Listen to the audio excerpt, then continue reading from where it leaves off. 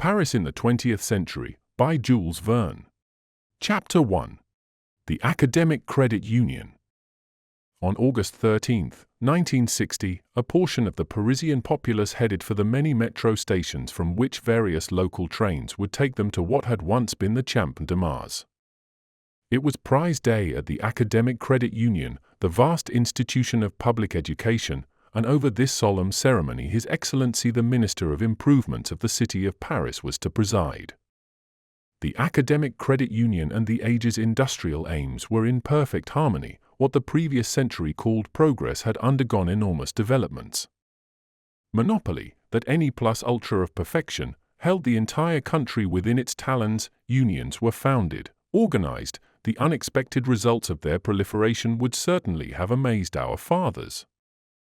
Money had never been in short supply, though it was briefly frozen when the state nationalized the railroads. Indeed, there was an abundance of capital, and of capitalists as well, all seeking financial enterprises or industrial deals. Hence, we shall not be surprised by what would have astonished a 19th-century Parisian and, among other wonders, by the creation of the Academic Credit Union, which had functioned successfully for over 30 years, under the financial leadership of Baron de Vercampen. By dint of multiplying university branches, lycées, primary and secondary schools, Christian seminaries, cramming establishments, as well as the various asylums and orphanages, some sort of instruction had filtered down to the lowest layers of the social order. If no one read any longer, at least everyone could read, could even write. There was no ambitious artisan's son, no alienated farm boy, who failed to lay claim to an administrative position. The civil service developed in every possible way, shape, and form. We shall see, later on, what legions of employees the government controlled, and with what military precision. For now, we need merely report how the means of education necessarily increased with the number of those to be educated. During the 19th century, had not construction firms, investment companies, and government-controlled corporations been devised when it became desirable to remake a new France and a new Paris? Now, construction and instruction are one and the same for businessmen, education being merely a somewhat less solid form of edification.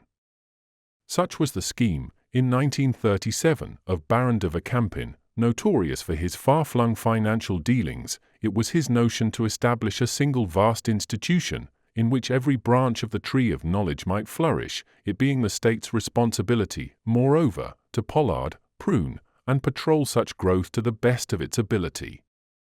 The Baron merged the lycées of Paris and of the provinces, Saint-Barbe and Rolling, as well as the various private institutions, into a single establishment, thereby centralizing the education of all France. Investors responded to his appeal, for he presented the enterprise as an industrial operation. The Baron's skill was a guarantee in financial matters. Money flowed in. The Union was founded. It was in 1937, during the reign of Napoleon V, that he had launched the enterprise. 40 million copies of its prospectus were printed, on stationery that read, Academic Credit Union Incorporated by law and testified to by Maître McQuart and colleague, notaries in Paris, on April 6, 1937. And approved by the Imperial Decree of May 19, 1937. Capitalized at 100 million francs divided into 100,000 shares of 1,000 francs each. Board of Directors, Baron de Vercampen, C., President de Montort, O., Manager of the Orleans Railroad, Vice President Scarassu, Banker Marquis d'Amphisbain, G.O., Senator Roqueman, Colonel, Police Corps, G.C. Demangent, Deputy Frappeloup, General Manager of the Academic Credit Union. The Union statutes followed, carefully expressed in financial terms. As is apparent, no scholar's or professor's name appeared on the board of directors, a matter of some reassurance with regard to the commercial prospects of the enterprise. A government inspector supervised the Union's operations and reported on them to the Minister of Improvements of the city of Paris. The Baron's notion was a good one, and singularly practical, hence it succeeded above and beyond all expectations. In 1960, the academic union included no fewer than 157,342 students to whom knowledge was imparted by mechanical means.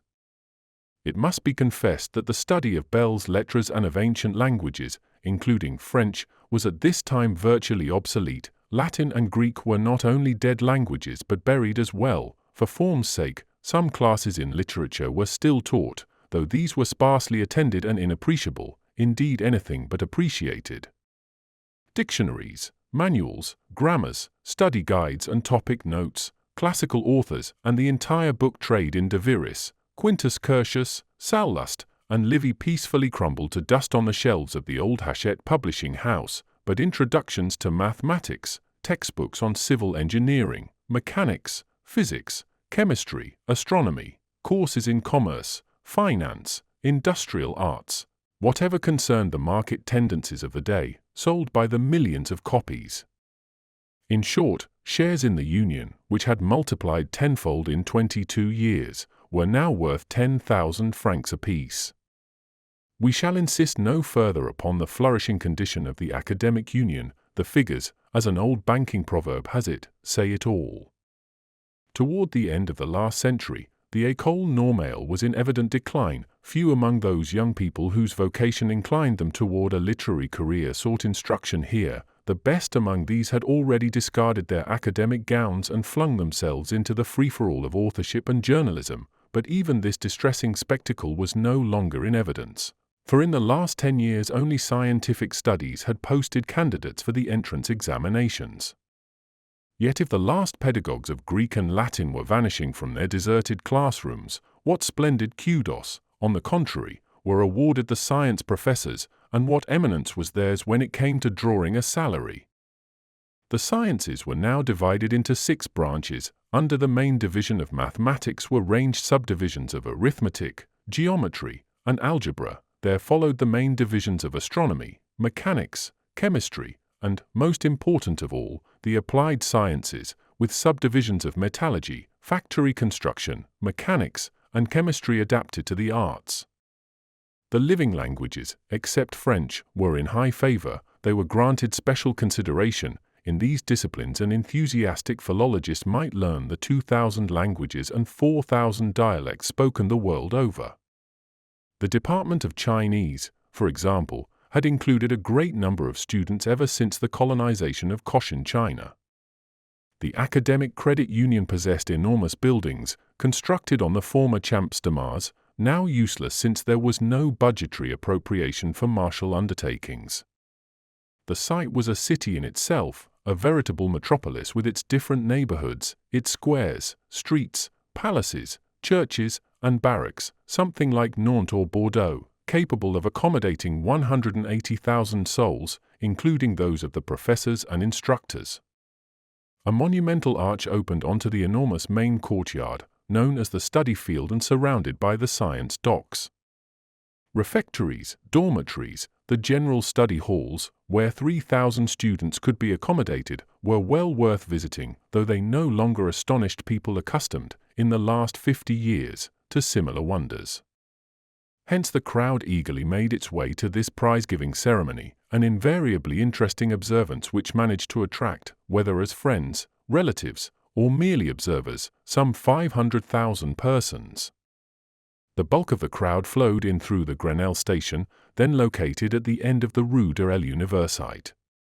Yet despite the influx of this enormous public, everything proceeded in an orderly fashion. Government employees, less zealous and consequently less intolerable than the agents of the old companies, deliberately left all the gates open. It had taken 150 years to acknowledge this truth, that in dealing with crowds, it is wiser to multiply exits than to limit them. The study field was sumptuously prepared for the ceremony, but there is no space so great that it cannot eventually be filled, and the main courtyard soon reached its capacity. At 3 o'clock the Minister of Improvements of the city of Paris made his formal entrance, accompanied by Baron de Vercampin and the members of the Board of Directors, the Baron at His Excellency's right, Monsieur Frappeloup at his left, from the dais, a sea of heads as far as the eye could see.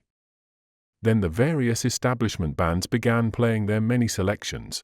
their tones and rhythms frequently unreconcilable. This obligatory cacophony seemed to have no ill effect upon the 500,000 pairs of ears which absorbed it. The ceremony began. A murmurous silence fell. This was the moment of the speeches.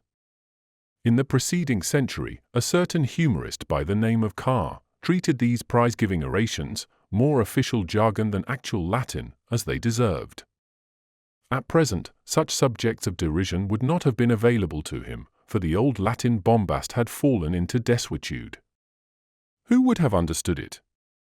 Not even the deputy director of rhetoric. A Chinese speech replaced it to great advantage. Several passages provoked murmurs of approval. A bravura flourish on the comparative civilizations of the Sunda Islands was actually greeted with cries of bis. This word was still understood. Finally, the director of applied sciences stood up, a solemn moment. This was the principal item on the program. His furious oration was remarkably similar to the whistles, groans, jangles, squeals, the 1,000 unpleasant noises which escape an active steam engine. The speaker's rapid delivery suggested a projectile hurtling at top speed. It would have been impossible to stem this high-pressure eloquence, and the grating phrases locked into one another like cogwheels. To complete the illusion, the director was sweating profusely, so that he was enveloped in a cloud of steam from head to foot. "The devil," giggled his neighbor, an old man whose chiseled features expressed an immense disdain of such oratorical fatuity. "What do you make of that, Richelot?" Monsieur Richelot was content to answer with a shrug. "He's getting overheated," the old man went on, extending our metaphor. "Next you'll be telling me he has safety valves, but an exploding director of applied sciences would set a nasty precedent." "Well put, Huguenin," replied Monsieur Richelot. Vigorous cries for silence interrupted the two speakers, who exchanged a smile. Meanwhile the orator continued fast and furious, composing a veritable eulogy of the present, to the detriment of the past. He recited the litany of modern discoveries. He even let it be understood that in this regard the future would have little to contribute. He spoke with a benevolent scorn of the tiny Paris of 1860 and of the pygmy France of the 19th century. He enumerated with a copious supply of epithets such blessings of his age as the rapid communication between various points of the capital, locomotives furrowing the asphalt of the boulevards, electric power in every home, carbonic acid now dethroning steam, and last of all the ocean itself, whose waves now bathed the shores of Grenelle. He was sublime, lyrical, dithyrambic, in short quite intolerable and unjust, forgetting that the wonders of his century were already germinating in the projects of its predecessor. Frenzied applause broke out at this same place where, 170 years before, bravos had welcomed the Festival of Federation. Nonetheless, since everything, even speeches, must come to an end, the machine stopped. The oratorical exercises having been terminated without incident, the ceremony proceeded to the actual awarding of the prizes. The question given to the grand competition of higher mathematics was as follows: given two circumferences OO, from a point A on O, tangents are drawn to O, the contact points of these tangents are joined, the tangent at A is drawn to the circumference O. What is the point of intersection of this tangent with the chord of contacts in the circumference O? The importance of such a theorem was universally understood. Many were familiar with how it had been solved according to a new method by the student Guigougeau, François Nemerin, from Briancon, Hautes-Alpes. Bravos rang out when this name was called. It was uttered 74 times in the course of this memorable day. Benches were broken in honor of the laureate, an activity which, even in 1960, was not yet merely a metaphor intended to describe the outbreaks of enthusiasm. On this occasion Guigougeau, François Nemerin, was awarded a library of some 3,000 volumes. The Academic Credit Union did things properly. We cannot cite the endless nomenclature of the sciences which were taught in this barracks of learning. An honors list of the day would have certainly astonished the great-grandfathers of these young scholars. The prize-giving continued, and jeers rang out when some poor devil from the division of letters, shamed when his name was called, received a prize in Latin composition or an honorable mention for Greek translation. But there came a moment when the taunts redoubled, when sarcasm assumed its most disconcerting forms. This was when Monsieur Frappeloup pronounced the following words: "First prize for Latin verse, Dufresnoy, Michel Jerome, from Vannes, Morbihan." Hilarity was universal. Amid remarks of this sort, a prize for Latin verse. He must have been the only competitor. Look at that darling of the muses. A habitue of Helicon. A pillar of Parnassus, etc., etc. Nonetheless, Michel Jerome Dufresnoy stepped forward and faced down his detractors with a certain aplomb. He was a blond youth with a delightful countenance and a charming manner, neither awkward nor insolent. His long hair gave him a slightly girlish appearance, and his forehead shone as he advanced to the dais and snatched rather than received his prize from the director's hand. This prize consisted of a single volume, the latest factory manual. Michel glanced scornfully at the book and, flinging it to the ground, calmly returned to his seat, still wearing his crown and without even having kissed His Excellency's official cheeks. "Well done," murmured Monsieur Richelot. "Brave boy," said Monsieur Huguenin. Murmurs broke out on all sides. Michel received them with a disdainful smile and sat down amid the catcalls of his schoolfellows. This grand ceremony concluded without hindrance around 7 in the evening. 15,000 prizes and 27,000 honorable mentions were distributed. The chief laureates of the sciences dined that same evening at Baron de Vercampin's table, among members of the Administrative Council and the major stockholders. The joy of these latter was explained by figures. The dividend for the 1960 exercises had been set at 169 francs 33 centimes per share. The current interest already exceeded the issue price. Chapter 2.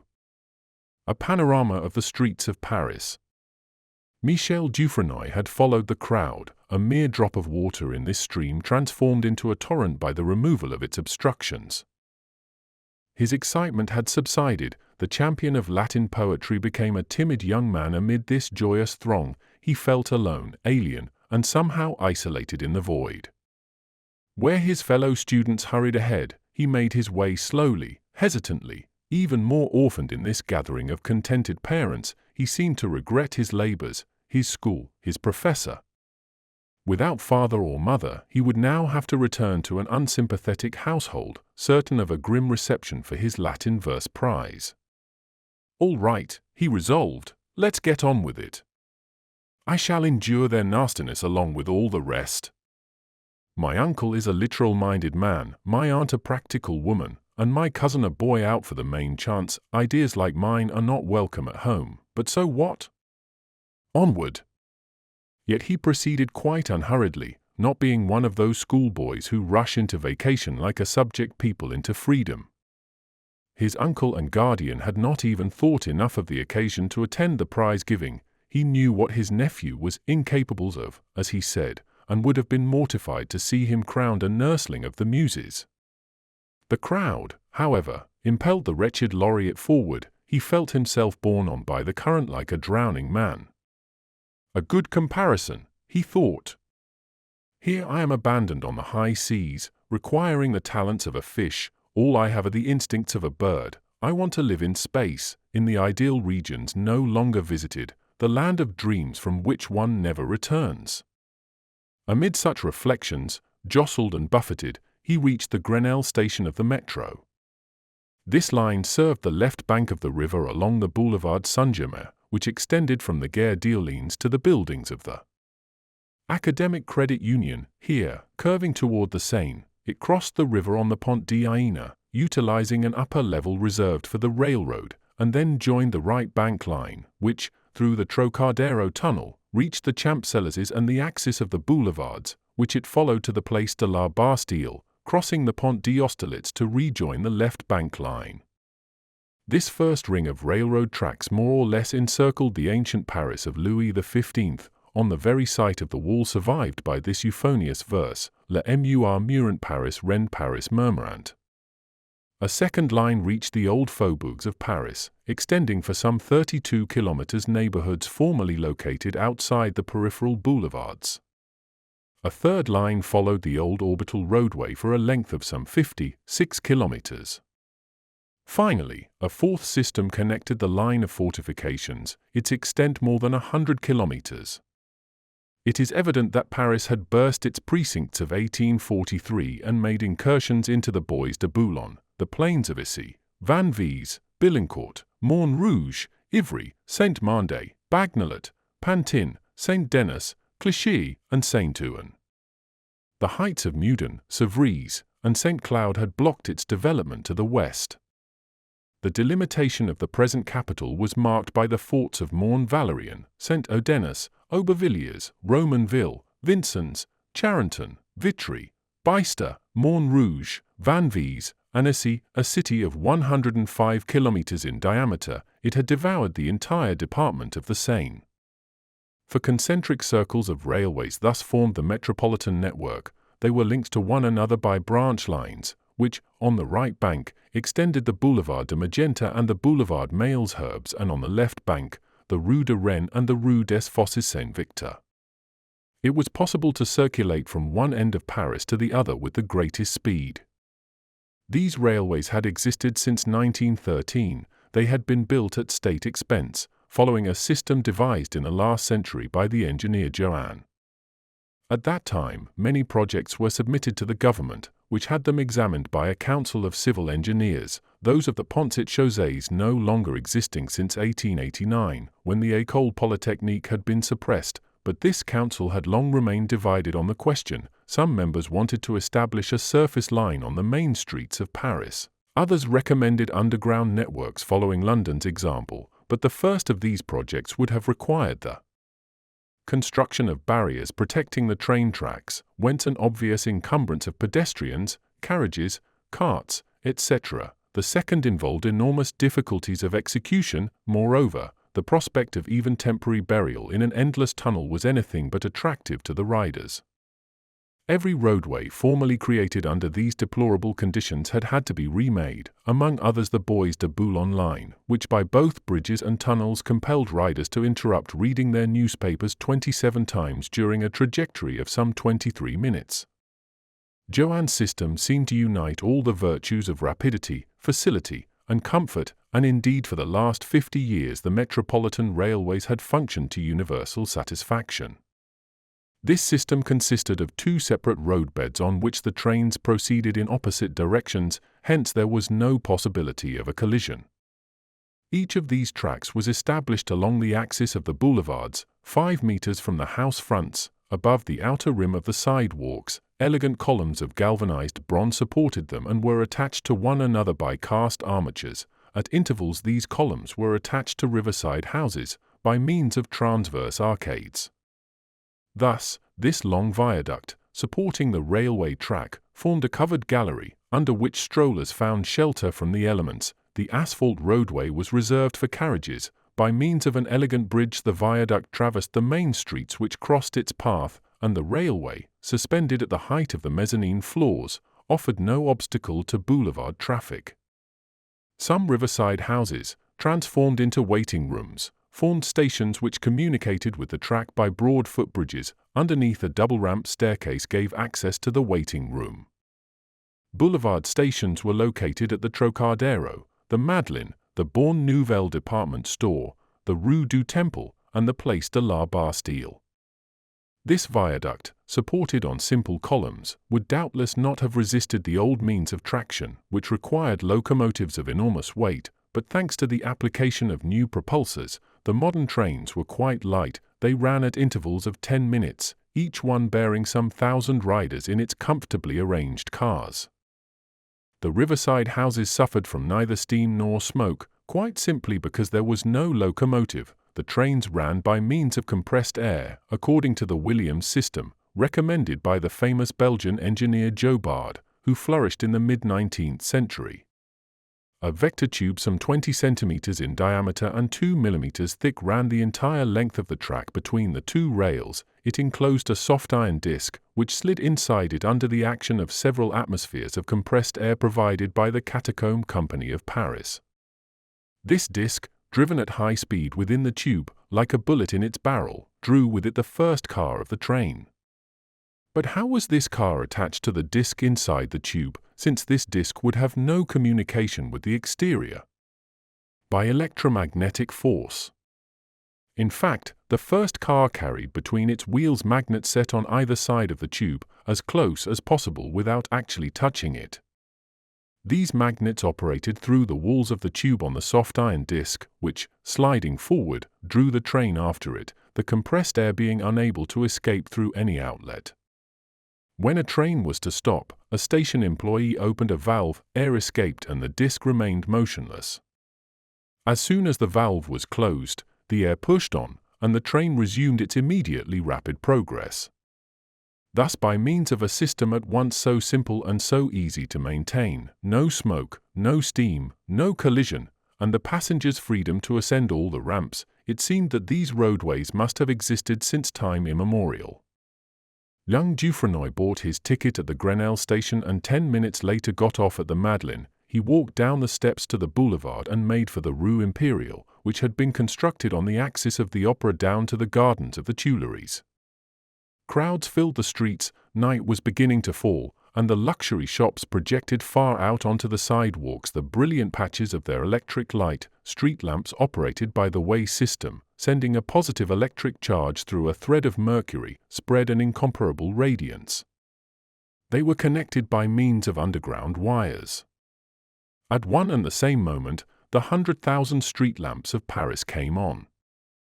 Nonetheless, a few old-fashioned shops remained faithful to the old means of hydrocarburated gas. The exploitation of new coal pits permitted its current sale at 10 centimes per cubic meter, but the company made considerable profits, especially by distributing it as a mechanical agent. In fact, of the countless carriages which clogged the boulevards, a great majority were horseless. They were invisibly powered by a motor which operated by gas combustion. This was the Lenore machine applied to locomotion. Invented in 1859, this machine had the initial advantage of doing away with boiler, firebox, and fuel. A little lighting gas, mixed with the air introduced under the piston and lit by an electric spark, produced the movement. Gas hydrants, set up at the various carriage parking places, supplied the necessary hydrogen. New improvements had made it possible to get rid of the water formerly used to chill the machine's cylinder. The machine, then, was simple and maneuverable. Up on his seat, the driver operated a steering wheel. A brake pedal, located under his foot, permitted an instant modification of the vehicle's speed.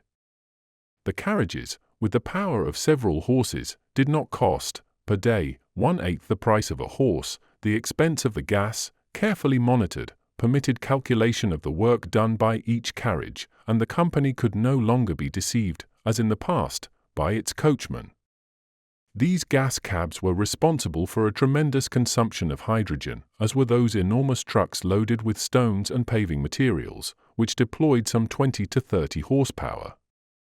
This Lenore system had the further advantage of costing nothing when it was not in use, a saving impossible to realize with steam machines, which devour their fuel even when they are not in motion. These swift means of transport operated in streets less clogged than in the past, for a ruling of the Ministry of Police forbade any cart, dray, or wagon to pass through the streets after 10 in the morning, except for certain special routes. These various improvements were certainly suited to this feverish century, during which the pressure of business permitted no rest and no delay. What would one of our ancestors have said upon seeing these boulevards lit as brightly as by the sun, these 1,000 carriages circulating noiselessly on the silent asphalt of the streets, these stores as sumptuous as palaces, from which the light spread in brilliant patches, these avenues as broad as squares, these squares as wide as plains, these enormous hotels, which provided comfortable lodging for 20,000 travelers, these wonderfully light viaducts, these long, elegant galleries, these bridges flung from street to street, and finally these glittering trains, which seemed to furrow the air with fantastic speed. Chapter 3. An eminently practical family. At length the young man reached the house of his uncle, Monsieur Stanislas Boutardin, banker and director of the Catacomb Company of Paris. It was in a magnificent mansion on the Rue Impériale that this important person resided, an enormous structure in wonderfully bad taste, sporting a multitude of plate-glass windows, a veritable barracks transformed into a private residence, not so much imposing as ponderous. The ground floor and outbuildings were occupied by offices. "So this is where the rest of my life is going to be spent," Michel mused as he walked in. "Must I abandon all hope at the door?" And he was overcome by an almost invincible longing to run away, but managed to control himself. He pressed the electric button of the carriage entrance, and the doors, operated by a hidden spring, noiselessly opened and closed behind him. A huge courtyard led to the offices, arranged in a circle under a ground-glass ceiling. At the rear was a large garage, where several gas cabs awaited the master's orders. Michel made for the elevator, a narrow chamber with a narrow tufted banquette around the walls. A servant in orange livery was on duty day and night. "Monsieur Boutardin," Michel announced. "Monsieur Boutardin has just begun his dinner," replied the footman. "Be so good as to tell him his nephew, Monsieur Dufresnoy, is here." The footman touched a metal button set into the woodwork, and the elevator rose imperceptibly to the first floor, where the dining room was located. The servant announced Michel Dufresnoy. Monsieur Boutardin, Madame Boutardin, and their son were seated around the table and met the young man's appearance with a profound silence. His place was set for him. The meal had just begun. At a sign from his uncle, Michel joined the banquet. No one spoke a word to him. Apparently his disaster was known to all. He could not eat a mouthful. There was a funereal air about this meal. The servants performed their tasks in perfect silence.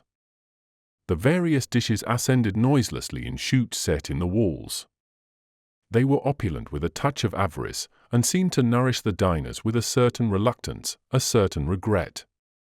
In this absurdly gilded, mournful room, everyone chewed rapidly and without conviction. The point, of course, was not to be fed but to have earned the material on which to feed. Michel perceived the nuance and choked on it. At dessert, his uncle spoke for the first time. "Tomorrow, sir, first thing in the morning, I should like a word with you." Michel bowed without speaking. An orange-liveried servant led him to his room. The young man went to bed. The hexagonal ceiling reminded him of a host of geometrical theorems. He dreamed, in spite of himself, of right-angled triangles whose hypotenuse had been reduced. "What a family," he murmured to himself in the depths of his troubled sleep. Monsieur Stanislas Boutardin was the natural product of this age of industrial development. He had sprouted in a greenhouse, rather than among the elements. A practical man in every particular, he did nothing which was not of some utilitarian function, orienting his merest ideas to use, with an excessive craving to be useful, which turned into a truly ideal egotism, joining the useful to the disagreeable. As Horace might have said, his vanity was apparent in his words and even more in his gestures, and he would not have allowed his shadow to precede him. He expressed himself in grams and centimeters, and at all times carried a cane marked off in metrical divisions, which afforded him a wide knowledge of the things of this world. He utterly scorned the arts, and artists even more, though he was quite prepared to suggest that he knew such creatures. For him, painting stopped with a tinted drawing, and drawing with a diagram, sculpture with a plaster cast, music with the whistle of locomotives, and literature with stock market quotations. This man, raised in mechanics, accounted for life by gears and transmissions. He moved quite regularly, with the least possible friction, like a piston in a perfectly reamed cylinder. He transmitted his uniform movements to his wife, to his son, to his employees and his servants, all veritable tool machines, from which he, the motor force, derived the maximum possible profit. A base nature, in short, incapable of a good impulse, or, for that matter, of a bad one. He was neither wicked nor good, insignificant, often ill-lubricated, noisy, horribly vulgar. He had made an enormous fortune, if such activity can be called making. The industrial impulse of the century impelled him. Hence he showed a certain gratitude toward industry, which he worshipped as a goddess. He was the first to adopt, for his household, the spun metal garments which first appeared around 1934. Such textiles, moreover, were as soft to the touch as cashmere, though scarcely of much warmth, but in winter, with a good lining, they sufficed, and when such everlasting garments happened to rust, they were simply filed down and repainted in the colors of the moment. The banker's social position was as follows: director of the Catacomb Company of Paris and of the driving force in the home. The enterprises of this company consisted in warehousing the air in those huge underground vaults so long unused. Here it was stored under a pressure of 40 to 50 atmospheres, a constant force which conduits led to the factories and mills, wherever a mechanical action became necessary. This compressed air served, as we have seen, to power the trains on the elevated railways of the boulevards. 1853 windmills, constructed on the plain of Montrouge, compressed the air by means of pumps within these enormous reservoirs. This conception, certainly a highly practical one which came down to the employment of natural forces, was readily anticipated by the banker Boutardin. He became the director of this important company while remaining a member of 15 or 20 supervisory boards, vice president of the Society of Tow Locomotives, administrative director of the Amalgamated Asphalt Agencies, etc., etc. Some 40 years ago he had married Mademoiselle Athénaïs Dufresnoy, Michel's aunt. She was certainly the worthy and cantankerous companion of a banker. Homely, stout, having all the qualities of a bookkeeper and a cashier, nothing of a woman. She was expert in double entry, and would have invented a triple version if need be. A true administratrix, the female of any and every administrator. Did she love Monsieur Boutardin, and was she loved by him in return? Yes, insofar as these business-like hearts could love. A comparison will complete the portrait of the pair. She was the locomotive and he the engineer. He kept her in good condition, oiled and polished her, and thus she had rolled forward for a good half-century, with about as much sense and imagination as a Crampton motor. Unnecessary to add that she never derailed. As for their son, multiply his mother by his father, and you have Athénaïs Boutardin for a coefficient, chief associate of the banking house Casmedage and Company, an agreeable boy who took after his father for high spirits, and after his mother for elegance. It was impossible to pass a witty remark in his presence. It seemed to miss him altogether, and his brows frowned over his vacant eyes. He had won the first banking prize in the grand competition. It might be said that he not only made money work but wore it out. He smelled of usury. He was planning to marry some dreadful creature whose dowry would energetically make up for her ugliness. At 20, he already wore aluminum-framed spectacles. His narrow and deep-rutted mind impelled him to tease his clerks by touches of the whip. One of his tricks consisted of claiming his cash-box was empty, whereas it was stuffed with gold and notes. He was a wretched creature, without youth, without heart, without friends. Greatly admired by his father. Such was this family, this domestic trinity from which young Dufresnoy was seeking aid and protection.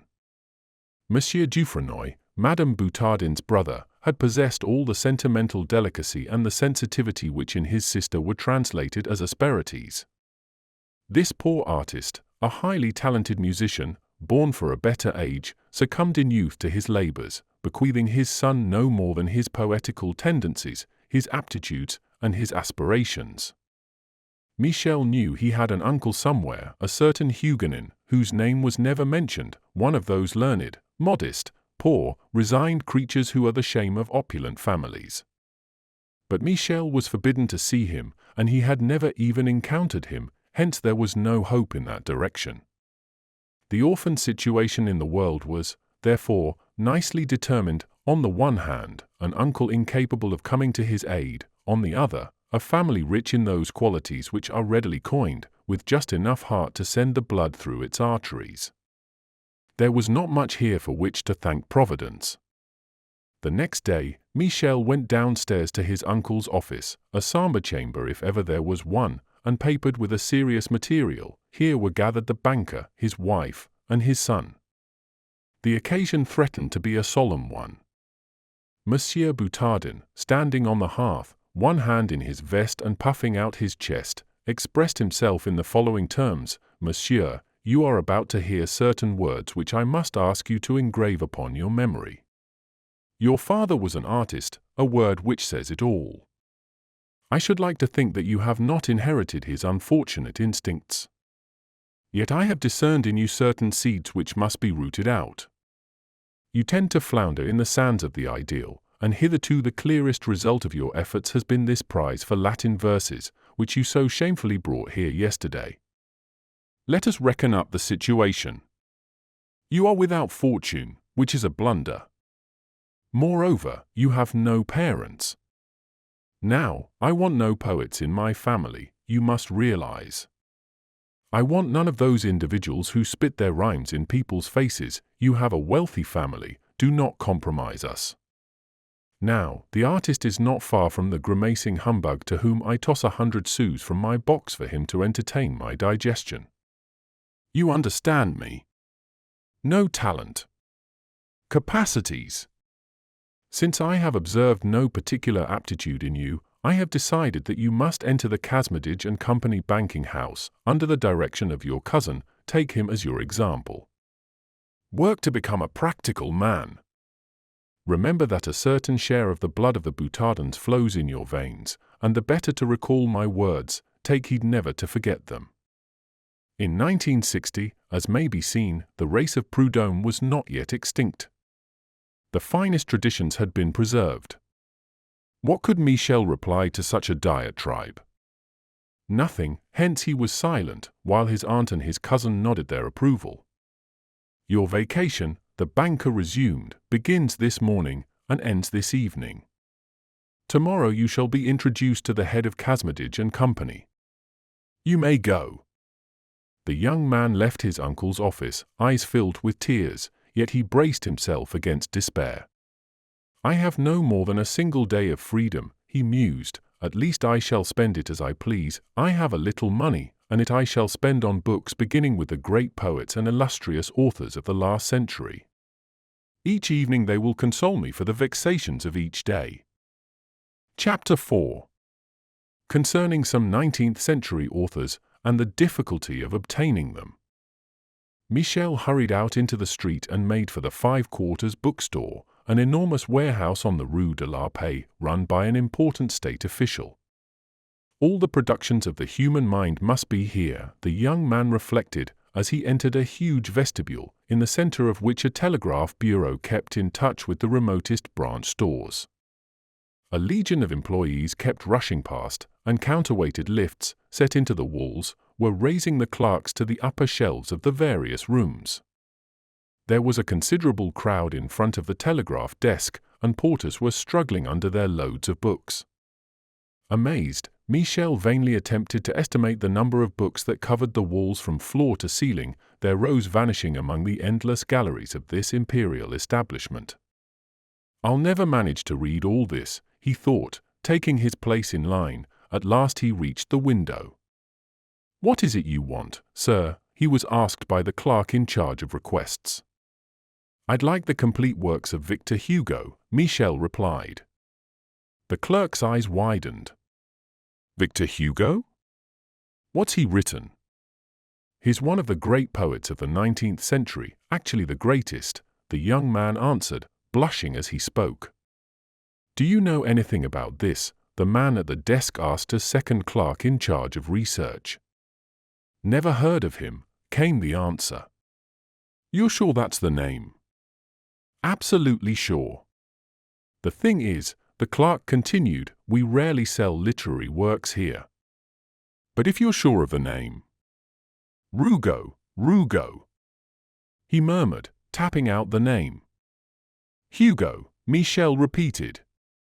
And while you're at it, please ask for Balzac, Musset, Lamartine. Scholars. No. They're authors. Living. They've been dead for over a century. Sir, we'll do all we can to help you, but I'm afraid our efforts will require some time, and even then I'm not sure. I'll wait, Michel replied. And he stepped out of line into a corner, abashed. So all that fame had lasted less than 100 years. Les Orientals, Les Meditations, la comédie humaine, forgotten, lost, unknown. Yet here were huge crates of books which giant steam cranes were unloading in the courtyards, and buyers were crowding around the purchase desk. But one of them was asking for stress theory in 20 volumes, another for an abstract of electric problems, this one for a practical treatise for the lubrication of driveshafts, and that one for the latest monograph on cancer of the brain. How strange, mused Michel. All of science and industry here, just as at school, and nothing for art. I must sound like a madman, asking for literary works here, am I insane?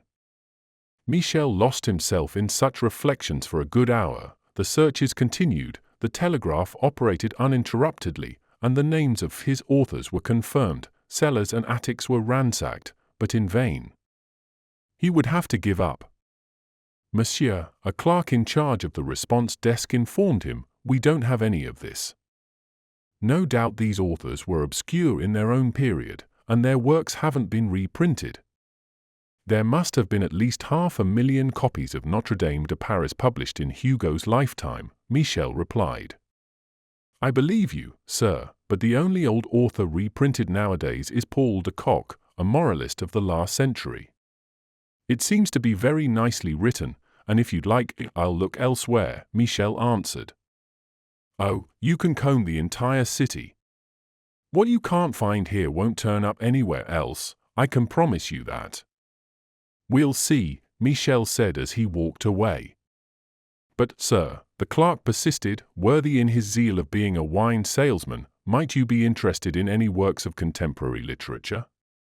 We have some items here that have enjoyed a certain success in recent years, they haven't sold badly for poetry. Ah, said Michel, tempted, you have modern poems. Of course. For instance, Martillac's Electric Harmonies, which won a prize last year from the Academy of Sciences, and Monsieur de Pulfast's Meditations on Oxygen, and we have the Poetic Parallelogram, and even the Decarbonated Odes. Michel couldn't bear hearing another word and found himself outside again, stupefied and overcome. Not even this tiny amount of art had escaped the pernicious influence of the age. Science, chemistry, mechanics had invaded the realm of poetry. And such things are read, he murmured as he hurried through the streets, perhaps even bought. And signed by the authors and placed on the shelves marked literature. But not one copy of Balzac, not one work by Victor Hugo. Where can I find such things, where, if not the library? Almost running now, Michel made his way to the Imperial Library, its buildings, amazingly enlarged, now extended along a great part of the Rue de Richelieu from the Rue Neuve des Petits Champs to the Rue de la Bourse. The books, constantly accumulating, had burst through the walls of the old Hôtel de Nevis. Each year fabulous quantities of scientific works were printed, there were not suppliers enough for the demand, and the state itself had turned publisher. The 900 volumes bequeathed by Charles V, multiplied 1,000 times, would not have equaled the number now registered in the library. The 800,000 volumes possessed in 1860 now reached over 2 million. Michel asked for the section of the buildings reserved for literature and followed the stairway through hieroglyphics, which some workmen were restoring with shovels and pickaxes. Having reached the Hall of Letters, Michel found it deserted, and stranger today in its abandonment than when it had formerly been filled with studious throngs. A few foreigners still visited the place as if it were the Sahara, and were shown where an Arab died in 1875, at the same table he had occupied all his life. The formalities necessary to obtain a work were quite complicated. The borrower's form had to contain the book's title, format, publication date, edition number, and the author's name. In other words, unless one was already informed, one could not become so. At the bottom, spaces were left to indicate the borrower's age, address, profession, and purpose of research. Michel obeyed these regulations and handed his properly filled-out form to the librarian sleeping at his desk. Following his example, the pages were snoring loudly on chairs set around the wall. Their functions had become a sinecure as complete as those of the ushers at the Comédie Francaise. The librarian, waking with a start, stared at the bold young man. He read the form and appeared to be stupefied at the request. After much deliberation, to Michel's alarm, he sent the latter to a subordinate official working near his own window, but at a separate little desk. Michel found himself facing a man of about 70, bright-eyed and smiling, with the look of a scholar who believed he knew nothing. This modest clerk took Michel's form and read it attentively. "You want the authors of the 19th century," he said. "That's quite an honor for them. It will allow us to dust them off. As we say here, Monsieur Michel Dufresnoy." At this name, the old man's head jerked up. "You are Michel Dufresnoy," he exclaimed. "Of course you are. I hadn't really taken a look at you. You know me." "Do I know you?" The old man could not go on. Overpowering emotion was evident on his kindly countenance. He held out his hand, and Michel, trustingly, shook it with great affection. "I am your uncle," the librarian finally stammered out, "your old uncle Huguenin, your poor mother's brother." "You are my uncle!" Michel exclaimed, deeply moved.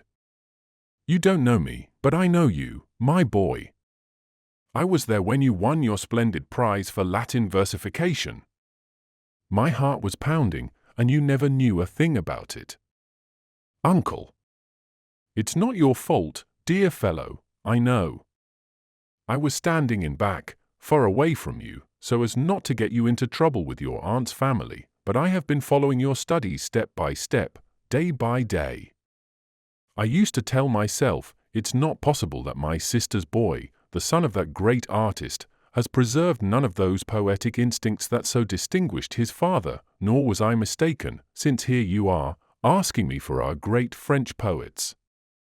Yes, my boy. I shall give them to you, we shall read them together. No one will trouble us here. No one bothers to keep an eye on us. Let me embrace you for the first time." The old man clasped his nephew in his arms, and the boy felt himself restored to life in that embrace. It was the sweetest emotion of his life up to that very moment. "But, uncle," he asked, "how have you found out what was happening to me all during my childhood?" "Dear boy, I have a friend who is very fond of you, your old Professor Richelot, and through him I learned that you were one of us. I saw you at work, I read the theme you wrote in Latin verse, a difficult subject to handle, certainly, because of the proper names, Marshal Pellissier on the Malakoff Tower. But that's how it goes, they're always about old historical subjects, and, my word, you managed it very nicely." "Not really." "Oh yes," the old scholar continued, "you made 2 strong beats and 2 weak ones for Pellicierus, 1 strong and 2 weaks for Malakoff, and you were right, you know. I still remember those 2 fine lines, Lam Pellicero pendenti ex ter Malakoff Sebastopolitum concedit Jupiter urbum. Ah, my boy, how many times, had it not been for that family who despise me and who, after all, were paying for your education, how many times I would have encouraged your splendid inspirations. But now, you will visit me here, and often. Every evening, uncle, when I am free to do so." "But isn't this your vacation?" "Vacation? Tomorrow morning, uncle, I must start working in my cousin's bank." "You in a bank, my boy?" exclaimed the old man. "You in business? Lord, what will become of you?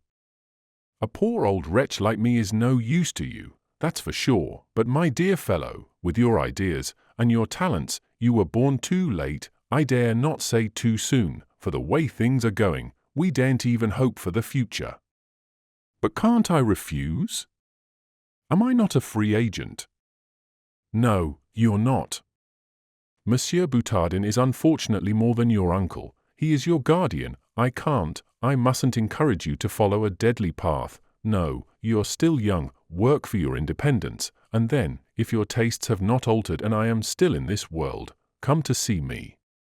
"But the banking profession disgusts me," Michel exclaimed. "I'm sure it does, my boy, and if there were room for 2 of us in my place, I'd say to you, come and live with me, we'll be happy together, but such an existence would lead nowhere, and it's absolutely necessary that you be led somewhere. No. Work, my boy. Forget me for a few years, I'd only give you bad advice. Don't mention our meeting to your uncle, it might do you harm. Don't think about an old man who would be dead long since, were it not for his dear habit of coming here every day and finding his old friends on these shelves. When I'm free, said Michel.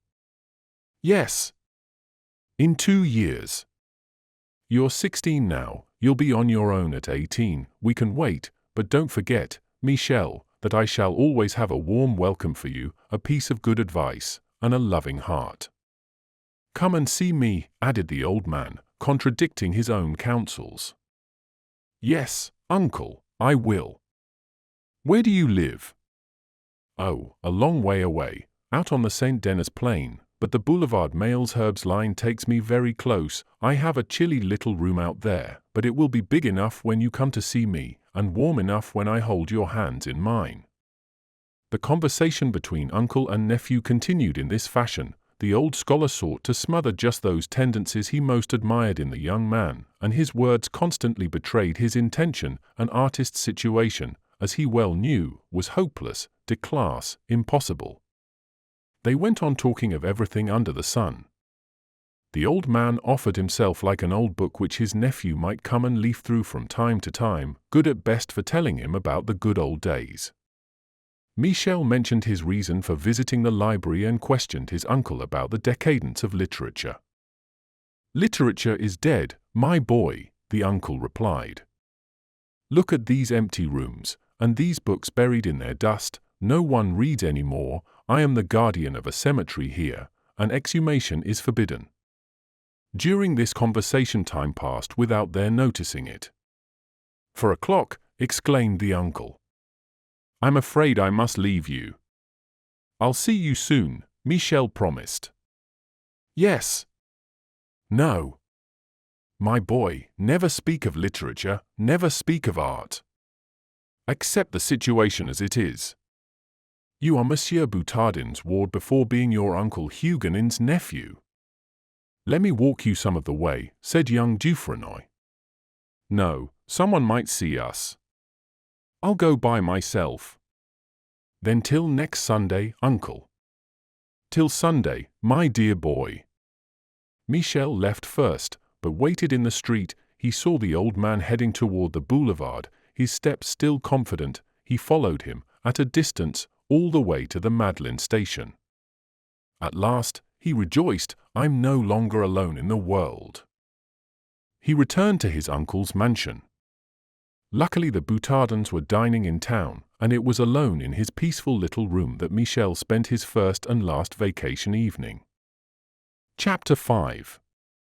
Which treats of calculating machines and self-protecting safes. At 8 o'clock the next morning, Michel Dufresnoy headed for the offices of the Casmedage and Company Bank, which occupied, in the Rue Neuve-Drouot, one of those buildings erected on the site of the old opera. The young man was taken into a vast parallelogram filled with strangely shaped machines. At first he could not make out what they were. They looked rather like huge pianos. Glancing toward the adjacent office, Michel caught sight of several enormous safes. Not only did these resemble fortresses, but they were even crenellated, and each of them could easily have lodged a garrison of 20 men. Michel could not help shuddering at the sight of these armored coffers. They look absolutely bomb-proof, he reflected. A middle-aged man, his mourning quill already behind his ear, was solemnly strolling among these monuments. Michel soon identified him as belonging to the genus number, order cashier, precise, orderly, and ill-tempered. This individual invariably accepted money with enthusiasm and paid it out only grudgingly. He seemed to regard such disbursements as thefts. Receipts, on the other hand, he treated as restitutions. Some 60 clerks, copyists, and shipping agents were busily scribbling and calculating under his direction. Michel was to take his place among them. An office boy led him to the important personage who was expecting him. Monsieur, the cashier remarked, when you enter these precincts, you will first of all forget that you belong to the Boutardin family. That is the procedure. It suits me fine, Michel replied. To begin your apprenticeship, you will be assigned to machine number 4. Michel turned around and discovered the calculating machine behind him. It had been several centuries since Pascal had constructed a device of this kind, whose conception had seemed so remarkable at the time. Since then, the architect Perrault, Count Stanhope, Thomas de Colmar, Morel and Jayet had made any number of valuable modifications to such machines. The Casmedij Bank possessed veritable masterpieces of the genre, instruments which indeed did resemble huge pianos. By operating a sort of keyboard, sums were instantaneously produced, remainders, products, quotients, rules of proportion, calculations of amortization and of interest compounded for infinite periods and at all possible rates. There were high notes which afforded up to 150%. The capacities of these extraordinary machines would easily have defeated even the Mondot manuscript, and the proper name missing in the except that you had to know how to play them, Michel would be obliged to take lessons in fingering. It was evident that he had entered the employment of a banking house which required and adopted all the resources of technology. Moreover, at this period, the volume of business and the diversity of correspondence gave mere office devices an extraordinary importance. For example, the Casmedij Bank issued no less than 3,000 letters a day, posted to every corner of the world. A 15-horsepower Lenore never ceased copying these letters, which 500 employees incessantly fed into it. Nevertheless, electric telegraphy must have greatly diminished the number of letters, for new improvements now permitted the sender to correspond directly with the addressee. Secrecy of correspondence was thus preserved, and the most intricate deals could be transacted over great distances. Each banking house had its own special wires, according to the Wheatstone system long since in use throughout England. Quotations of countless stocks on the international market were automatically inscribed on dials utilized by the exchanges of Paris, London, Frankfurt, Amsterdam, Turin, Berlin, Vienna, St. Petersburg, Constantinople, New York, Valparaiso, Calcutta, Sydney, Peking, and Nuku'hiva. Further, photographic telegraphy, invented during the last century by Professor Giovanni Caselli of Florence, permitted transmission of the facsimile of any form of writing or illustration, whether manuscript or print, and letters of credit or contracts could now be signed at a distance of 5,000 leagues. The telegraph network now covered the entire surface of the Earth's continents and the depths of the seas. America was not more than a second away from Europe, and in a formal experiment made in London in 1903, two agents corresponded with each other after having caused their dispatches to circumnavigate the globe. It is apparent that in this phase of business, the consumption of paper had increased to unheard of proportions. France, which a century before had produced some 60 million kilograms of paper, now utilized more than 300 million kilograms. Moreover, there was no longer any need to fear the exhaustion of rag-based stocks, which had been advantageously replaced by alpha, aloes, Jerusalem artichoke, lupine, and 20 other cheaply cultivated plants. In 12 hours, the Watt and Burgess processes could turn a piece of wood into a splendid grade of paper. Forests no longer served for firewood, but for printing. The Casmedij Bank had been one of the first to adopt this wood-based paper. When used for contracts, letters, and deeds, it was prepared with Lemfelder's gallic acid, which rendered it impregnable to the chemical agents of forgers. Since the number of thieves had increased with the volume of commerce, it was essential to take protective measures. Such was this establishment, in which enormous deals were transacted. Young Dufresnoy was to play the most modest of roles in it, as the first servant of his calculating machine, and would enter upon his functions that very day. Such mechanical labor was very difficult for him, for he did not possess the sacred fire, and the machine functioned quite poorly under his fingers. Try as he would, a month after his installation, he made more errors than on his first day, and yet he struggled with the infernal keyboard until he felt he had reached the brink of madness. He was kept under severe discipline. Moreover, in order to break any impulses of independence or artistic instincts, he had no Sunday free, and no evening to spend with his uncle, and his only consolation was to write him in secret. Soon discouragement and disgust got the better of him, and he grew incapable of continuing the tasks he had been assigned. At the end of November, the following conversation regarding him occurred between Monsieur Casmedij, Boutardin Fils, and the cashier. "The boy is monumentally inept," the banker observed. "The claims of truth oblige me to agree," replied the cashier. "He is what used to be called an artist, Athanase broke in, and what we would call a ninny. In his hands, the machine is becoming a dangerous instrument, returned the banker. He brings us sums instead of subtractions, and he's never been able to give us a calculation of interest at only 15%. A pathetic case, observed the cousin. But how can we use him? Inquired the cashier. Can he read? Asked Monsieur Kazmidge. Presumably, Athanase replied. We might use him for the ledger. He could dictate to Quinsonas, who's been asking for an assistant. A fine idea, observed the cousin. He's not good for much else besides dictating. His handwriting is dreadful.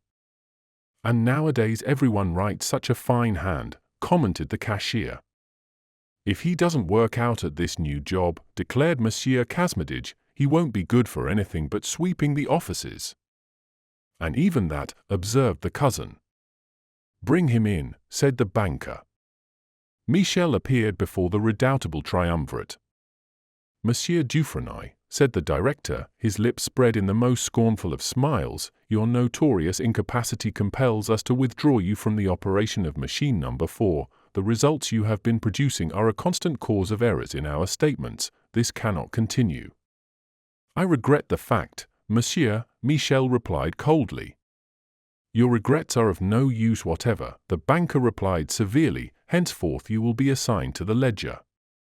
I am told that you can read. You will dictate. Michel said nothing. The change meant nothing to him. The ledger and the machine were interchangeable as far as he was concerned. He then withdrew, after asking when his position would change. Tomorrow, answered Athanase. Monsieur Quinsonas will be informed. The young man left the offices, thinking not of his new employment but of this Quinsonas, whose very name alarmed him. What could such a man be? Some individual who had grown old copying articles for the ledger, balancing accounts current for 60 years, subject to the fever of outstanding balances and the frenzy of double entry. Michel marveled that the bookkeeper had not yet been replaced by a machine. Yet he felt an authentic joy at abandoning his calculating machine. He was proud of having operated it so poorly. Its pseudo-piano aspect had repulsed him. Back in his room, he soon found night coming on amid his reflections. He went to bed but could not sleep. A sort of nightmare overwhelmed his brain. The ledger flashed before him, assuming fantastic dimensions. Sometimes he felt he was being pressed between the white pages like some dried plant in an herbal, or else caught in the binding, which squeezed him in its brazen clamps. He got up in great agitation, seized by an invincible desire to examine this formidable device. It's all nonsense, he told himself, but at least I'll get to the bottom of it. He leaped out of bed, opened the door of his room, and groping, stumbling, arms extended, eyes blinking, ventured downstairs into the offices. The huge halls were dark and silent, where only a few hours ago the din of finance, the clink of coins, the rustle of banknotes, the squeak of pens on paper, had filled them with that sound so peculiar to banking houses. Michel groped his way ahead, losing himself in the center of this labyrinth. He was not too certain where the ledger was situated but felt sure to find it. First he would have to cross the hall of the machines. He recognized them in the darkness. They're sleeping, he mused, not calculating now.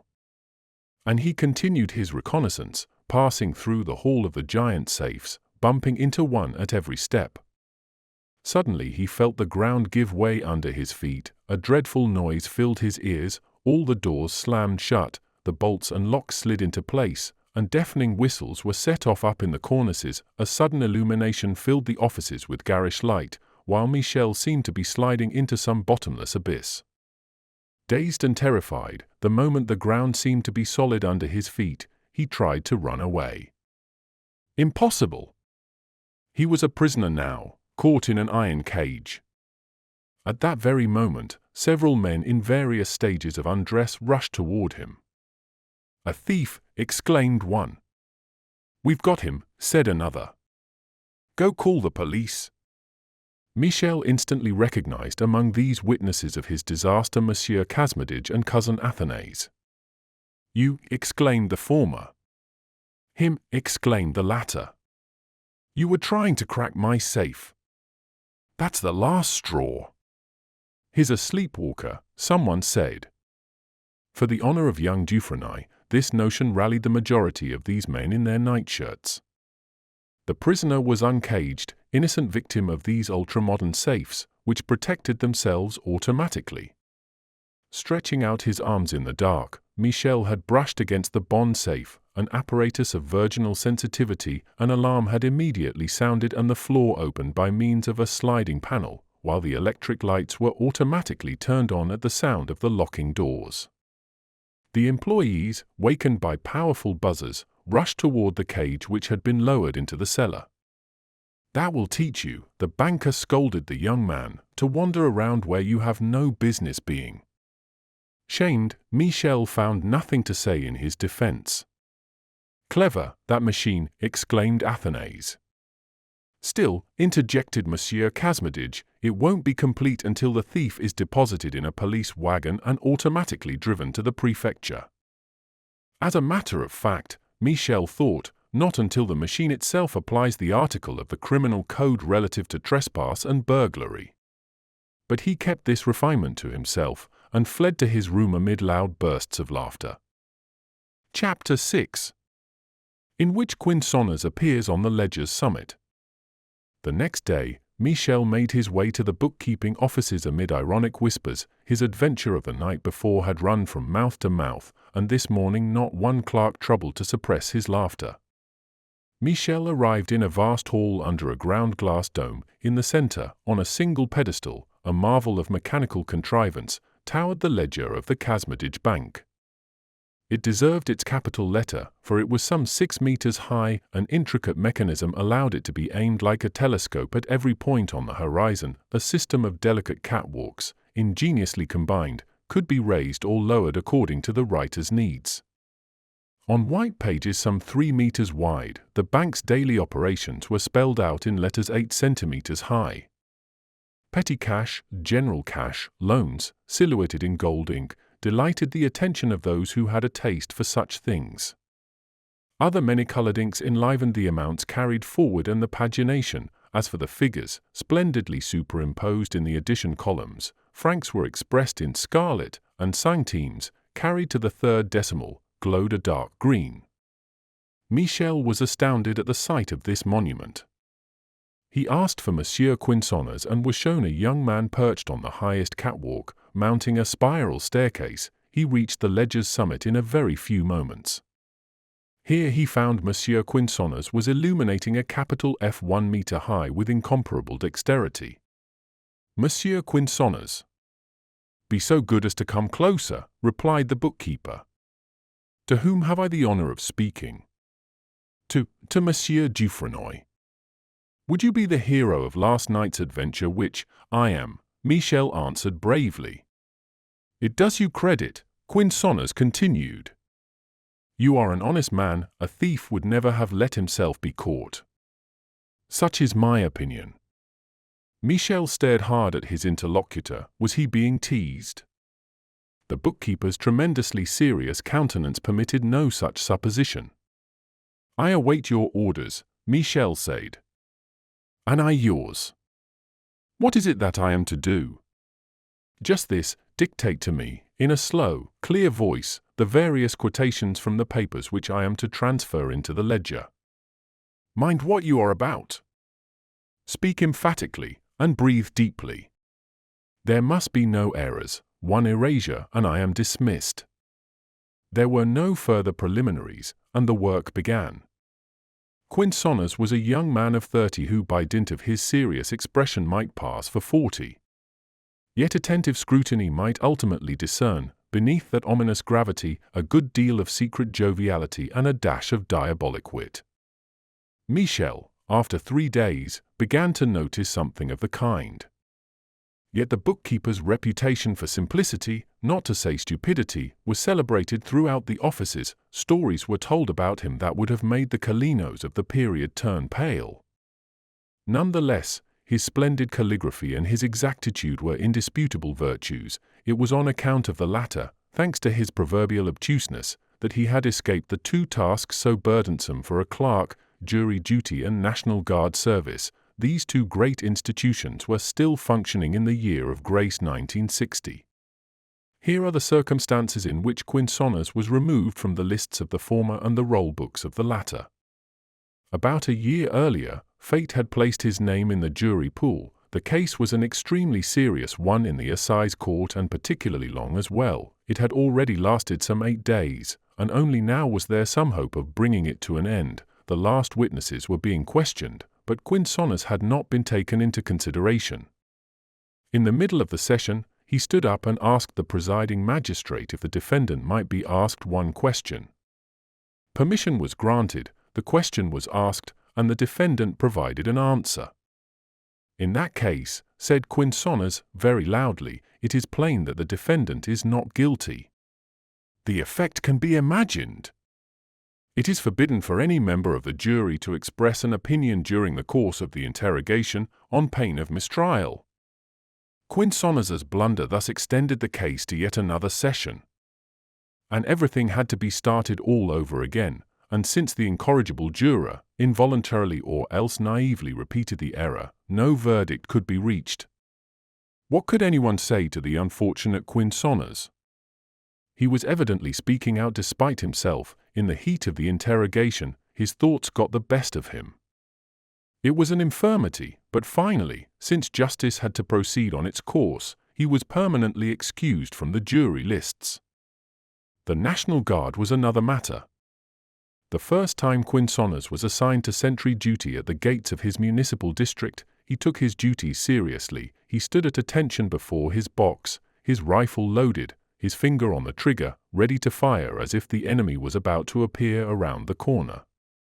Naturally, some people stared at this zealous sentry, more than a few. In fact, several innocent bystanders smiled.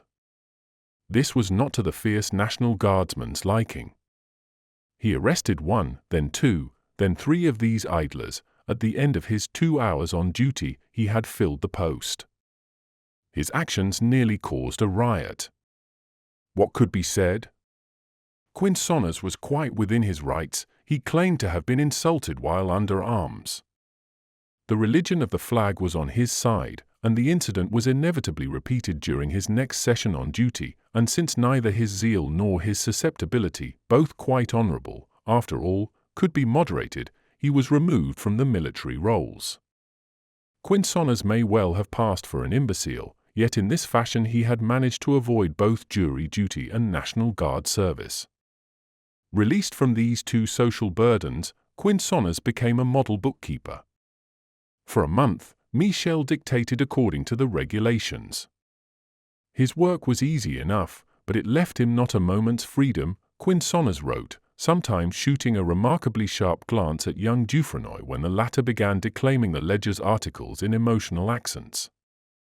What an odd chap, he mused, yet he seems born for better things. I wonder why he's been put here, being Boutardin's nephew and all? Could it be to take my place? Impossible, he writes like the cook's cat. Maybe he's really just the simpleton he seems. I must get to the bottom of this. For his part, Michel indulged in identical reflections. This Quinsonas must be playing a double game. Obviously he's born for better things than making those FS or those MS. There are times when I can actually hear him laughing to himself. What's he thinking about? Thus these two comrades of the ledger observed each other. They did so with a clear, frank gaze on either side, thereby generating a communicative spark. Such a situation could not continue without some consequence. Quinsonas was dying to ask questions, and Michel to answer them, and one fine day, without knowing why, in an expansive mood, Michel was led to tell his life story. He did so excitedly, his words full of feelings that had been repressed too long. Quinsonas was very likely moved, for he squeezed his young companion's hand.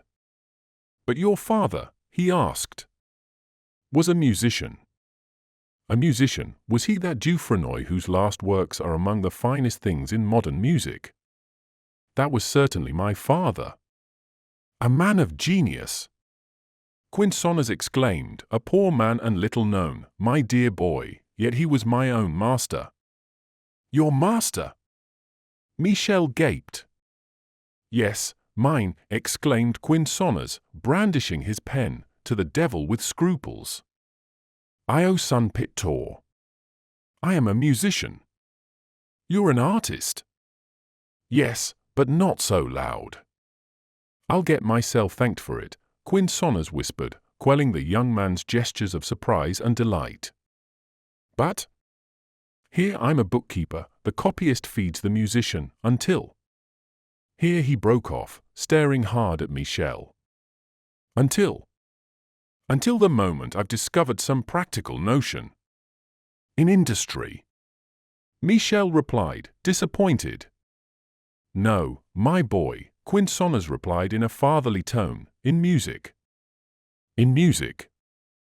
Silence. Don't question me, it's a secret. I'm going to astound the age. Don't laugh. Laughter is punishable by death these days. Our contemporaries are serious to the end of time. Astound the age, the young man repeated quite mechanically. That's my motto, Quinsonners answered. Astound, since I can no longer beguile. Like you, I was born a century too late, and you must do as I do, work. Earn your bread, since all of us must achieve that ignoble thing, digestion. I'll teach you something about life, if you're willing to learn. For 15 years I've been feeding my poor self quite meagerly, and it's taken strong teeth to chew what fate has put in my mouth. But finally, with a strong pair of jaws, you can get the best of fate. Luckily I fell into a job, of sorts. I have a good hand, as they say. Lord! If I were to lose an arm, what would I do? No piano, no ledger either. Bah, in time I could learn to play with my feet. I've thought about it. Certainly that's one thing that would astound the age. Michel couldn't keep from laughing. Don't laugh, wretch, it's forbidden, Sheikh Hasmedij.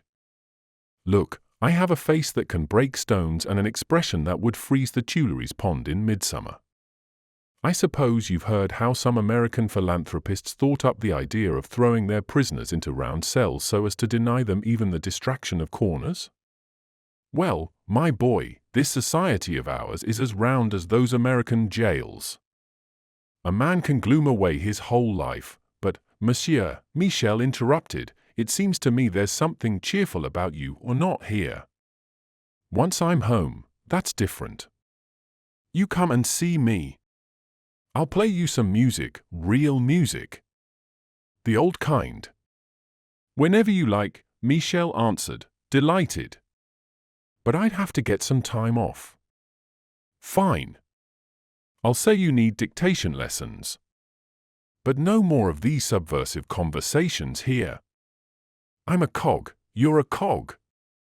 Let's do our cog work and get back to the litanies of holy accountancy. Petty cash, Michel intoned. Petty cash, Quinsonners repeated. And their labor began again. From this day on, young Dufresnoy's existence was noticeably altered. He had a friend, he talked, he could be understood, happy as a mute who has regained the use of his tongue. The ledger's summits no longer seemed deserted peaks, and he had no difficulty breathing at such altitudes. Soon the two comrades indulged in the most intimate forms of address. Quinsonners shared with Michel all the acquisitions of his experience, and Michel, during his sleepless nights, brooded upon the disappointments of this world. Each morning he returned to the offices inflamed by his thoughts of the night before and poured out his thoughts to the musician, who failed to keep him silent. Soon the ledger was no longer under discussion. You're going to make us commit some terrible error, Quinsonners kept saying, and we'll be thrown out. But I have to talk, Michel answered. All right, Quinsonners said to him one day, you come and have dinner at my place tonight, with my friend Jack Orbanet. At your place? But we have to get permission. I've got it. Where were we? Liquidations, Michel intoned. Liquidations, Quinsonners repeated. Chapter 7. 3 Drones. As soon as the bank closed, the two friends headed for Quinsones's residence in the Rue Grange Auxiliary Bells. They walked arm in arm, Michel exulting in his freedom, his steps those of a conqueror. It is a good distance from Casmedage and Company to the Rue Grange Auxiliary Bells, but lodgings were hard to find in a capital too small for its 5 million inhabitants, enlarging public squares, opening avenues, and multiplying boulevards threatened to leave little room for private dwellings. Which justified this bromide of the period: in Paris there are no longer houses, only streets. Some neighborhoods offered no lodging whatever to inhabitants of the capital, specifically the Ile de la Cité, where there was room only for the Bureau of Commerce, the Palace of Justice, the Prefecture of Police, the Cathedral, the Morgue, in other words, the means of being declared bankrupt, guilty, jailed, buried, and even rescued. Public buildings had driven out houses. That accounted for the high cost of present-day lodgings. The Imperial Real Estate Corporation was gradually seizing all of Paris, in collusion with the government-controlled building company, and yielded magnificent dividends. This corporation, founded by two skillful financiers of the 19th century, the brothers Pereire, now also owned many of the chief cities of France: Lyons, Marseilles, Bordeaux, Nantes, Strasbourg, Lille, which it had gradually rebuilt. Its shares, which had split 5 times, were still quoted on the Bourse at 450 francs. Poorer people reluctant to live far from the center of town therefore had to live high up. What they gained in proximity they lost in elevation, a matter of fatigue, henceforth, and not of time. Quinsones lived in a 12th-floor walk-up, an old apartment house which would have been greatly improved by elevator service. But once he was at home, the musician found himself no worse for wear. When they reached the Rue Grange Auxiliary Bells, he dashed up the huge spiral staircase. "Don't think about it, just keep climbing," he panted to Michel, who was following just behind him. "We'll get there eventually. Nothing is eternal in this world, not even stairs." "There," he gasped, flinging open his door after a breathtaking ascent. He pushed the young man into his apartments, a single room some 14 meters square. "No vestibule," he observed. "That's for people who want to keep other people waiting, and since most visitors and salespeople seem a good deal less eager to climb 12 flights than to walk down them, I've also done without a living room, which would have made the lack of a dining room too obvious." "It looks fine to me," said Michel, once he had caught his breath. "At least the air is as fresh as the ammonia of Paris mud permits." "It only seems small at first glance," said Michel. "And at second, but it'll do. Besides, it's so well arranged," Michel continued, laughing. "Well now, you old darling," Quinsones remarked to an elderly woman who came in just then, "is dinner on the way? We'll be 3 starving guests tonight." "On its way, Monsieur Quinsones," replied the crone, "but you know I couldn't set the table. There is no table." "We'll do without," Michel exclaimed, rather enjoying the prospect of dining on his lap. "What do you mean, we'll do without?" interjected Quinsones. "Can you suppose I'd invite friends to dinner without having a table to serve it on?" "I don't see," began Michel, glancing dubiously around the room, which indeed contained neither table, nor bed, nor armoire, nor commode, nor chair. Not one piece of furniture, except for a good-sized piano. "You don't see," repeated Quinsones. "Well now. What about industry, that kind mother, and mechanics, that fine young lady? Are you forgetting them? Here is the table as requested." With these words he went over to the piano, pressed a button, and there sprang forth, no other words were adequate to the occasion, a table fitted with benches at which 3 guests could sit with plenty of room. "Very ingenious," Michel observed. "Necessity is our mother," the pianist replied, since the exiguity of the apartments no longer permitted furniture. "Have a look at this complex instrument, an amalgamation of Erard and Jean Selm. It fills every need, takes up no room at all, and I can assure you that the piano itself is none the worse for it." At this moment the doorbell rang. Quinsonas opened the door and announced his friend Jack Orbanet, an employee of the General Corporation of Maritime Mines. Michel and Jack were introduced to each other in the simplest manner possible. Jack Orbanet, a handsome young man of 25, was a close friend of Quinsonas and like him reduced in circumstances. Michel had no idea what kind of work the employees of the Corporation of Maritime Mines might do. Certainly Jack brought with him a remarkable appetite. Fortunately dinner was ready. The three young men devoured. After the initial moments of this struggle with comestibles, a few words managed to make their way through the less expeditive mouthfuls. "My dear Jacques," Quinsonas observed, "by introducing you to Michel Dufresnoy I allowed you to make the acquaintance of a young friend who is one of us, one of those poor devils society refuses to employ according to their talents, one of those drones whose useless mouths society padlocks in order not to have to feed." "Ah, Monsieur Dufresnoy is a dreamer," Jacques replied. "A poet, my friend. And I wonder what in the world he can be doing here in Paris, where a man's first duty is to make money." "Obviously enough," Jacques replied, "he's landed on the wrong planet." "My friends," said Michel, "you're anything but encouraging, but I shall take your exaggerations into account." "This dear child," Quinsonas replied, "he hopes, he works, he loves good books, and when Hugo, Musset, and Lamartine are no longer read, he hopes someone will still read him." "But what have you done, wretch that you are? Have you invented a utilitarian poetry, a literature to replace compressed air or power breaks?" "No?" "Well then, nor your own vitals, my son. If you don't have something sensational to tell, who will listen to you? Art is no longer possible unless it produces a tour de force. These days, Hugo would have to recite his Orientate straddling two circus horses, and Lamartine would perform his harmonies upside down from a trapeze."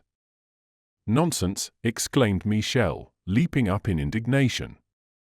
"Calm down, child," the pianist replied. "Just ask Jacques whether I'm right or not." 100 times over, Jacques opined. "This world is nothing more than a market, an immense fairground, and you must entertain your clients with the talents of a mountebank." "Poor Michel," Quinsonas continued with a sigh, "his Latin verse prize will turn his head." "What will you prove by that?" demanded the young man. "Nothing, my son. After all, you're following your destiny. You're a great poet. I've seen some of your works, only you'll allow me to remark that they're hardly suited to the taste of the age." "Which means?" "Which means that you deal with poetical subjects, and nowadays that's a poetical fault. You sing of mountains and valleys, fields and clouds, love and the stars, all those worn-out things no one wants anymore. Then what should I sing? Your verses must celebrate the wonders of industry." "Never!" Michel exclaimed. "Well put," Jacques observed. "For instance," Quinsonas continued, "have you heard the ode that was given first prize by the 40 de Broglie's cluttering up the Académie Française?" "No." "Well then, listen and learn. Here are the two last stanzas. And coal was shoveled into blazing fires. Through glowing tubes the pressure it requires is driven to the monster's heart, it pumps in pulsing fury and in frenzy thumps till, bellowing, it emulates the forces of 80 horses. Now with his heavy bars, the engineer opens the valves.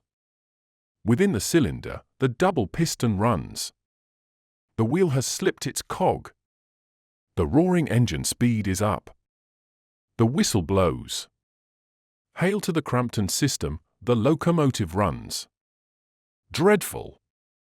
Michel exclaimed. "Some nice rhymes," Jacques observed. "There you are, my boy," continued the pitiless Quinsonas. "May heaven keep you from being forced to live by your talent. Better follow the example of those of us who recognize the present state of affairs for what it is, at least until better days. Is Monsieur Jacques, inquired Michel, similarly obliged to ply some rebarbative trade. Jack is a shipping clerk in an industrial company, Quinsonners explained, which does not mean, to his great regret, that he has ever seen the inside of a ship. What does it mean? Asked Michel. It means, Jack replied, that I'd have liked to be a soldier. A soldier? Michel betrayed his astonishment. Yes, a soldier. A noble profession in which, barely 50 years ago, you could earn an honest living. Unless you lost it even more honestly, Quinsonners added. Well, it's over and done with as a career, since there's no more army unless you become a policeman. In other times, Jack would have entered some military academy, or joined up, and there, after a life of battle, he would have become a general like a Turenne, or an emperor like a Bonaparte. But nowadays, my handsome officer, you'll have to give that all up. Oh, you never know, said Jacques. It's true that France, England, Russia, and Italy have dismissed their soldiers. During the last century the engines of warfare were perfected to such a degree that the whole thing had become ridiculous. France couldn't help laughing, and having laughed, Quinsonners put in, she disarmed. Yes, you joker. I grant you that with the exception of old Austria, the European peoples have done away with the military state. But for all that, have they done away with the spirit of battle natural to human beings, and the spirit of conquest natural to governments? Probably, remarked the musician. And why? Because the best reason those instincts had for existing was the possibility of satisfying them. Because nothing suggests battle so much as an armed peace, according to the old expression.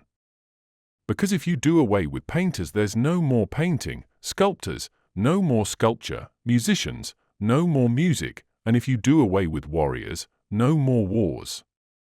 Soldiers are artists. Yes, of course. Michel exclaimed, and rather than do the awful work I do, I ought to join up. Ah, you fell for it, baby. Quinsonners crowed. Is there any possibility that you'd like to fight? Fighting ennobles the soul, Michel replied, at least according to Stendhal, one of the great thinkers of the last century. Yes, it does, the pianist agreed, but added, how much brains does it take to give a good thrust with a saber? A lot, if you're going to do it right, Jack answered. And even more, if you're going to receive the thrust, Quinsonners retorted. My word, my friends, it's likely you're right, from a certain point of view. Perhaps I'd be inclined to make you a soldier, if there was still an army, with a little philosophy, it's a fine career. But nowadays, since the Champs de Mars has been turned into a school, we must give up fighting. We'll go back to it, said Jacques. One fine day, some unexpected complication will arise. I don't think so, my brave friend, for our bellicose notions are fading away, and with them our honourable ideas. In France in the old days, men were afraid of ridicule, but do you think such a thing as a point of honour still exists?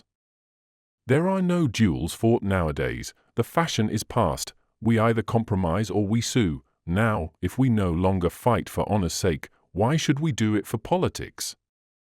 If individuals no longer take sword in hand, why should governments pull them from the scabbards?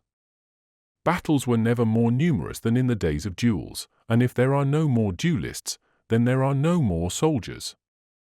Oh, new ones will be born, Jack declared. I doubt it, since the links of commerce are drawing nations ever closer together. The British, the Russians, the Americans all have their banknotes, their rubles, their dollars invested in our commercial enterprises. Isn't money the enemy of the bullet? Hasn't the cotton bale replaced the cannonball? Just think, Jack. Aren't the British enjoying a privilege they deny us, and gradually becoming the great landowners of France? They possess enormous territories, almost departments now, not conquered but bought, which is a lot more permanent. No one realized what was happening, we just let it happen, and soon these foreigners will own our entire country, and that's when they'll take their revenge on William the Conqueror. My dear fellow, Jacques replied, remember this, And you too, young man, listen to what I say, for it's the century's profession of faith. With Montaigne and maybe Rabelais it was what do I know? In the 19th century it was what does it matter to me? And nowadays we say, how much does it earn? Well, the day a war earns as much as an industrial investment, then there'll be wars. Good. War has never earned anything, especially for France. Because we fought for honor and not for money, Jack replied. So you believe in an army of intrepid businessmen? Of course. Look at the Americans in their dreadful War of Secession. Well, my friend, an army that fights for a financial motive will no longer be composed of soldiers, but of looters and thieves. All the same, such an army will accomplish wonders. Thieving wonders, Quinçonas put in. And the three young men burst out laughing. To conclude, resumed the pianist, here we have Michel, a poet, and Jacques, a soldier, and Quinçonas, a musician, and this at a moment when our country no longer has music, or poetry, or an army. We are, quite obviously, stupid, all three of us. But at least the meal is over. It was quite substantial, at least in conversation. Let's proceed with other exercises. The table, once cleared, returned to its slots and grooves, and the piano resumed the place of honor. Chapter 8. Which concerns music, ancient and modern, and the practical utilization of certain instruments. So at last, Michel exclaimed, "We're going to have a little music." "But not modern music," said Jacques. "It's too hard." "To understand, yes," Quinçonas replied, "but not to make." "How's that?" asked Michel. "I'll explain," said Quinçonas, "and I'm going to support what I say with a striking example. Michel, be so good as to open the piano." The young man obliged. "Good. Now, sit down on the keyboard." "What? You want me?" "Sit down," I said. Michel lowered himself onto the keys of the instrument and produced a jangling clash of sounds. "Do you know what you've just done?" asked the pianist. "I haven't a clue." "Innocent. You've just created modern harmony." "Right," said Jacques. "Really, that's a perfect chord for our times, and the awful thing about it is that today's scholars take it upon themselves to explain it scientifically. In the past, only certain notes could be sounded together, but they've been reconciled since then, and now they no longer quarrel among themselves. They are too well brought up for such a thing." "But the effect is still just as unpleasant," Jack put in. "Well, my friend, we've reached this point by the force of events. In the last century, a certain Richard Wagner, a sort of messiah who has been insufficiently crucified, invented the music of the future, and we're still enduring it. In his day, melody was already being suppressed, and he decided it was appropriate to get rid of harmony as well, and the house has remained empty ever since." "But," Michel reflected, "it's as if you were making a painting without drawing or color." "Precisely," replied Quinçonas. "And now that you've mentioned painting, painting isn't really a French art. It comes to us from Italy and from Germany, and I would suffer less seeing it profaned. But music is the very daughter of our heart." "I thought," said Jacques, "that music started in Italy." "A mistake, my son. Until the middle of the 16th century, French music dominated Europe. The Huguenot Goudemel was Palestrina's teacher, and the oldest as well as the most naive melodies are Gallic." "And now we've reached this point," said Michel. "Yes, my son, on the pretext that we are following new formulas. A score now consists of only a single phrase, long, loopy, endless. At the opera, it begins at 8 o'clock and ends just before midnight. If it should extend 5 minutes more, it costs the management a fine and overtime for the house workers. And this happens without protest. My son, music is no longer tasted, it is swallowed. A few artists put up a struggle, among them your father, but since his death, not a single note has been written worthy of that name. Either we endure the nauseating melody of the virgin forest, insipid, confused, indeterminate, or else various harmony rackets are produced, of which you have given us such a touching example by sitting on the piano. Pathetic, said Michel. Horrible, replied Jacques.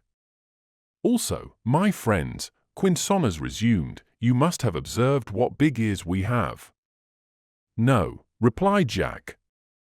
Well then, just compare our ears with those of the ancients and with the ears of the Middle Ages, examine the paintings and statues, measure the results, and you will be astonished.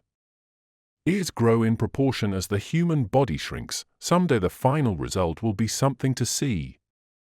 Well, my friends, physiologists have been diligent in searching out the cause of this decadence, and it seems that it is music we have to thank for such appendages. We are living in an age of wizened tympanums and distorted hearing. You realize that no one keeps a century of Verdi or Wagner in his ears without that organ's having to pay for it. That Quinsonners is a terrifying devil, said Jacques. Nonetheless, Michel replied, the old masterpieces are still performed at the opera. I know, Quinsonners answered, there's even some talk of reviving Offenbach's Orpheus in the underworld with the recitatives Gounod added to that masterpiece, and it's quite possible that the production will even make a little money on account of the ballet. What our enlightened public requires, my friends, is some dancing. When you think that a monument costing 20 million francs has been erected chiefly to allow some jumping jacks to be maneuvered around the stage.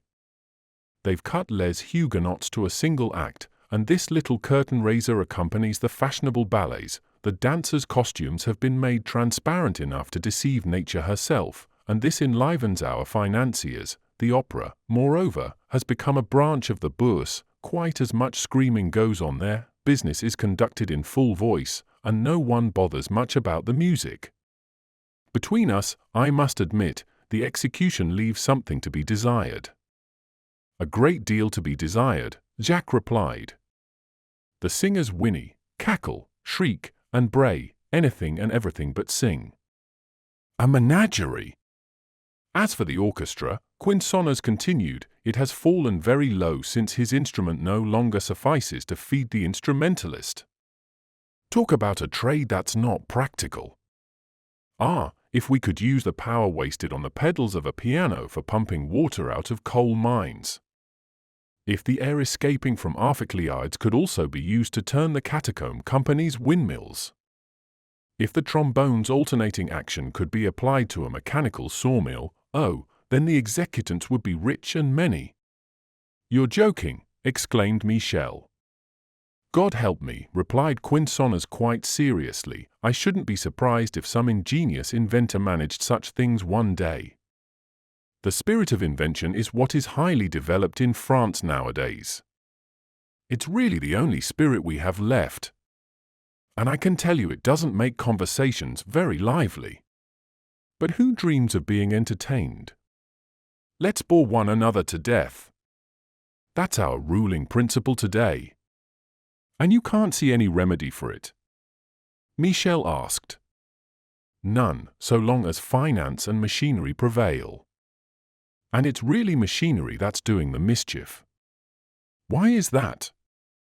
Because there's this one good thing about finance, at least it can pay for masterpieces, and a man must eat, even if he has genius. The Genoese, the Venetians, the Florentines under Lorenzo the Magnificent, bankers and businessmen as they were, all encouraged the arts. But mechanics, engineers, technicians, devil take me if Raphael, Titian, Veronese, and Leonardo could ever have come into being. They'd have had to compete with mechanical procedures, and they'd have starved to death. Ah, machinery! It's enough to make you loathe inventors and inventions alike. But after all, said Michel, you're a musician, Quinsonners, you work. You spend your nights at your piano, do you refuse to play modern music? Oh, me! I play as much of it as anyone else. Here's a piece I've just written that will appeal to today's taste. It may even have some success, if it finds a publisher. What are you calling it? After Thilleria, a grand fantasy on the liquefaction of carbonic acid. You can't be serious. Michel exclaimed. Listen and judge for yourselves, Quinsonas replied. He sat down at the piano, or rather he flung himself at it. Under his fingers, under his hands, under his elbows, the wretched instrument produced impossible sounds, notes collided and crackled like hailstones. No melody, no rhythm. The artist had undertaken to portray the final experiment which had cost the lyre his life. There, he exclaimed. Did you hear that? Now do you understand? Are you aware of the great chemist's experiment? Have you been taken into his laboratory? Do you feel how the carbonic acid is separated out? Here we have a pressure of 495 atmospheres. The cylinder is turning. Watch out! Watch out! The machine is going to explode. Take cover! And with a blow of his fist capable of splintering the ivory keys, Quinsonas reproduced the explosion. Phew, he said, isn't that imitative enough? Isn't that beautiful? Michel remained stupefied. Jack couldn't help laughing. And you expect a lot from a piece like that, he said. Expect a lot? Quinsonas replied. It's of my time, everyone's a chemist nowadays. I'll be understood. Only it isn't enough to have ideas, there must be proper execution. What do you mean? Asked Jacques. Just what I said. It's by execution that I plan to astound the age. But it sounds to me, Michel argued, as if you played that piece wonderfully.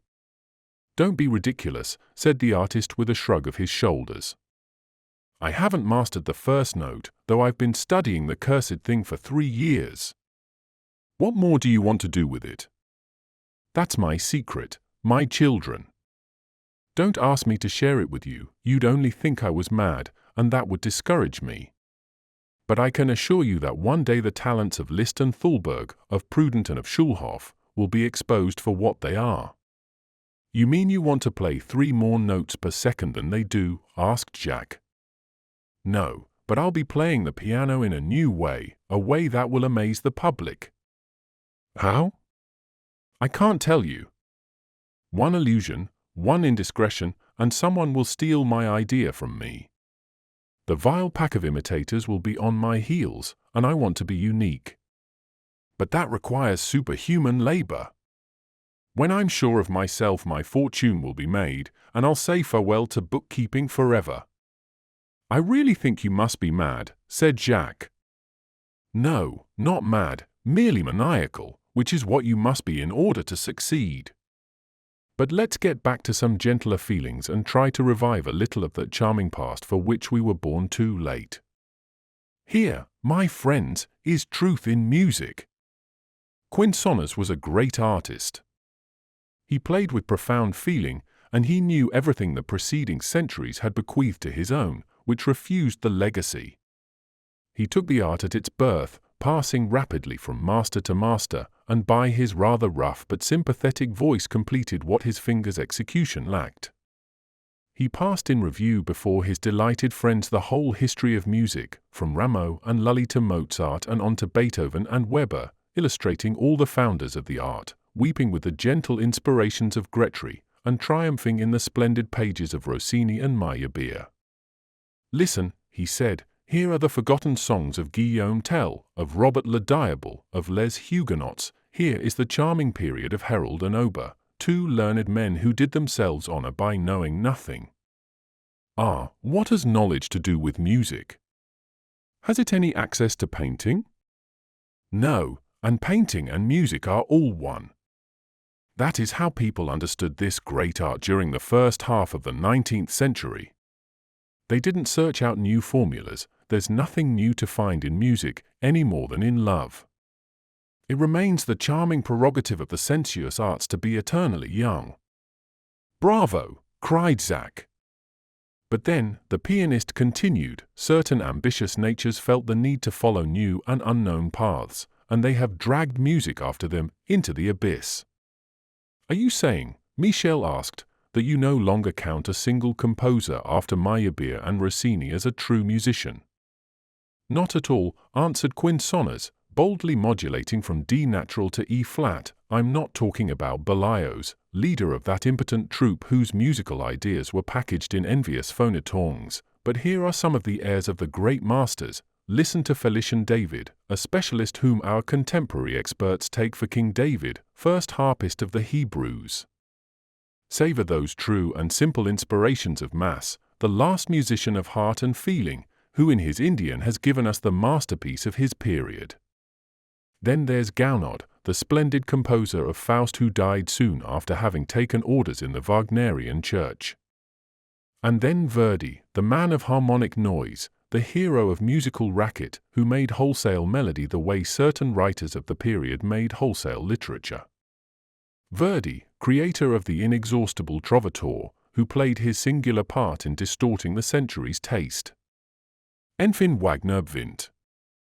At this moment, Quinsonas let his fingers, no longer constrained by any recognizable rhythm, wander into the incomprehensible reveries of contemplative music, proceeding by abrupt intervals and disappearing into the midst of an endless phrase. With incomparable talent the artist had evidenced the successive gradations of his art. 200 years of music had just passed beneath his fingers, and his friends listened to him, mute and marveling. Suddenly, in the midst of a powerful elucubration on the Wagnerian score, at the moment when thought was vanishing, dismayed, with no hope of returning to its true path, when sounds gradually gave way to noises whose musical value was no longer appreciable, suddenly a simple, melodic piece, of gentle character and perfectly apt feeling, began to sing beneath the pianist's fingers. This was the calm after the storm, the heart's true note after so much wailing and roaring. "Ah!" Jack smiled. "My friends," Quinsonas resumed, "there is still one great unknown artist who alone epitomized the genius of all music. This piece dates from 1947, and it is the last sigh of expiring art." "And it's by?" Michel asked. "It's by your father, who was my beloved master." "My father," the young man exclaimed, nearly in tears. "Yes. Listen." And Quinsonas, reproducing melodies which Beethoven or Weber would have been proud to sign, rose to the sublime heights of interpretation. "My father!" Michel repeated. "Yes." Quinsonas replied, closing his piano with contained fury. "After him, nothing. Who would understand his music now? Enough, my sons, enough of this return to the past. Let us remember the present, our present, when industrialism has come into its own, its empire, its triumph." And with these words he touched the instrument, whereupon the keyboard folded up and in its place revealed a bed entirely made up, with a well-stocked night table attached to one side. "Now this," he said, "is what our epoch was worthy of inventing. A piano bed dresser au commode. A night table as well," Jacques added. "Just as you say, my dear fellow. That puts the lid on it." Chapter 9. A visit to Uncle Huguenin. Since that memorable evening, the three young men had become close friends. They constituted a little world of their own in the vast capital of France. Michel spent his days on the ledger, apparently resigned to his work, though his happiness was spoiled by not having time to visit Uncle Huguenin, with whom he would have felt in the bosom of a veritable family, having his uncle for father and his two friends for elder brothers. He wrote frequently to the old librarian, who replied almost as often. For months passed in this fashion. Michel evidently gave satisfaction in the offices. His cousin treated him a little less scornfully. Quinsonas praised him to the skies. The young man had apparently found his way. He was born to dictate. Winter passed, stoves and gas heaters mustered to combat it with success. And spring arrived. Michel obtained a whole day's freedom, a Sunday, and resolved to spend it with Uncle Huguenin. At 8 in the morning he gaily left the bank building, delighted to breathe more oxygen away from the central business district. The weather was splendid. April was awakening and preparing its new flowers, with which the florists waged advantageous combat. Michel felt very much alive. His uncle lived far away, having had to transport his penates where it did not cost too much to shelter them. Young Dufresnoy proceeded to the Madeleine station, took his ticket, and hoisted himself onto an upper-level seat. The signal for departure sounded, and the train moved up the boulevard Malesherbes, soon leaving on its right the heavily ornamented church of St. Augustine and on its left the Parc Monceau, surrounded by splendid edifices. It crossed the two metropolitan rings and stopped at the Porte d'Asnières station near the old fortifications. The first part of the journey was over. Michel leaped down and followed the Rue d'Asnières as far as the Rue de la Revolte, turned left, passing under the Versailles Railway, and finally reached the corner of the Rue du Caila. Here stood an apartment house of modest appearance, high and densely inhabited. He asked the concierge for Monsieur Huguenin. "Ninth floor, first door to your right," responded this important personage, a government employee directly appointed to this confidential position. Michel thanked him, took his place in the elevator, and in a few seconds was standing on the 9th floor landing. He rang. Monsieur Huguenin himself came to the door. "Uncle," exclaimed Michel. "My dear boy," the old man replied, throwing wide his arms. "Here you are at last." "Yes, uncle, and my first free day is for you." "Thank you, my boy," replied Monsieur Huguenin, leading the young man into his apartment. "What a pleasure to see you. But sit down, let me have your hat, make yourself comfortable, you'll stay a while, won't you?" "All day, uncle, if it's no trouble for you." "Trouble? My dear boy, I've been waiting for you all this time." "Waiting? But I really haven't had time to let you know in advance. I'd have got here before my letter. I expected you each Sunday, Michel, and your place has always been set at the table, as it is now. Can this be possible? I knew perfectly well you'd be coming to see your uncle one day or another. Till now, it's always been another. I wasn't free, uncle. I know you weren't, my boy, and I'm not in the least put out about that, far from it.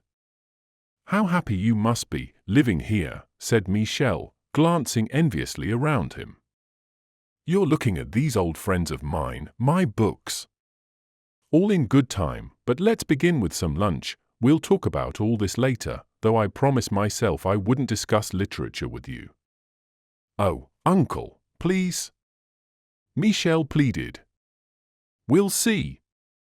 There are other things to discuss. Tell me what you're doing, how you're getting on in that bank. Are your ideas still the same, uncle?" "The devil you say. Let's sit down, then. But it seems to me you haven't yet given me a hug." "Not yet, uncle, not yet. Now let's begin all over again, nephew.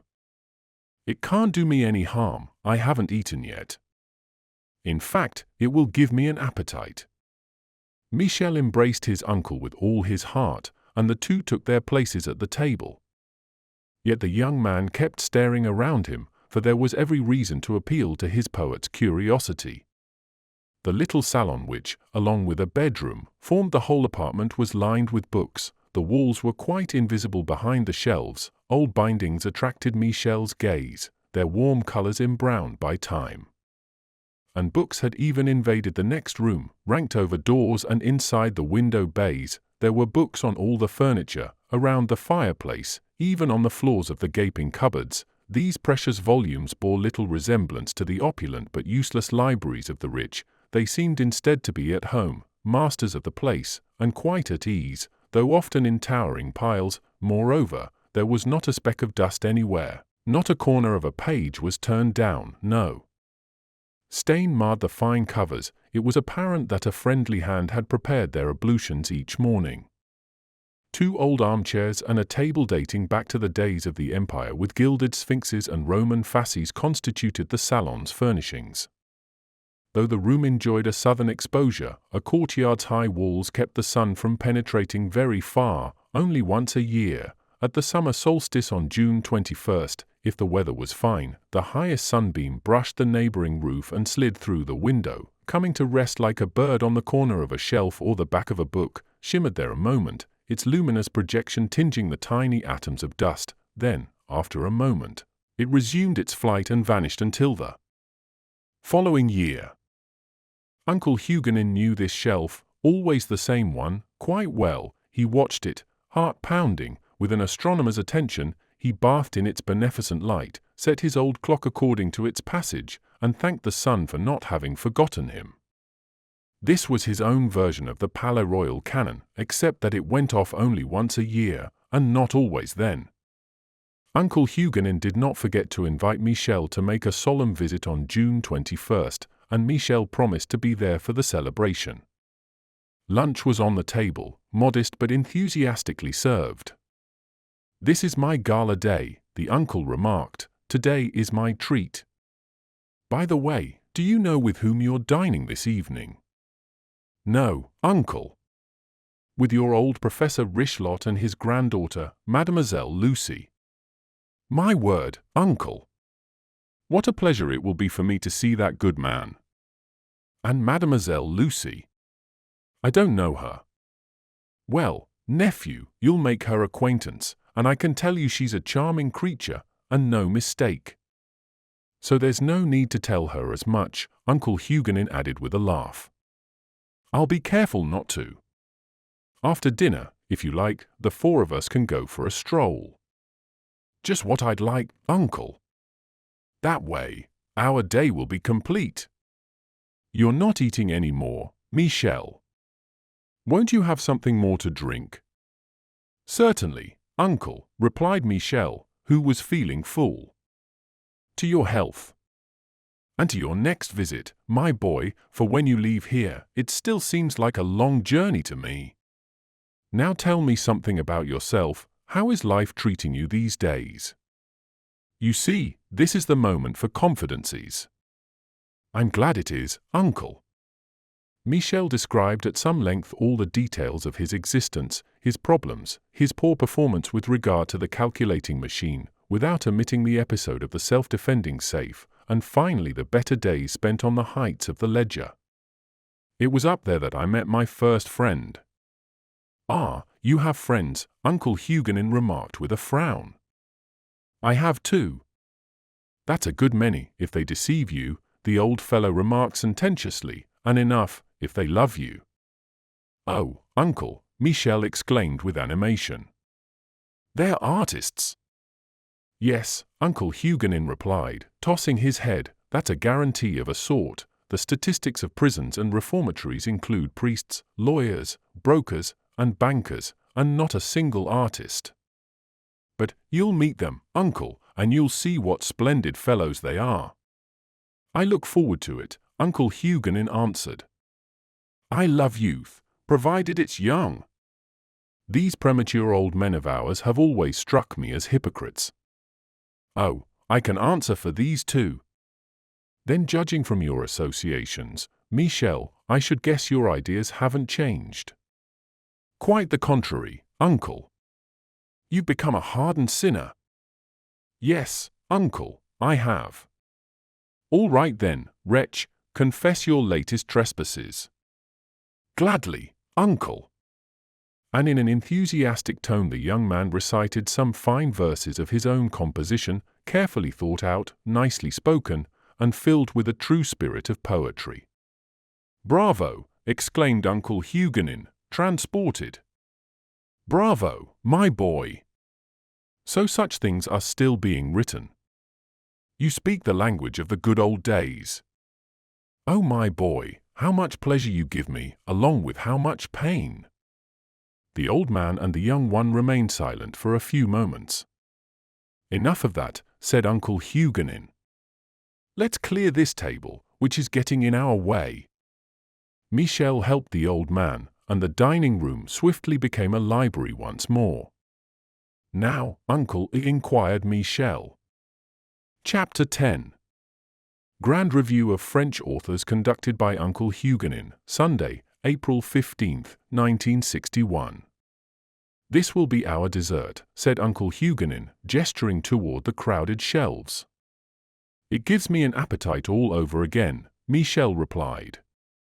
Let's dig in.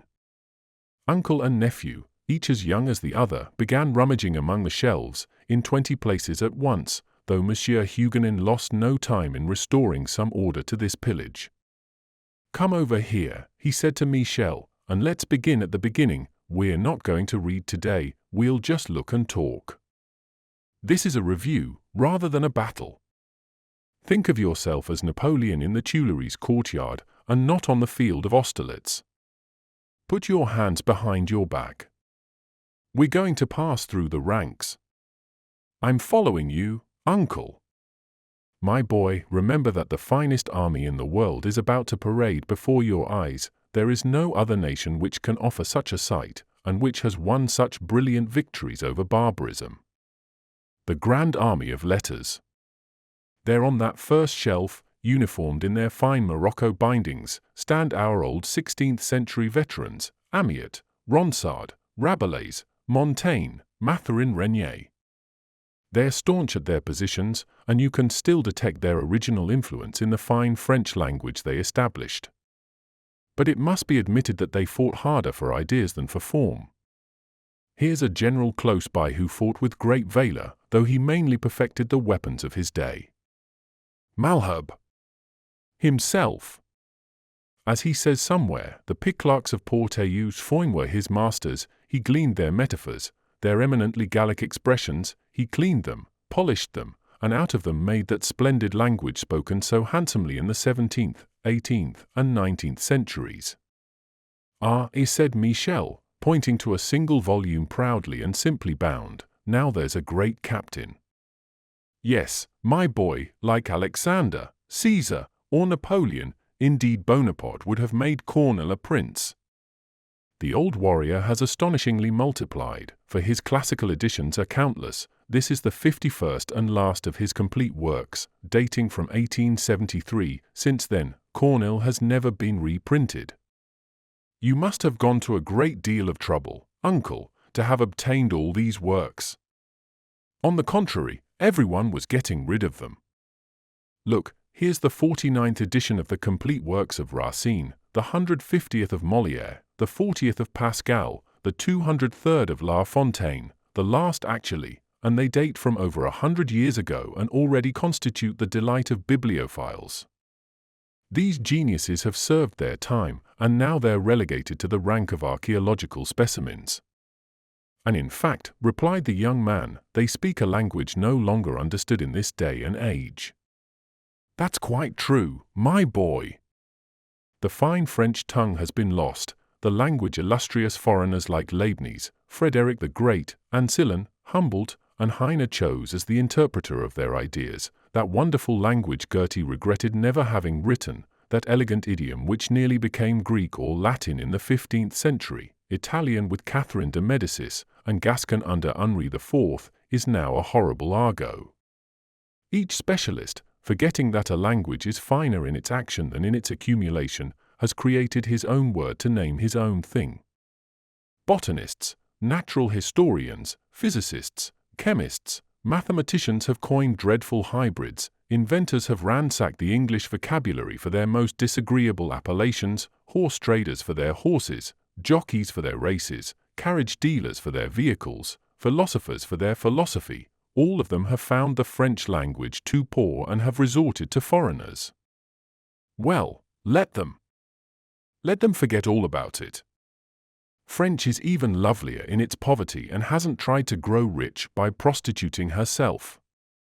Our own language, my boy, the language of Malherbe and Molière, of Bossuet and Voltaire, of Nodier and Victor Hugo, is a well-brought-up young lady, and you need have no fear when you fall in love with her, for the barbarians of the 20th century have failed to turn her into a courtesan. How eloquent you are, Uncle! Now I understand the delightful mania of old Professor Richelot, whose scorn for modern slang made him speak nothing but a sort of Frenchified Latin. People make fun of him, but he's quite right. All the same, Uncle, hasn't French become the language of diplomacy? Yes. As a punishment. At the Congress of Nijmegen in 1678.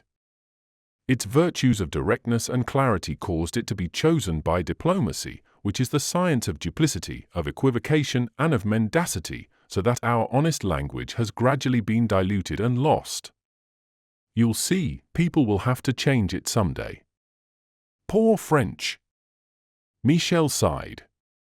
I see Bossuet over there, and Fenelon, and Saint Simon, who wouldn't recognize it now.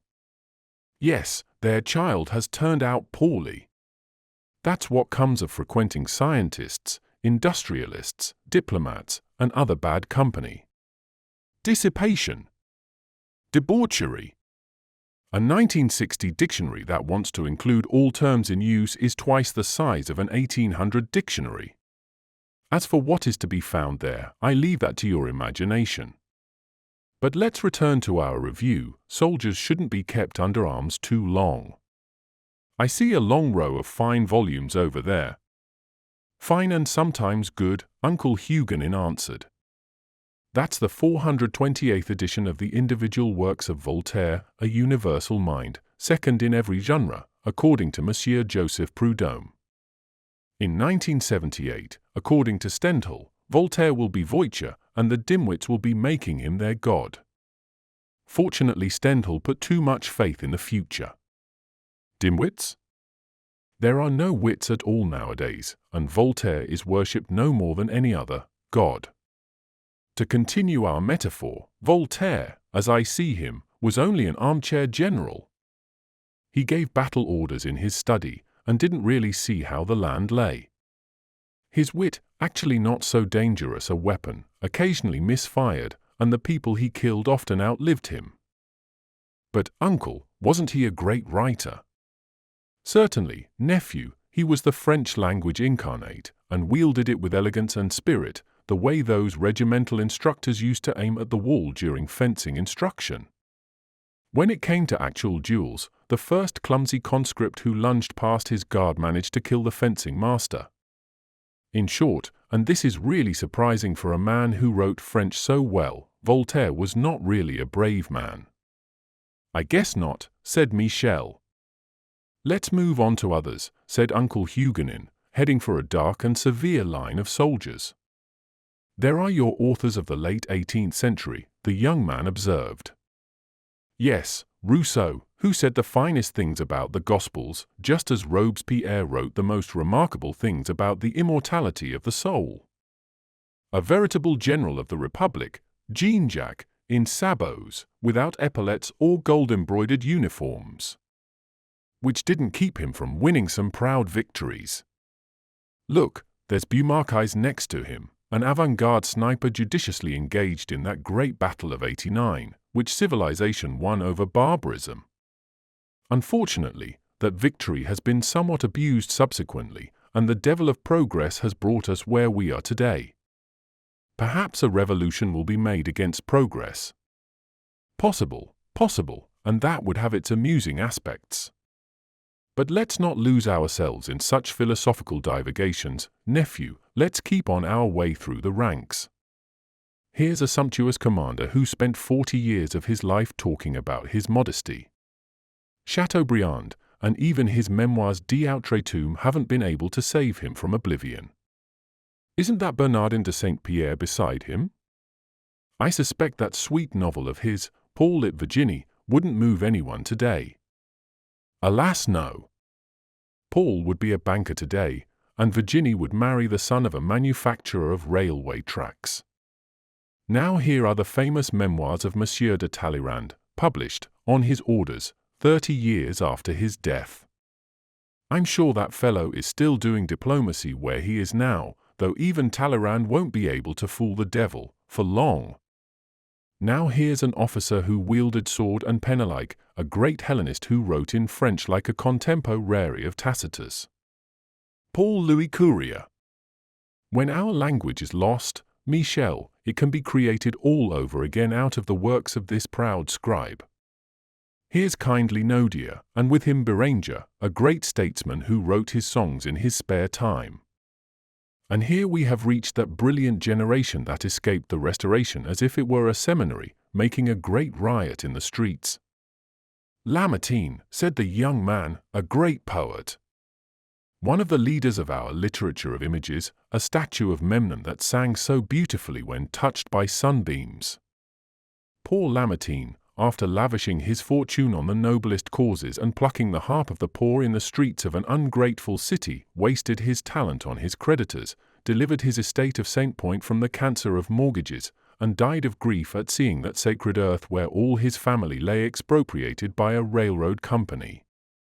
Poor poet, Michel echoed.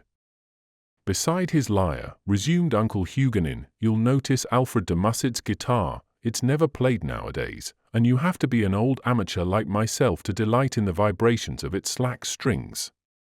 We're in the music section of our army now. Oh, Victor Hugo!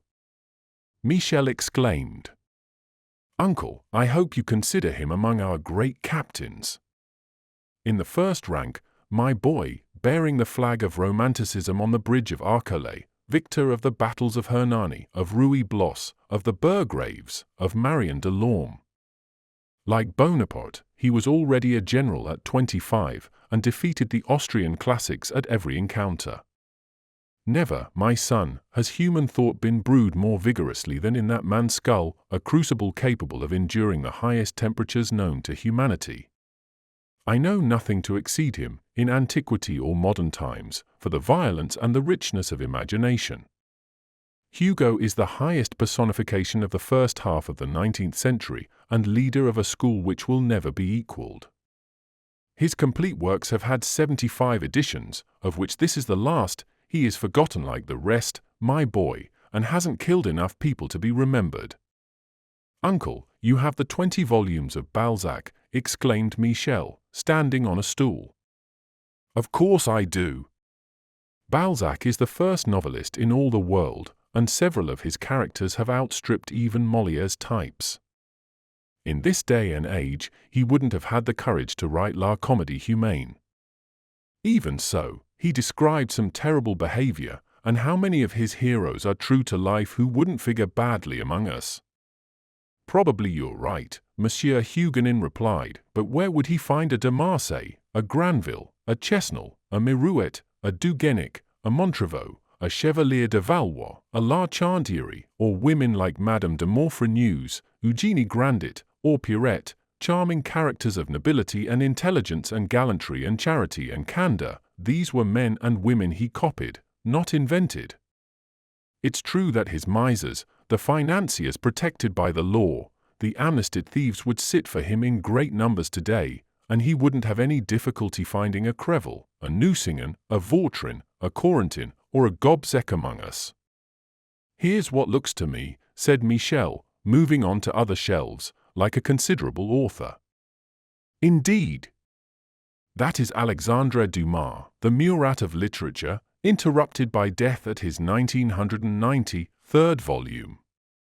The most entertaining of all storytellers, whom prodigal nature allowed to abuse everything without doing himself harm, his talent, his intelligence, his verve, his energy, even his physical strength when he took the powder keg of Soissons, his birth, his color, France, Spain, Italy, the banks of the Rhine, Switzerland, Algeria, the Caucasus, Mount Sinai, and Naples, especially when he forced entry on the Sperriner. What an astonishing personality! It's believed he would have reached his 2000th volume if he hadn't been poisoned in the prime of life, eating a dish he had just invented. What a pity, said Michel. And this dreadful accident claimed no other victims. Oh yes, unfortunately, among others Jules Verne, a critic of the period who wrote Latin themes at the bottom of his columns. It was at a reconciliation dinner Dumas was giving him. And with them also perished a young writer, Moncelet, who has left us a masterpiece, unfinished alas, the Dictionnaire des Gourmets, 45 volumes, and he only got as far as L for larding. A shame, said Michel, it certainly sounds promising. Now here is Frederick Soli, a brave soldier, good for a quick turn, and capable of seizing a desperate position, and Goslin, a captain of the Hussars, and Meremy, a dressing-room general, and Saint Beuve, a quartermaster general, in charge of supplies, and Arago, a learned officer in the engineers, who has managed to be forgiven for his knowledge. Look, Michel, Here are the works of George Sand, a wonderful genius, one of the greatest writers of France, finally decorated in 1859 and giving her cross to her son to wear for her. What are these forbidding-looking books? Asked Michel, pointing to a long row of volumes concealed by the cornice. Move on quickly, my child, that's the row of philosophers, Cousin, Pierre Leroux, de Molin, and so many more, but since philosophy is a matter of fashion, you won't be surprised that it's no longer read. And who is this? Renan. An archaeologist who caused a stir. He tried to deny the divinity of Christ and died thunderstruck in 1892. And this one over here? This one's a journalist, an economist, a ubiquist, an artillery general noisier than he was brilliant, by the name of Girardin. Wasn't he an atheist? Not in the least, he believed in himself. Now look over here, a bold fellow, a man who would have invented the French language all over again if need be, and would be a classic today if people still attended his classes, Louis Verriot, the most vigorous champion the Roman Church ever had, and who died excommunicate, to his amazement. There's Guizot, an austere historian who in his spare time diverted himself by compromising the Orleans claim to the throne. And you see this enormous compilation? This is the only true and authentic history of the Revolution and of the Empire, published in 1895 by order of the government to put an end to the various uncertainties which dismayed this part of our history. Thiers' chronicles were ransacked for this work. Oh, cried Michel, here are some fellows who look young and eager. Right you are, that's the light cavalry of 1860, brilliant, bold, noisy, overleaping prejudices like fences, dismissing the proprieties like barriers, falling, getting up again, and running all the faster, breaking their necks and fighting none the worse for it. Here's the masterpiece of the period, Madame Bovary, and Noriac's Batailles Humaines, a vast subject he couldn't quite encompass, and here are the rest, Assollant, Orvelly, Baudelaire, Paradol, Scholl, strapping fellows you have to watch out for no matter what, for they're likely to shoot you in the legs. But only with gunpowder, Michel concluded. Gunpowder mixed with salt, and that can sting. Now here's a fellow who has no lack of talent, a real mascot of the troupe. Edmond About. Yes. He flattered himself, or his public flattered him, he was going to begin Voltaire all over again, and in time he reached as far as his ankle. Unfortunately in 1869, just when he was finishing his round of visits for the Académie Française, he was killed in a duel by a fierce critic, the famous Sarcey. If this hadn't happened, would he have gone far? Never far enough, answered Uncle Huguenin. Now these, my boy, are the principal leaders of our literary army. Over there, the last rows of obscure soldiers whose names amaze the readers of old catalogues. Continue your inspection, enjoy yourself. There are 5 or 6 centuries here that ask nothing better than to be glanced at.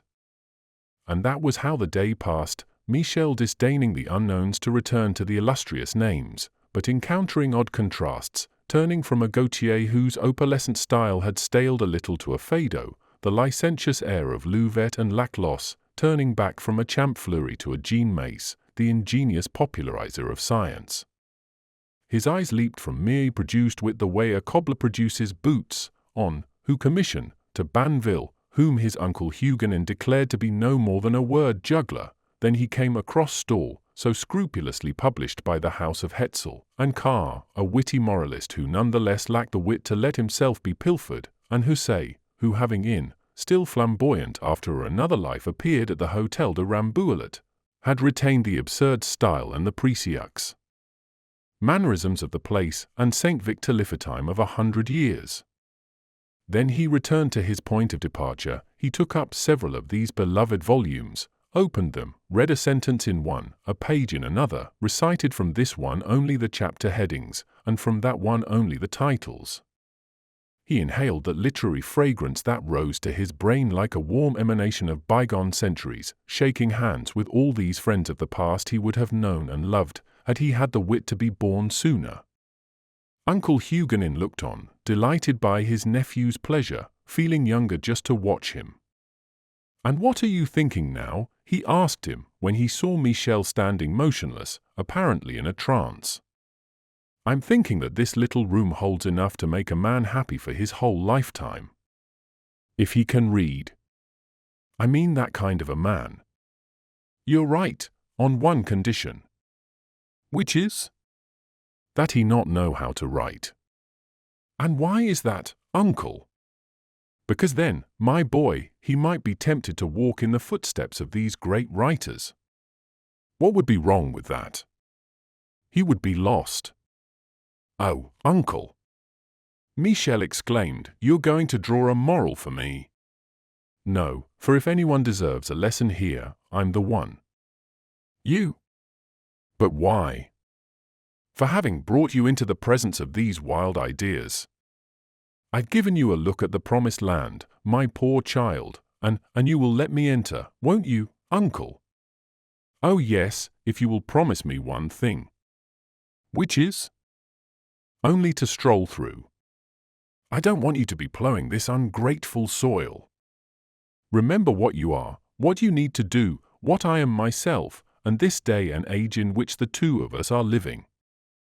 Michel made no reply but pressed his uncle's hand, and the latter was doubtless on the verge of repeating his tremendous arguments when the doorbell rang. Monsieur Huguenin went to answer it. Chapter 11. A stroll to the Porte de Grenelle. It was Monsieur Richelot himself. Michel flung himself into the arms of his old teacher, a little more and he would have fallen into those Mademoiselle Lucy held out to Uncle Huguenin, who was fortunately standing at his post and thus forestalled that charming encounter. "Michel," exclaimed Monsieur Richelot. Himself, Monsieur Huguenin reassured him. "Ah," exclaimed the professor, "now this is a happy surprise, and an evening which bodes letentily."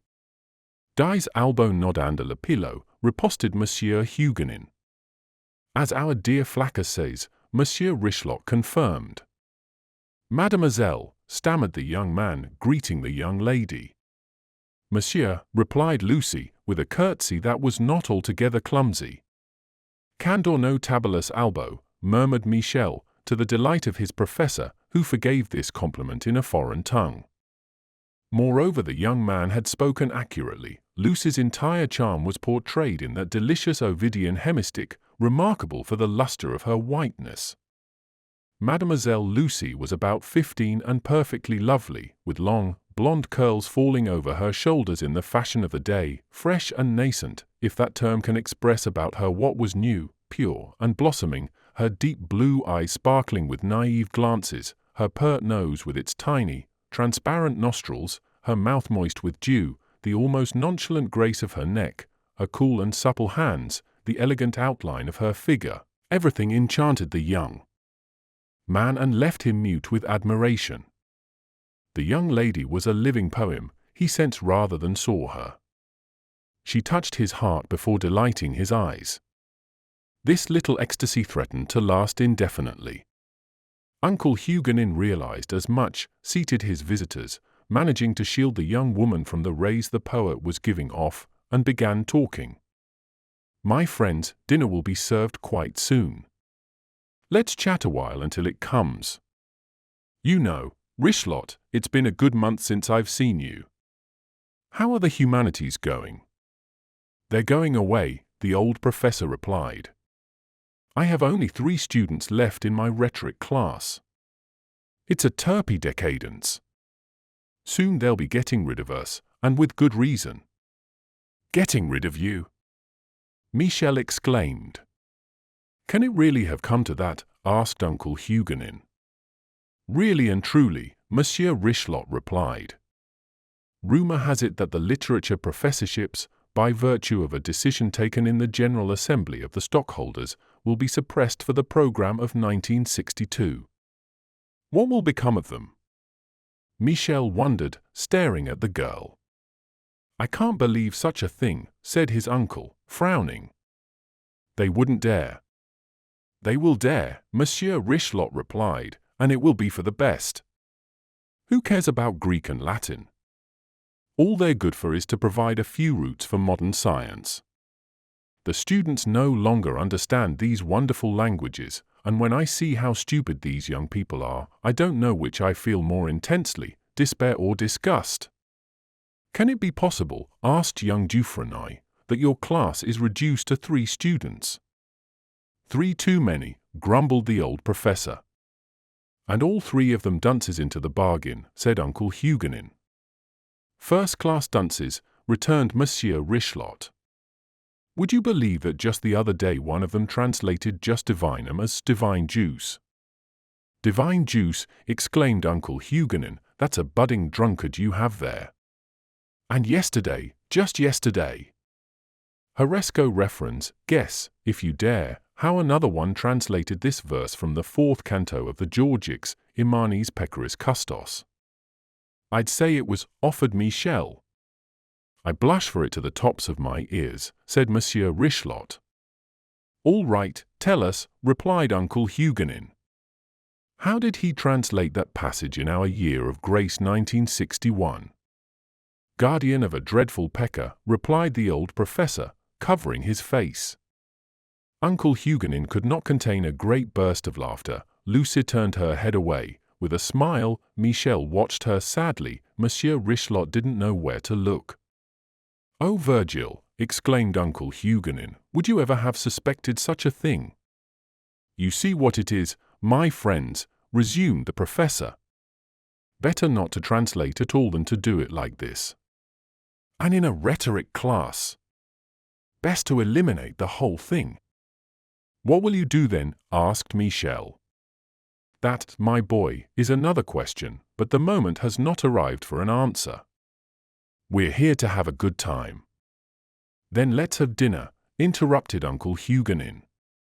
During preparations for the meal, Michel started a deliciously banal conversation with Mademoiselle Lucy, full of charming nonsense beneath which occasionally gleamed the traces of thought. At 15, Mademoiselle Lucy was entitled to be much older than Michel at 16, but she did not abuse the privilege. However, apprehensions for the future darkened her pure forehead and solemnized her expression. She gazed anxiously at her grandfather, who epitomized all of life to her. Michel intercepted one of these glances. You love Monsieur Richelot a great deal, he said. A great deal, monsieur. So do I, mademoiselle. Lucy blushed slightly at seeing her affection and Michel's meet upon a mutual object. It was virtually a union of her most intimate feelings with those of another. Michel felt the same, and no longer dared look at her. But Uncle Huguenin interrupted this tete-a-tete with a loud announcement that dinner was served. A neighborhood caterer had brought in a splendid meal ordered for the occasion. The guests took their places at the feast. A thick soup and an excellent stew of boiled horse meat, a dish much esteemed up to the 18th century and restored to honor by the 20th, contended with the diner's initial appetite. Then came a leg of lamb prepared with sugar and saltpeter according to a new method which preserved the meat and added delicate qualities of flavor, garnished with several tropical vegetables now acclimatized in France. Uncle Huguenin's good humor and enthusiasm, Lucy's grace as she served the others, Michel's sentimental frame of mind, all contributed to making this family repast a charming occasion. However prolonged, it still ended too soon, and the heart was obliged to yield before the satisfactions of the stomach. Everyone got up from the table. Now, said Uncle Huguenin, we must find a worthy ending to this fine day. Let's go for a walk, exclaimed Michel. Oh, let's! Lucy chimed in. Where shall we go? Asked Monsieur Huguenin. To the Porte de Crenelle, Michel replied. Perfect. Leviathan 4 has just docked, and we can have a look at this marvel. The little group went out into the street. Michel offered his arm to the young lady, and everyone headed for the railroad station. This famous project of a Paris seaport had at last been realized. For a long while it had not raised much interest. Many visited the canal site and were loud in their derision, dismissing the entire venture as a folly. But in the last decade, the incredulous had been obliged to yield to the facts. Already the capital seemed likely to become something like a Liverpool in the heart of France. A long series of canals and wet docks dug in the vast plains of Grenelle and Issy could accommodate 1,000 high-tonnage vessels. In this Herculean task, industry seemed to have achieved the extreme limits of the possible. Frequently during previous centuries, under Louis XIV, under Louis Philippe, this notion of digging a canal from Paris to the sea had been broached. In 1863, a company was authorized to prepare plans, at its own expense, linking Paris to Creil, Beauvais, or Dieppe, but the elevations necessitated many locks and considerable waterways in order to realize such a project. The Oise and the Bethune, the only available rivers in this area, were soon judged inadequate, and the company abandoned its endeavor. 65 years later, the state returned to the notion, favoring a system already proposed in the last century, a system whose logic and simplicity had caused it to be summarily dismissed at the time. It involved using the Seine, the natural artery between Paris and the Atlantic. In less than 15 years, a civil engineer named Montanet cut a canal which, starting on the Plain de Grenelle, ended just above Rouen, measuring 140 kilometers in length, 70 meters in width, and 20 meters in depth. This operation produced a bed containing about 190 million cubic meters. Such a canal would never be in danger of running dry. For the 50,000 liters per second the Seine produces amply sufficed to fill it. Excavations in the bed of the lower part of the river had opened the canal to the biggest ships. Thus navigation from Le Havre to Paris no longer raised any difficulties. There existed in France at the time, according to the Dupirat project, a railway network on the tow paths of all canals. Powerful locomotives towed the tugs and transport vessels with no difficulty. This system, greatly enlarged, had been applied to the Rouen Canal, and it may readily be imagined how rapidly commercial vessels as well as government shipping sailed up to Paris.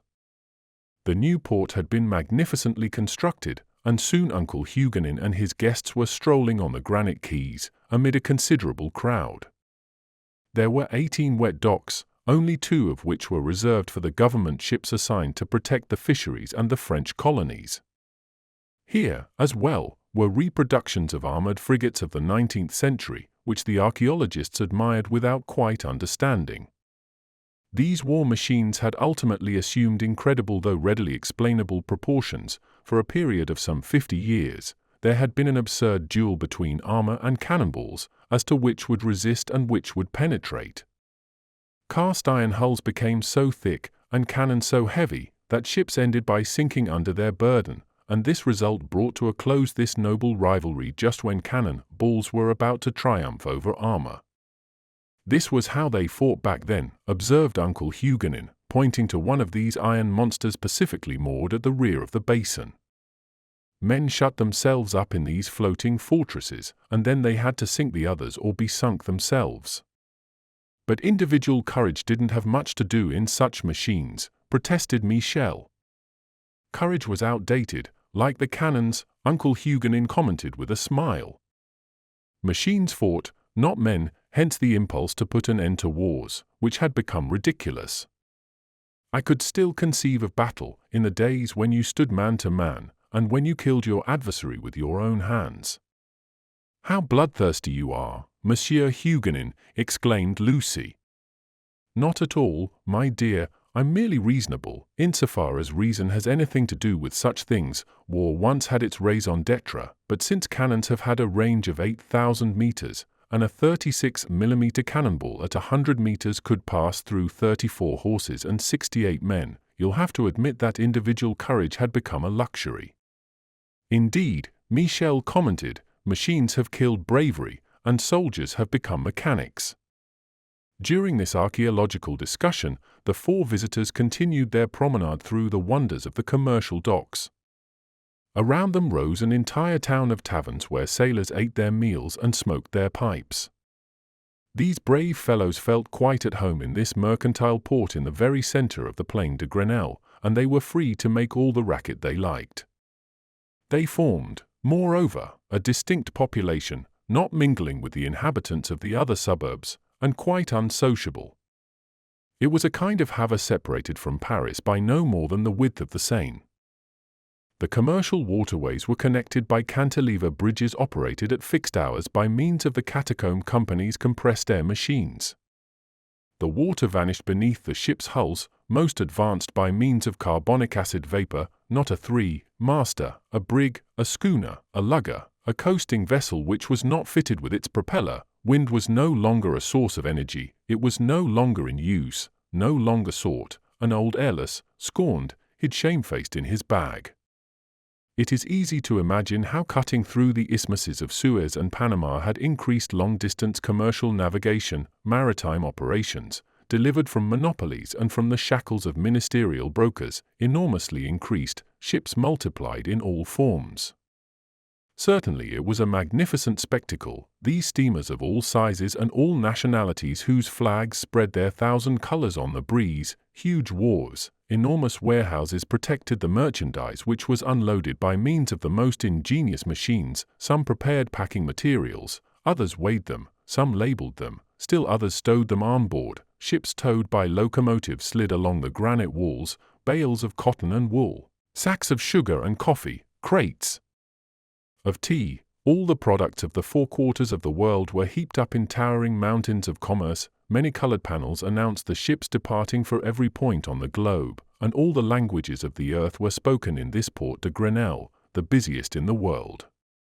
The sight of this vast basin from the heights of Arcueil or Meudon was really splendid. As far as the eye could see extended a forest of flag-studded masts. A tide signal tower stood at the entrance to the port, while at the rear an electric lighthouse, no longer much used, rose into the sky to a height of 152 meters. This was the highest monument in the world, and its lights could be seen, 40 leagues away, from the towers of Rouen Cathedral. The entire spectacle deserved to be admired. "This is all really splendid," said Uncle Huguenin. "Pulchre sight," echoed the professor. "If we have neither water nor sea wind," continued Monsieur Huguenin, "here at least are the ships which water bears and the wind drives." But where the crowd clustered most thickly, so that it became really difficult to pass through, was on the quays of the largest basin, which could scarcely accommodate the recently docked gigantic Leviathan IV. The last century's Great Eastern would not have been worthy to be her launch. Her home berth was New York, and the Americans could boast of having defeated the British. The ship had 30 masts and 15 chimneys. Of her 30,000 horsepower, 20,000 was for the drive wheels and 10,000 for the propeller. Railroad tracks made it possible to circulate swiftly from one end of her decks to the other, and in the space between the masts could be admired several squares planted with huge trees, whose shade spread over flower beds and lawns. Here the elegant passengers could ride horseback down winding bridle paths. Soil spread to a depth of 3 meters over the main deck had produced these floating parks. This ship was a world, and her crossings achieved prodigious results. She came from New York to Southampton in 3 days, 61 meters wide. Her length may be judged by the following fact. When Leviathan IV docked prow foremost at the quay, rear-deck passengers still had to walk a quarter of a league before they reached terra firma. "Soon," Uncle Huguenin said, strolling under the oaks, rowans, and acacias of the promenade deck, "soon they'll manage to construct that fantastic Dutch ship whose bowsprit was already at Mauritius when its helm was still in the harbor of Brest." Were Michel and Lucy admiring this enormous machine like the rest of this astonished crowd? I cannot say for certain, but they strolled about, speaking in low voices, or saying nothing at all, and staring into each other's eyes. They returned to Uncle Huguenin's lodgings without having seen much, or anything, of the wonders of the Port de Grenelle. Chapter 12. Quinsonnes's opinions on women. Michel spent the following night in a delicious insomnia. Why bother to sleep? Better to dream wide awake, which the young man did quite conscientiously until dawn. His thoughts touched the ultimate limits of ethereal poetry. The next morning, he walked through the offices and climbed onto his ledger. Quinsonnes was waiting for him. Michel shook or rather squeezed his friend's hand but seemed reluctant to speak. When he began dictating, his voice was strangely ardent. Quinsonnes stared at him, but Michel avoided meeting his eyes. Something's happened, the pianist reflected. What a strange expression. He looks like someone who's just come back from the tropics. The day passed in this fashion, Michel dictating, Quinçonas writing, each watching the other on the sly. A second day passed without producing any exchange of thoughts between the two friends. Love must be at the bottom of this, the pianist decided. Let him stew in his sentiments, eventually he'll talk. On the third day, Michel suddenly interrupted Quinçonas as he was forming a splendid capital letter. "My friend," he asked, blushing, "what do you think of women?" I was right, the pianist congratulated himself, but made no answer. Michel repeated his question, blushing even more deeply. "My boy," Quinçonas replied solemnly, putting down his pen, "our opinion of women, speaking as men, is quite variable. I myself don't think the same thing about them in the morning that I do at night. Spring leads me to different thoughts about them from those I have in autumn. Rain or fair weather can remarkably alter my doctrine. In short, even my digestion has an incontestable influence on my sentiments in their regard." "That's not an answer," said Michel. "My boy, let me respond to one question by another. Do you believe there are still women on this earth?" "Do I ever?" "You meet them from time to time." "Every day." "Understand me," the pianist continued. "I'm not talking about those more or less feminine beings whose goal is to contribute to the propagation of the human species, and who will ultimately be replaced by compressed air machines." "You're joking." "My friend, we are speaking quite seriously, but that may still afford some cause for complaint." "Oh please, Quinçonas!" Michel exclaimed. "Be serious." "Not for 1 minute. Gaiety is of the essence. I return to my proposition. There are no women left. The species has vanished, like pug dogs and megatheriums." "Please?" "Allow me to continue, my son. I believe that there were indeed women in the very remote past. The ancient writers speak of them in quite formal terms. They even cited, as the most perfect specimen among them, the Parisian. According to the old texts and prints of the period, she was a charming creature, unrivaled the world over. In herself she combined the most perfect vices and the most vicious perfections, being a woman in every sense of the word. But gradually the blood grew thin, the race deteriorated, and physiologists acknowledged this deplorable decadence in their texts. Have you ever seen caterpillars become butterflies? Certainly. Well, the pianist replied, this was just the opposite. The butterfly regressed to being a caterpillar. The caressing manner of the Parisian, her alluring figure, her witty and tender glances, her affectionate smile, her firm yet precise embonpoint soon gave way to certain long, lean, skinny, arid, fleshless, emaciated forms, to a mechanical, methodical, and puritanical unconcern. The waist flattened, the glance austerified, the joint stiffened. A stiff, hard nose lowered over narrowed lips. The stride grew longer. The angel of geometry, formerly so lavish with his most alluring curves, delivered woman up to all the rigors of straight lines and acute angles.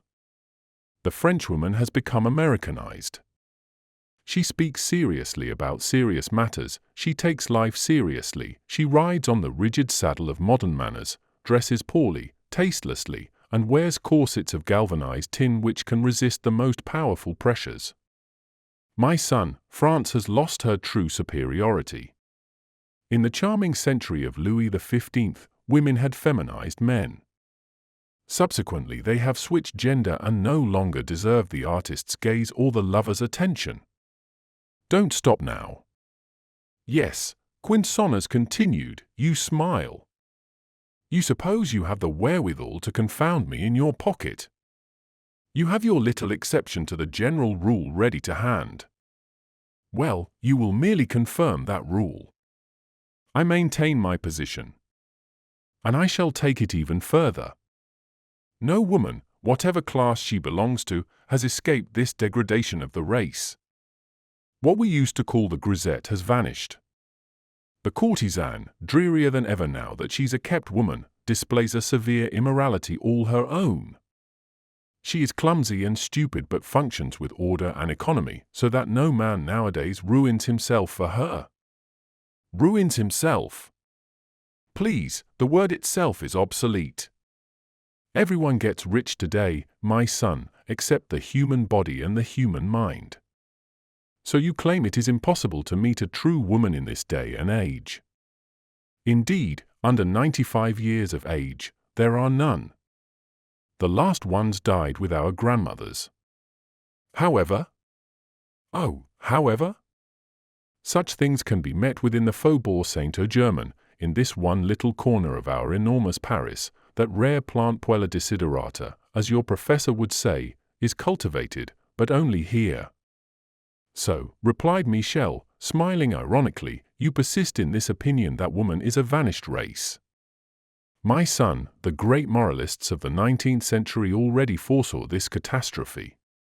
Balzac, who knew something about the subject, suggests as much in his famous letter to Stendhal. Woman, he says, is passion, man is action, and it is for this reason that man adores woman. Well, they are both action now, and as a consequence there are no longer any women in France. Fine, said Michel, and what do you think of marriage? Nothing good. But beyond that, I should be more inclined toward other men's marriages than my own. So you'll never marry? No, not until that famous tribunal demanded by Voltaire is convened to judge cases of infidelity, 6 men and 6 women, with a hermaphrodite with a deciding vote in case of a tie. Now be serious. I am being quite serious. Such a tribunal would be the only reliable guarantee. You remember what happened 2 months ago. Monsieur de Coutances brought adultery charges against his wife. No. Well, when the magistrate asked Madame de Coutances why she had forgotten her duties, she replied, I have such a poor memory. And was acquitted. And quite frankly, that response deserved an acquittal. Leaving Madame de Coutances aside, let's get back to marriage. My son, here is the absolute truth on this subject. Being a boy, one can always marry. Being married, one cannot become a boy again. Between the married state and the bachelor state yawns a dreadful abyss. Quinçonneurs, what is it you have against marriage? What I have is this. In an age when the family is tending toward self-destruction, when private interest impels each of its members into divergent paths, when the need to get rich at all costs destroys the heart sentiments, marriage seems to me a heroic futility. In the past, according to the ancient authors, things were quite different. Leafing through the old dictionaries, you will be astonished to find such terms as lares and penates, hearth and home, my life's companion, and so on, but such expressions have long since vanished, along with the things they represented. They are no longer used. It seems that in the past spouses, another word that has fallen into desuetude, intimately mingled their existence. People recalled these words of Sancho Panza. A woman's advice isn't much, but a man would have to be mad not to heed it.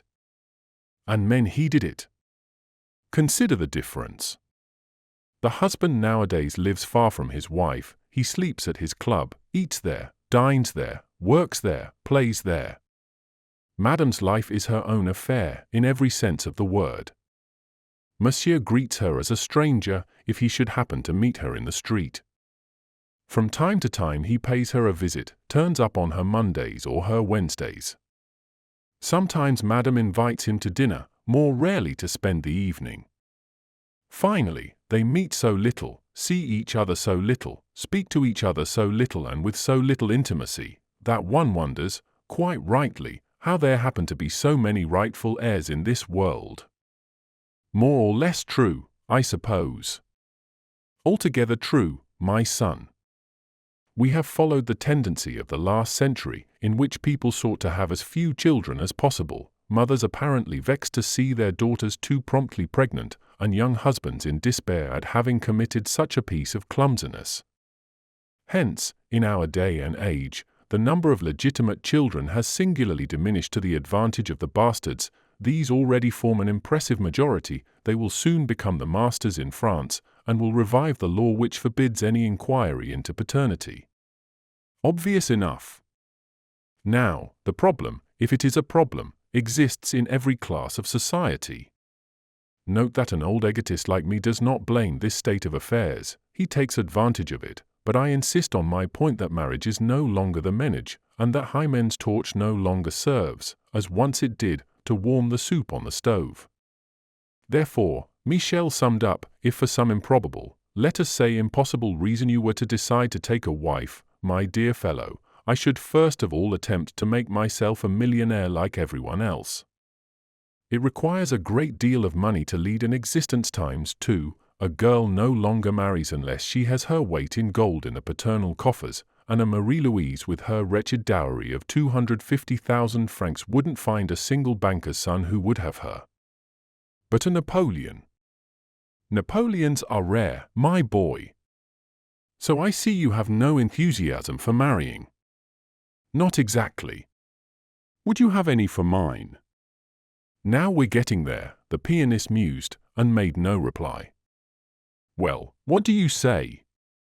I'm looking at you, Quinsonners replied solemnly. And I wonder where to begin tying you up. Me? Yes, madman, lunatic, what's happening to you? I'm happy, breathed Michel. Reason it out, either you have genius or you don't. The word offends you, so we'll say talent.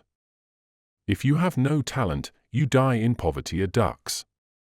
If you have talent, it's a different matter. Different how?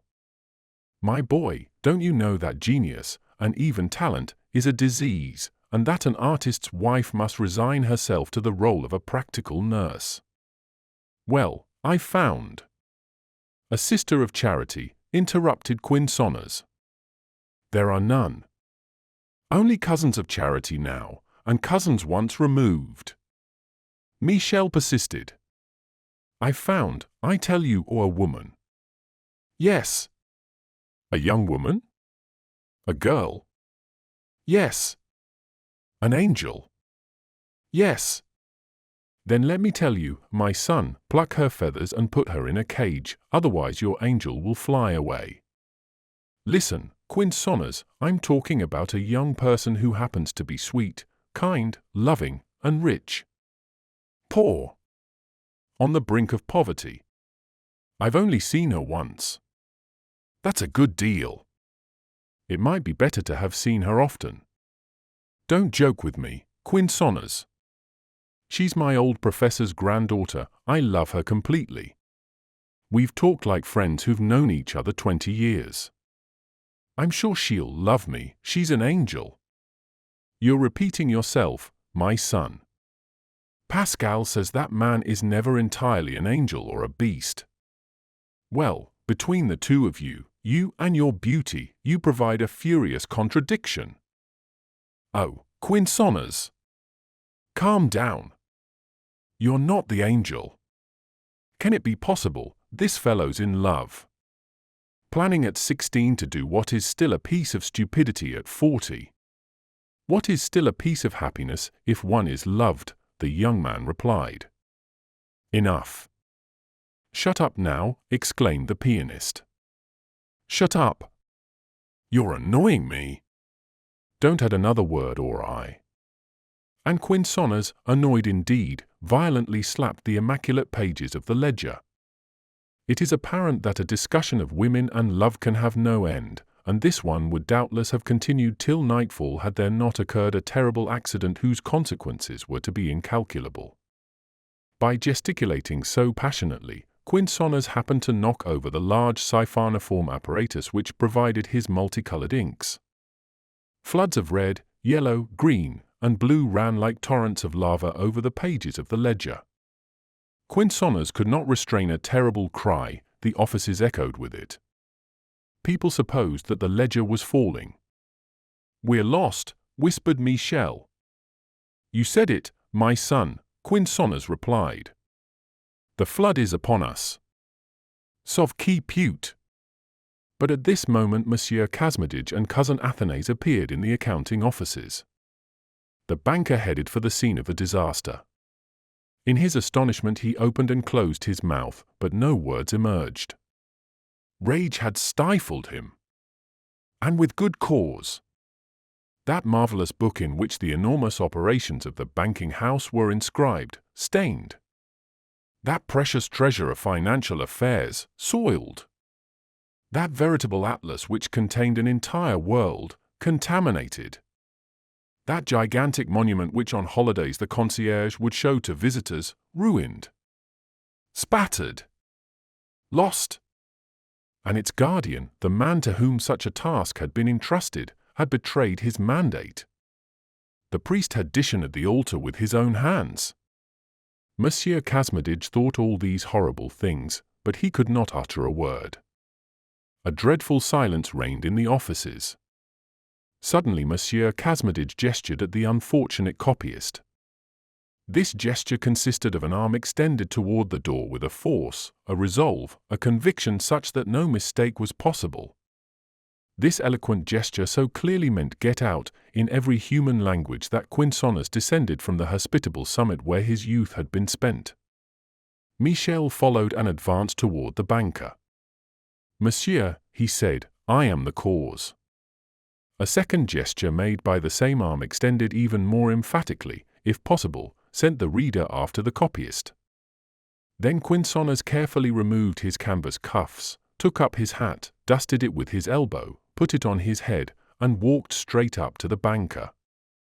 The latter's eyes were speaking daggers, but he still could not manage to emit a sound. "Monsieur Kazmidij and Company," Quinçonas remarked in his friendliest tone, "you may think I am the author of this crime, for it is indeed a crime to have dishonored your ledger. I must not allow you to remain in this error. Like all the evils of this world, it is women who have caused this irreparable misfortune. Therefore address your reproaches to our Mother Eve and to her stupid husband. All our pain or suffering proceeds from them, and when we have a stomachache, it is because Adam has eaten raw apples. On which note, good evening." And the artist left, followed by Michel, while Athanase propped up the banker's arm, even as Aaron did that of Moses during the battle of the Amalekites. Chapter 13. Concerning the ease with which an artist can starve to death in the 20th century. The young man's position was singularly altered. How many would have despaired in his place, who would scarcely have envisaged the question from his point of view? If he could no longer count on his uncle's family, he felt free at last. He was dismissed, rejected, and he believed he had escaped from prison, thanked for his services. It was he who had 1,000 thanks to give. His preoccupations did not permit him to know what would become of him. He felt capable of everything, of anything, once he breathed the open air. Quinçonas had some difficulty calming Michel down, but he was careful to let such effervescence diminish. "Come to my place," he said to Michel. "You must get some rest." "Rest? When day is breaking?" Michel objected, making extravagant gestures. "Metaphorically, day is breaking, I agree," Quinçonas replied, "but physically, it is growing dark, night has fallen, now we don't want to sleep by starlight, in fact, there is no starlight. Our astronomers are interested only in the stars we cannot see. Come with me, we'll discuss the situation."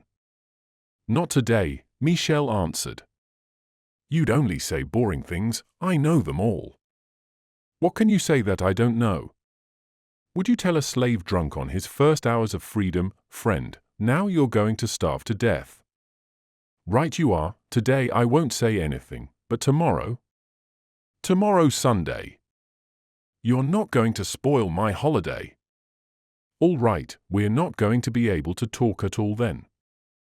Oh yes, we will, one of these days. Now here's an idea," said the pianist. "Since tomorrow is Sunday, suppose we visit your Uncle Huguenin. I'd like to make that good man's acquaintance." "As good as done." "Yes, and surely you'll allow the three of us to find a solution to the present situation." All right, if all three of us can't find an answer, there isn't one to be found. Quinsonas merely shook his head without saying another word. The next day, he took a gas cab early in the morning and called for Michel, who was waiting for him on the curb. He leaped into the vehicle, and the driver started up his motor. It was wonderful to see this machine move so swiftly without any apparent cause. Quinsonas greatly preferred this mode of locomotion to trains. It was fine weather. The gas cab moved through the still sleeping streets, turning corners sharply, ascending slopes with no difficulty, and sometimes riding with a wonderful speed along the asphalt highways. After some 20 minutes, it stopped at the corner of the Rue du Caille. Quinsonas paid the fare, and the two friends had soon climbed up to Uncle Huguenin's apartment. When he opened the door, Michel fell on his neck, then introduced Quinsonas. Monsieur Huguenin received the pianist cordially, asked his visitors to sit down, and immediately offered them some luncheon. Actually, Uncle, I'd made other plans. What plans, my boy? Plans to take you to the country for the day. To the country? But there is no country, Michel. Quite right, echoed Quinsonas. Where would you find country? I see that Monsieur Quinsonas shares my view. Completely, Monsieur Huguenin. You see, Michel, continued his uncle, for me, the country, even before trees, before fields, before streams, is above all fresh air. Now, for 10 leagues around Paris, there is no longer any such thing. We envied London's atmosphere and, by means of 10,000 factory chimneys, the manufacture of certain chemical products, of artificial fertilizers, of coal smoke, of deleterious gases, and industrial miasmas, we have made ourselves an air which is quite the equal of the United Kingdom's. Unless we were to travel far, too far for my old legs, there's no hope of breathing something pure. If you'll take my advice, we'll stay where we are, close our windows tight, and have our meal right here, as comfortably as we can. Matters turned out as Uncle Huguenin desired. They sat down at the table, they ate, they chatted about one thing and another, and Monsieur Huguenin observed Quinsonas, who could not help saying to him, at dessert, "My word, Monsieur Huguenin, you have a fine countenance. It's a pleasure to look at you, these days of sinister faces. Permit me to shake your hand once again. Monsieur Quinsonas, I feel I've known you some time. This boy has spoken of you so frequently. I know you are one of us, and I thank Michel for your good visit. He's done well to bring you here." Well now, Monsieur Huguenin, if you were to say that it was I who brought Michel, you'd be closer to the truth. What is it that's happened then, that Michel should be brought here? Monsieur Huguenin, brought is not the word, dragged is what I ought to have said. Oh, exclaimed Michel. Quinsonas always exaggerates. But what is it? Monsieur Huguenin, look at us carefully. I am looking at you, gentlemen. All right, Michel, turn around so that your uncle can examine you from every angle. Am I to be told the motive for this exhibition? Monsieur Huguenin, don't you find something about us that resembles men who have lately been kicked out? Kicked out? Yes, kicked out in the worst possible way. You mean some misfortune has befallen you? Good fortune. Michel broke in. Child, said Quinsonas, shrugging his shoulders. Monsieur Huguenin, we are quite simply out on the street, or better still, on the asphalt of Paris. Can it be possible? Yes, uncle. But what has happened? It was like this, Monsieur Huguenin. Quinsonas then began the story of his catastrophe, his way of telling a story and of considering events, and his own part in them, and his exuberant philosophy drew involuntary smiles from Uncle Huguenin. Yet there's really nothing to laugh about, he said. Or to cry about, said Michel. What will become of you? Don't concern yourself with me, said Quinsonas, the point is the child. It would be best of all, the young man retorted, if you talked as if I weren't here. Here's the situation, Quinsonas continued. Given a boy who can be neither a financier nor a businessman nor an industrialist, how will he manage in a world like ours? That is certainly the question, said Uncle Huguenin, and a singularly embarrassing one. You have just named, monsieur, the only 3 acknowledged professions. I can think of no others, unless one were to be a landowner, said the pianist. Exactly. A landowner, exclaimed Michel, bursting into laughter. And he laughs, exclaimed Quinsonas. He treats with unforgivable frivolity a profession as lucrative as it is honorable.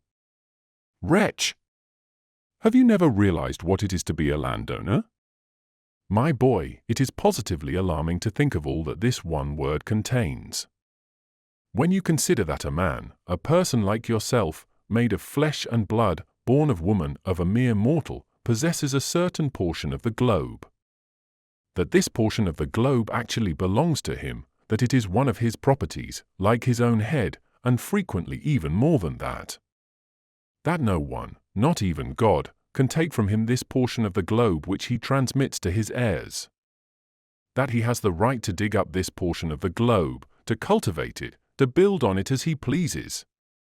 That the air which surrounds it, the water which irrigates it, everything is his. That he can burn its trees, drink its streams, and eat its grass, if he chooses.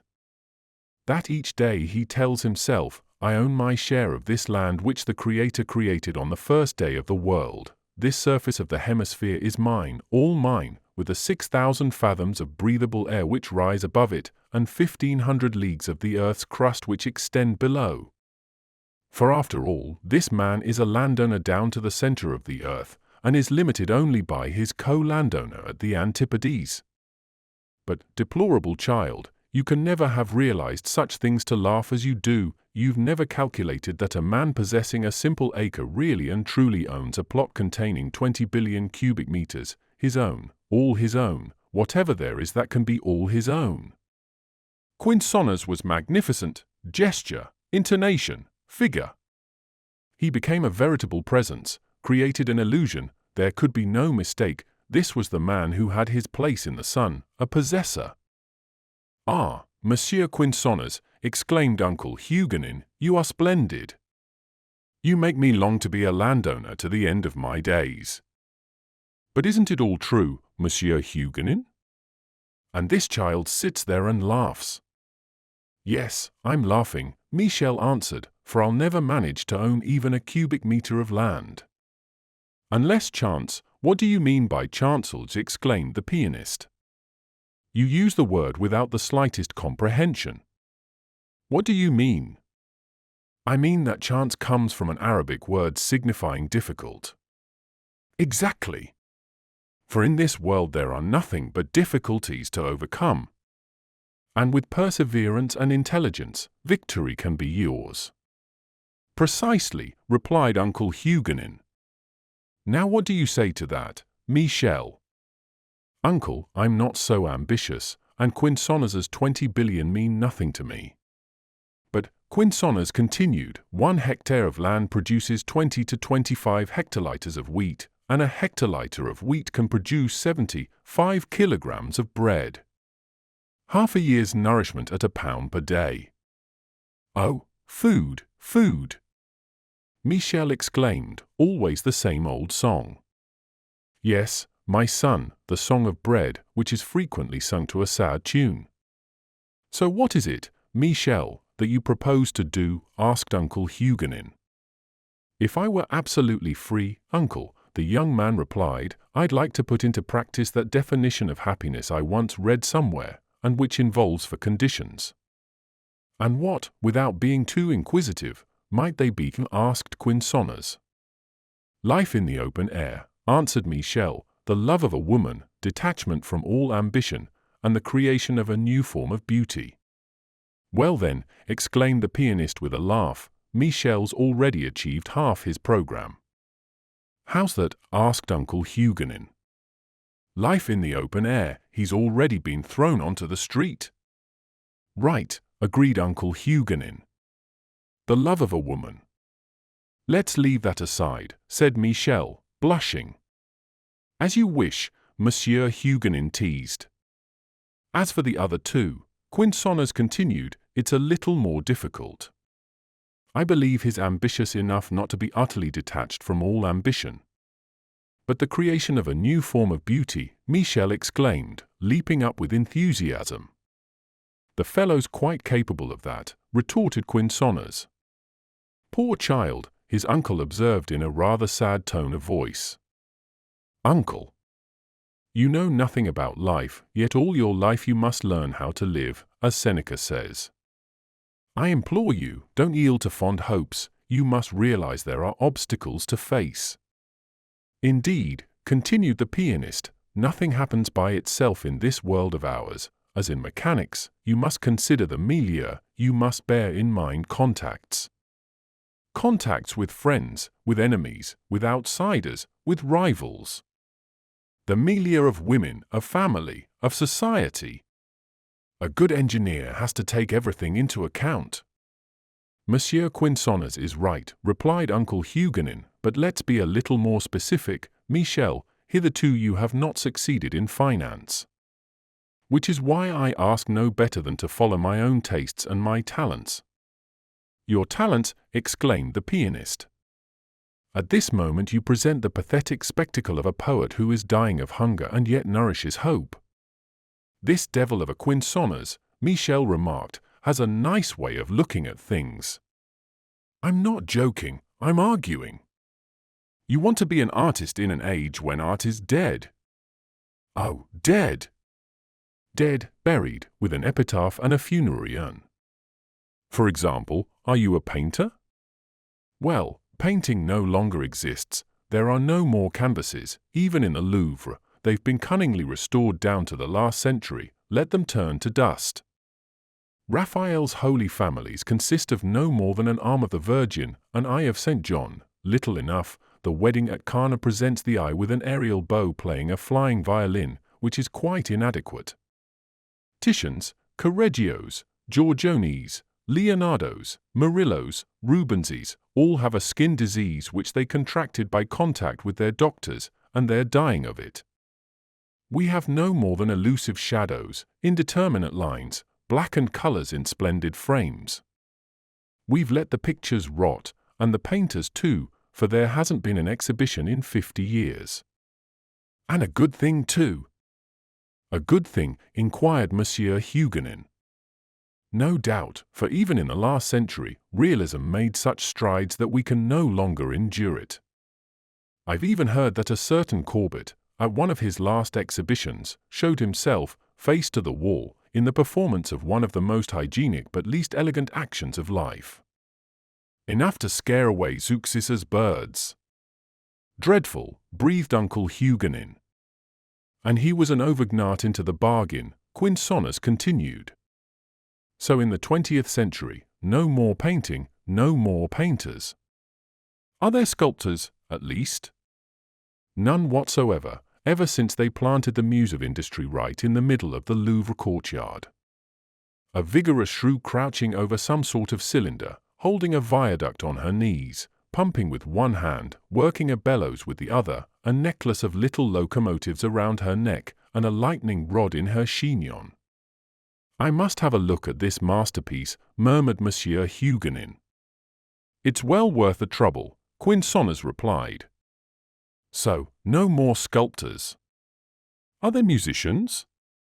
Michel is quite aware of my opinions on that subject. Is literature your field? But who reads novels?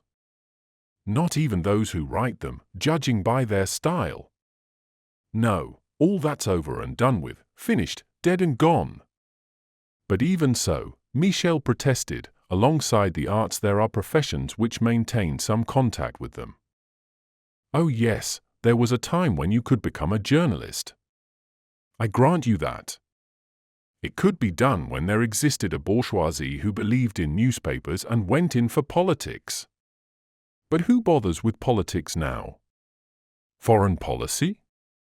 No, war is no longer possible, and diplomacy is old-fashioned. Domestic policy? Dead calm. There are no parties in France, the Royalists are in trade now, and the Republicans in industry. There may be a few Legitimists attached to the Bourbons of Naples, who support a little gazette to publish their size. The government conducts its affairs like a good merchant, and pays its bills regularly enough. They even say it will distribute a dividend this year. Elections no longer interest anyone. Depute sons succeed depute fathers, calmly plying their legislators' trade without making much noise about it, like good children doing their homework in their rooms. You'd really suppose that a candidate came from the word candid. Faced with such a state of affairs, what's journalism good for? Nothing. All of which is sad but true, replied Uncle Huguenin. Journalism has had its day. Yes, like a discharged soldier from Fontevraud or Melun, and it won't have another. 100 years ago, we abused our privilege, and we're paying for it now. In those days few enough people read, but everyone wrote. In 1900 the number of periodicals in France, political or otherwise, reached 60,000. They were written in every dialect for the instruction of the countryside, in Picard, in Basque, in Breton, in Arabic. Yes, gentlemen, there was an Arabic journal, La Sentinelle du Sahara, whom the jokers of the day used to call a journal hebdomadaire. And all that fine frenzy of newspapers soon led to the death of journalism, for the indisputable reason that writers outnumbered readers. In those days, Uncle Huguenin put in, there was also the little local paper in which you rubbed along as best you could. Doubtless, Quinsonner's returned, but with all its fine qualities, the same thing was true of it as of Roland's Mare. The fellows who wrote it so abused their wits that the well ran dry. No one understood anything any more, among the few who still read. Moreover, those estimable writers ended by more or less killing each other off, for there never was such a consumption of slaps and canings. You had to have a strong back and a good cheek to survive. Excess led to catastrophe, and local journalism joined the grand affair in oblivion. But wasn't there also criticism? Michel asked, and didn't criticism support its personnel? I believe it did, Quinsonner's replied. It had its princes. There were those who had talent and to spare, even spare talents. These grand seigneurs had their clientele, some were even willing to set a price on their praises, and such prices were paid. And paid until the moment when an unexpected event radically extinguished the high priests of calumny. What event? Asked Michel. The application on a grand scale of a certain article of the Civil Code. Any person named in an article was entitled to respond in the same organ with an equal number of lines.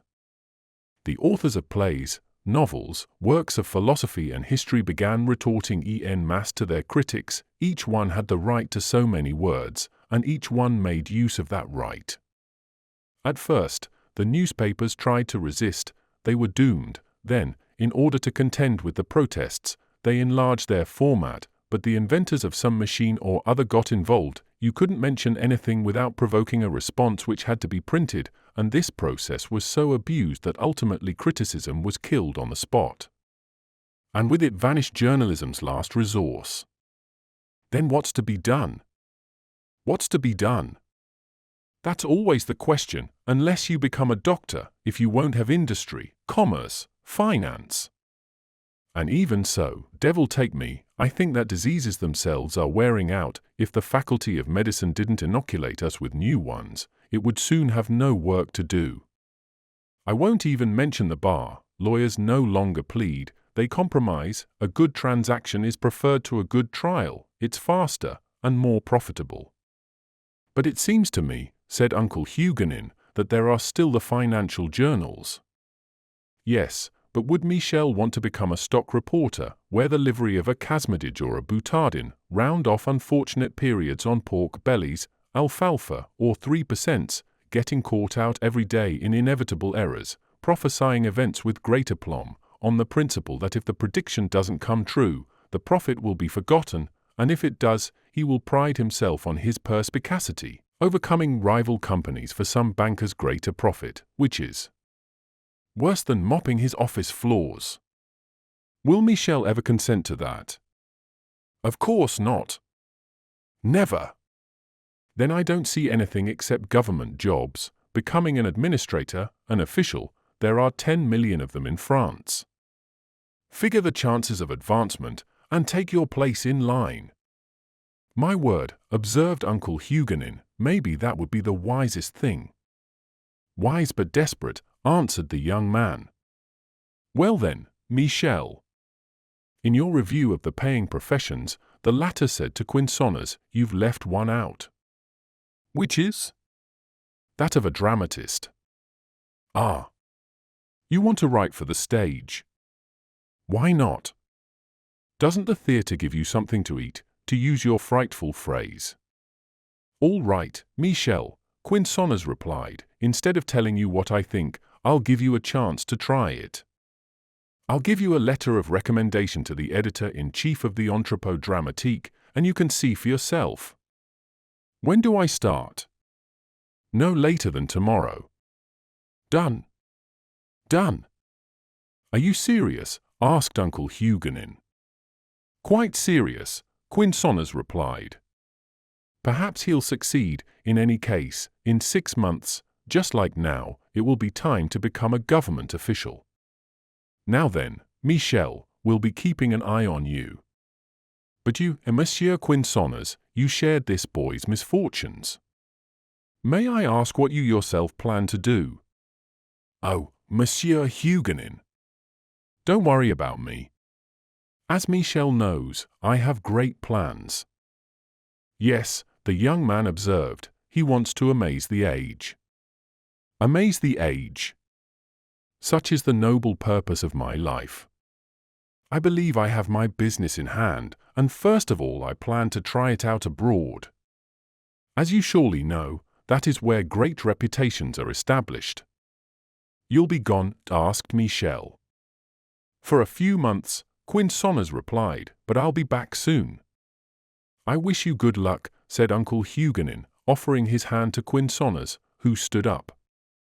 And thank you for everything your friendship has done for Michel.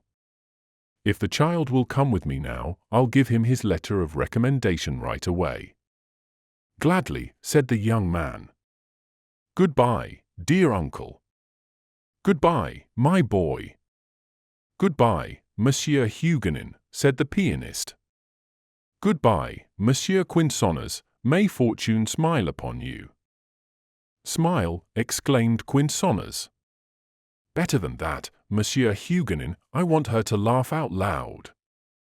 Chapter 14. Le Grand Entrepôt Dramatique. In an age when everything was centralized, thought as well as mechanical power, the creation of a sort of theatrical depository, an entrepôt dramatique, was a foregone conclusion. By 1903 a group of practical and enterprising men had obtained the patent for this important company. Within 20 years, however, it passed into government hands and functioned under the orders of a director general who was a state official. The Entrepôt Dramatique furnished the capital's 50 theatres with plays of all sorts. Some were composed in advance. Others were commissioned, sometimes to the requirements of a certain actor, others to satisfy certain concepts. Censorship, confronted with this new state of affairs, tended to disappear, of course, and its emblematic scissors had grown rusty. Moreover, from wear and tear they had become quite dull, but the government avoided the unnecessary expense of having them sharpened. The directors of the Parisian and provincial theatres were state officials, appointed, pensioned, retired, and decorated, according to their ages and their services. The performers drew on the budget, though they were not yet government employees. The old prejudices in their regard were weakening day by day. Their métier counted among the honorable professions. They were increasingly to be seen in salon comedies in the best circles. They shared their roles with the guests and had ultimately become part of society. Great ladies now gave cues to great tragediennes, and in certain roles were heard to say lines such as "You far surpass me, madam, virtue shines in your countenance, I am but a wretched courtesan," and other such courtesies. There was even one wealthy sociétaire of the Comédie Française who made her own children perform chamber plays in her own home. All of which singularly ennobled the acting profession. The creation of the Grand Entrepôt Dramatique did away with the troublesome necessity of authors. The employees received their monthly salaries, extremely high ones, moreover, and the state collected the theatre's receipts. Hence the state was in the position of controlling dramatic literature. If Le Grand Entrepôt produced no masterpieces, at least it amused docile audiences by harmless works. Old authors were no longer performed. Occasionally, and as an exception, some work by Molière was put on at the Palais Royal, with couplets and lazzi composed by the actors themselves, but Hugo, Dumas, Ponsard, Augier, Scribe, Sardou, Barrière, Muris, Vacquerie were eliminated en masse. They had somewhat abused their talents in the past to carry away the public, but in a well-organized society, it was thought best for the public to walk, not run. Hence matters were now arranged in a methodical fashion, as is suitable in a civilized society. The author's officials lived well and did not tire themselves. There were no more bohemian poets, those erratic geniuses who seemed eternally to protest against the order of things. Who could complain of this organization which extinguished the artist's personality and furnished the public precisely the amount of literature necessary to its needs? Occasionally some poor devil, feeling the sacred fire kindled in his breast, attempted to rebel, but the theatres were closed to him by their contracts with Le Grand Entrepôt Dramatique. The misunderstood poet would publish his fine comedy at his own expense, it would remain quite unread and eventually fall prey to those tiny creatures the entomozo area, which would ineluctably have been the most learned of their age, had they read all they were given to chew. So it was to the Grand Entrepôt, lawfully recognized as an establishment of public utility, that Michel Dufresnoy made his way, a letter of recommendation in his hand. The company's offices were located in the Rue Neuve Palestro and occupied an old, unused barracks. Michel was shown into the director's office. The director himself was an extremely serious man, quite imbued with the importance of his functions. He never laughed or even smiled at the liveliest repartee of his vaudevilles. Hence he was said to be quite bomb-proof. His employees reproached him for his somewhat military leadership, but he had so many people to deal with. Comic authors, tragic authors, vaudevillians, librettists, not to mention the 200 workers in the copying office, and the legion of members of the claque. For the administration also furnished claques to the theatres, according to the nature of the plays performed. The most learned experts had instructed these carefully disciplined employees in the delicate art of applause, and they had mastered the entire range of its nuances. Michel presented Quinsonnes's letter. The director read it through and said, Monsieur, I am well acquainted with your protector, and I shall be delighted to do him a favor in this regard. He mentions your literary aptitudes. Monsieur, the young man modestly replied, I have as yet produced nothing. All the better, in our eyes, that is a virtue. But I have some new ideas. Of no use, monsieur. We are not concerned with novelty here, all personality must be dispensed with.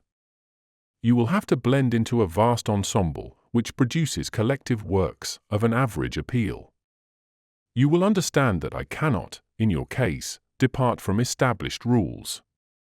You must take an examination in order to qualify for a position. An examination? Yes, a written composition. Very well, monsieur. I am at your disposition. Do you think you are ready for the examination today? Certainly. Right now. The director gave orders, and soon Michel was installed at a desk with pen, paper, ink, and a composition subject. He was left alone in the room. Imagine his astonishment. He had expected to deal with a bit of history, to summarize some product of dramatic art, to analyze a masterpiece of the old repertoire. How childish! His assignment was to imagine a striking effect, a curtain line, say, in a given situation. To compose a song with a witty refrain, and to invent a play on words that would draw a laugh. Michel took his courage in both hands and set to work. For the most part, his composition was poor and incomplete, he lacked dexterity, what was still, in the Parisian theatres, called La Patte. His curtain line left a great deal to be desired. His refrain was too poetical for a vaudeville, and his pun quite missed the point. Nonetheless, thanks to his protector, he was given employment at 1,800 francs. Since his curtain line was the least inadequate part of his examination, he was put in the comedy division.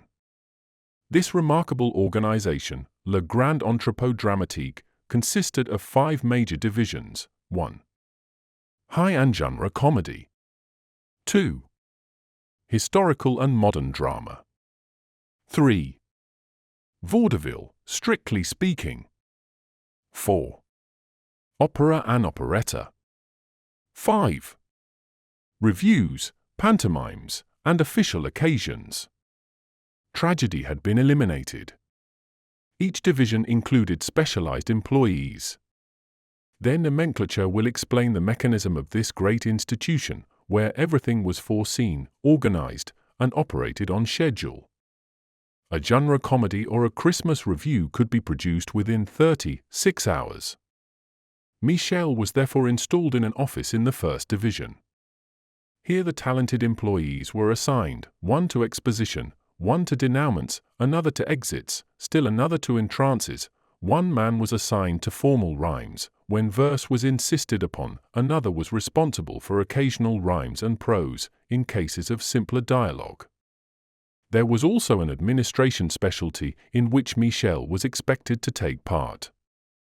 These highly skilled employees were required to rewrite the plays of previous centuries, either actually copying them or somewhat altering the characters. It was in this fashion that the administration had just gained an enormous success at the Théâtre du Gymnase with Le Demi-Monde, ingeniously transformed. The Baroness d'Angy had become a naive and inexperienced young woman who nearly fell into Nanjac's nets. Without her friend, Madame de Jalin, the said Nanjac's former mistress, the trick would have been turned. Moreover, the episode of the apricots, and the description of this world of married men whose wives were never seen, took the house by storm. Gabrielle had also been reworked, the state having been concerned to spare the feelings of lawyers' wives in some circumstance or other.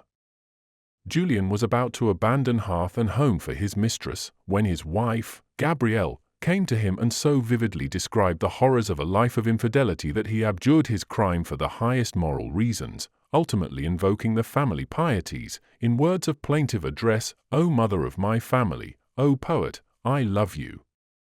This play, entitled Julien, was actually crowned by the Académie Française.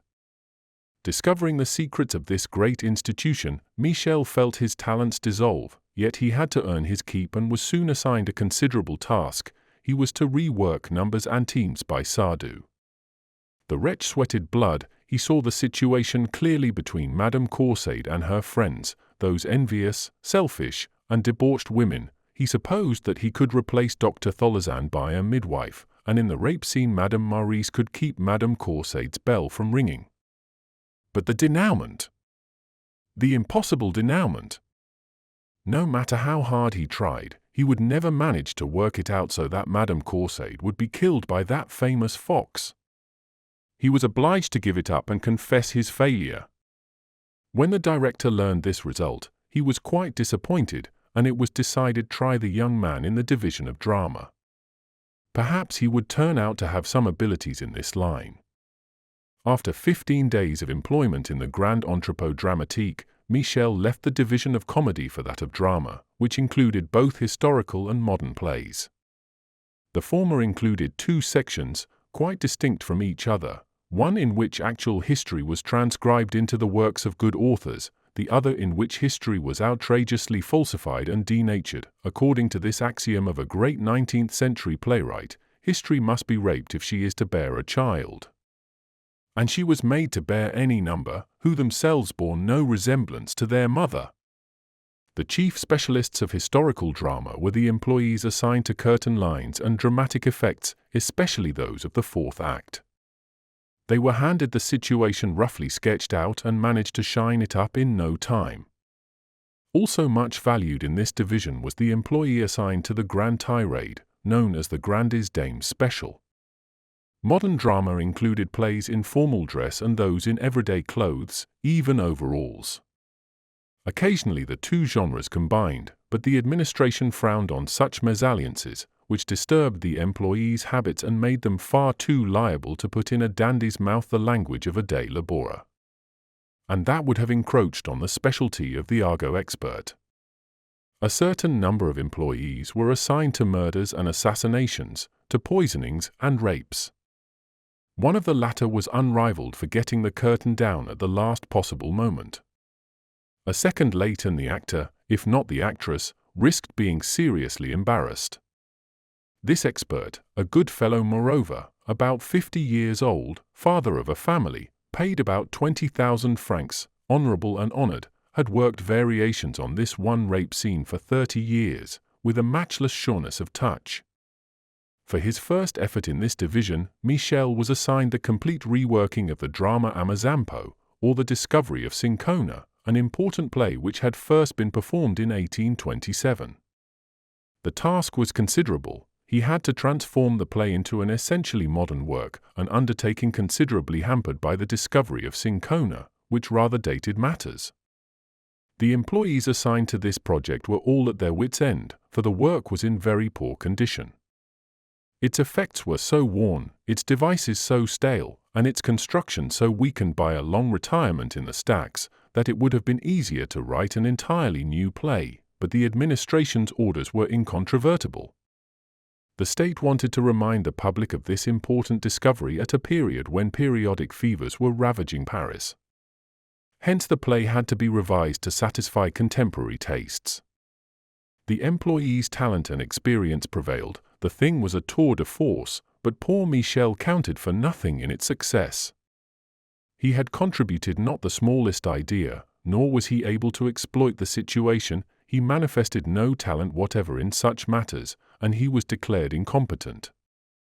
A report that was anything but complimentary was sent to the director, and it was determined, after a month of drama, that Michel was to move down to the 3rd division. "I'm good for nothing," the young man moaned. "I have neither imagination nor wit. But all the same, what a way to write plays!" And he despaired, cursing this organization and forgetting that collaboration in the 19th century contained in germ the entire institution of the Grand Entrepôt Dramatique. Here it was merely collaboration raised to the 100th power.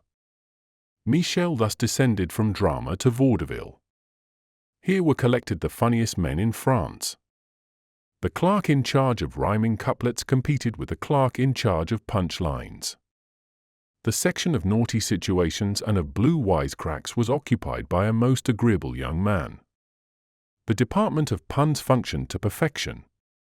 Moreover, there was a central office of jokes, witty repartee, and preposterous phrases. It fulfilled all the needs of the service in all 5 divisions. The administration tolerated the use of a funny line only if it had not been used for at least 18 months. According to regulations, clerks incessantly ransacked the dictionary and collected all the terms, gallicisms, and special phrases which, diverted from their usual meaning, produced an unexpected effect. At the company's last inventory, it reported an accumulation of 75,000 plays on words, 1/4 of which were entirely new and the rest still presentable. The former, of course, were more expensive. Thanks to this economy and this accumulation, the products of the 3rd division were excellent. When Michel's lack of success in the upper divisions was learned, he was deliberately assigned to an easy role in the confection of vaudevilles. He was not asked to think up new ideas or to invent clever lines. He was provided with a situation and his task was merely to develop it. His first job was a curtain raiser for the Palais Royal Theatre. The piece exploited a situation still fresh in the theatre and full of the surest effects. Sterne had already sketched it in Chapter 73 of Book 2 of Tristram Shandy, in the episode of Fututorius. The mere title indicated the premise. The play was called Button Up Your Trousers. It may readily be observed how much humor could be drawn from that piquant position of a man who has forgotten to satisfy the most imperious requirement of masculine habiliment. the terrors of his friend introducing him into a salon of the Faubourg Saint-Germain, the embarrassment of the mistress of the house, added to the skill of the actor who was able to play on the audience's fear that at any moment, and on the hilarious terror of the ladies who. Here was the substance for an enormous success. Yet Michel, at grips with this highly original idea, was horror-stricken and actually ripped to shreds the scenario which had been entrusted to him. Bah, he decided, I shall not stay another minute in this charnel house. I'd rather starve to death. And he was right. What would he have done? Sink to the division of operas and operettas? Yet he would never have consented to write the mindless verses which the musicians of his day required. And if he sank even further to revue, to pantomimes, to official occasions.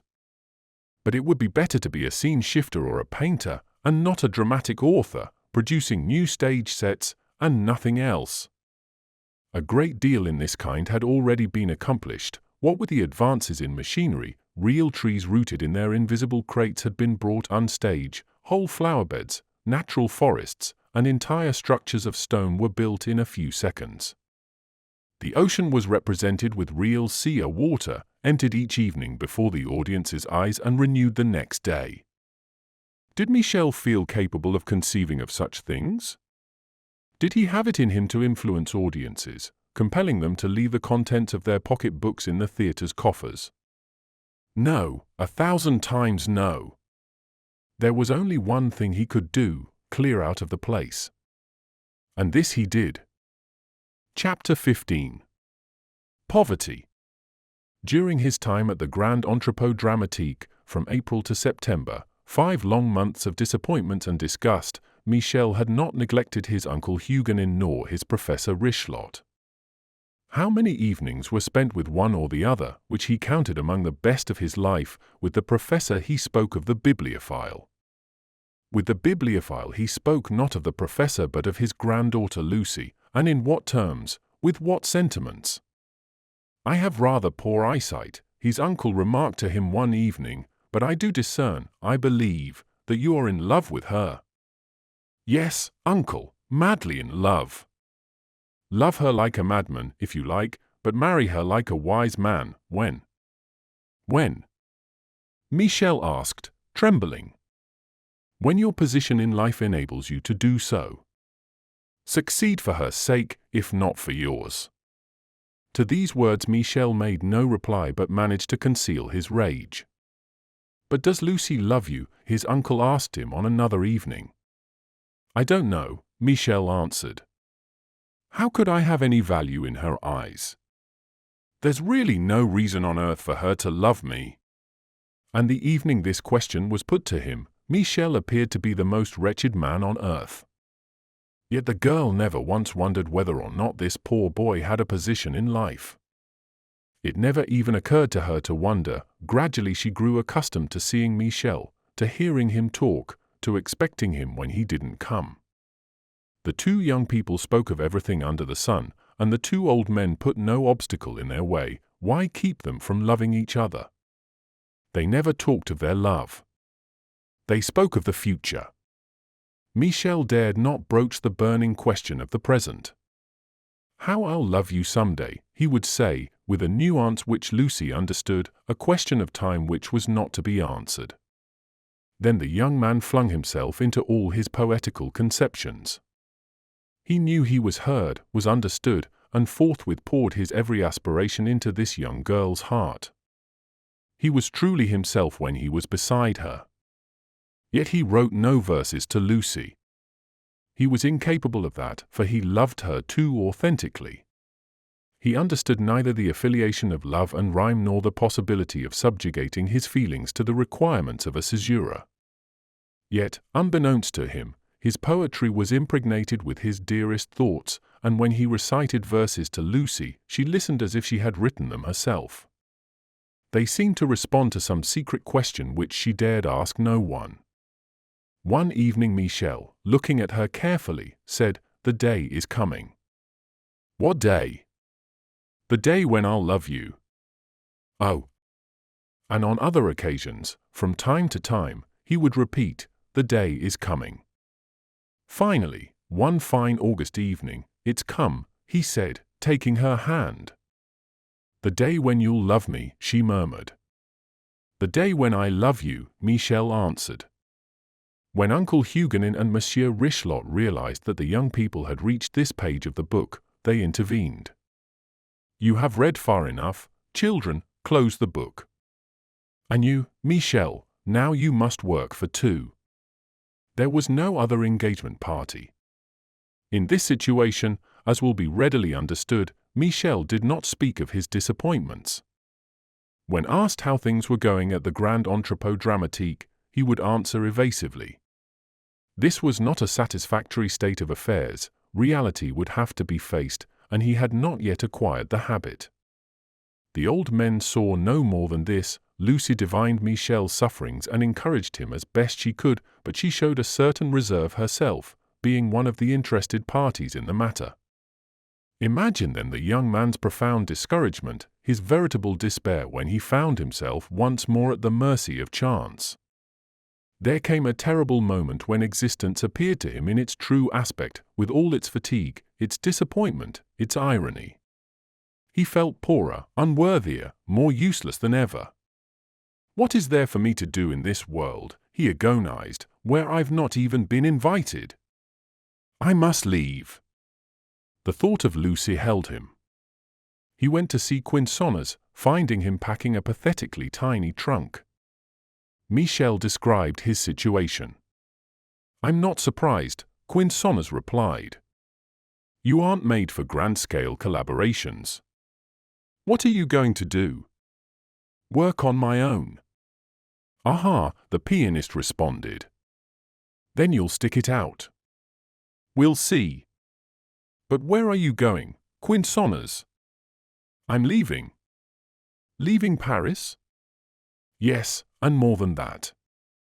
It's not in France that French reputations are made today. It's foreign products we import, so I'm going to get myself imported." "But where are you going?" "To Germany, to stir up those beer drinkers and pipe smokers." "You'll hear about me." "And you still have your secret means." "Oh yes." "But what about you? You're going to fling yourself into the struggle for existence, which is a good thing. Have you any money?" "A few hundred francs." "Not much at all."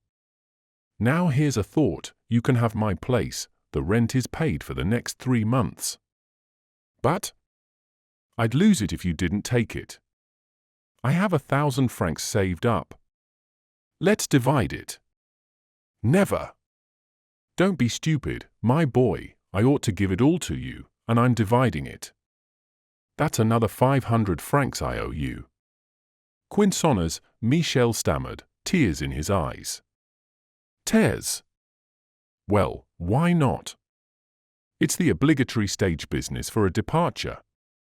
Calm yourself, I'll be back." "All right, give us a hug." Michel flung himself into the arms of his friend, who had promised himself he would not be moved, and who fled in order not to break his promise. Michel remained alone.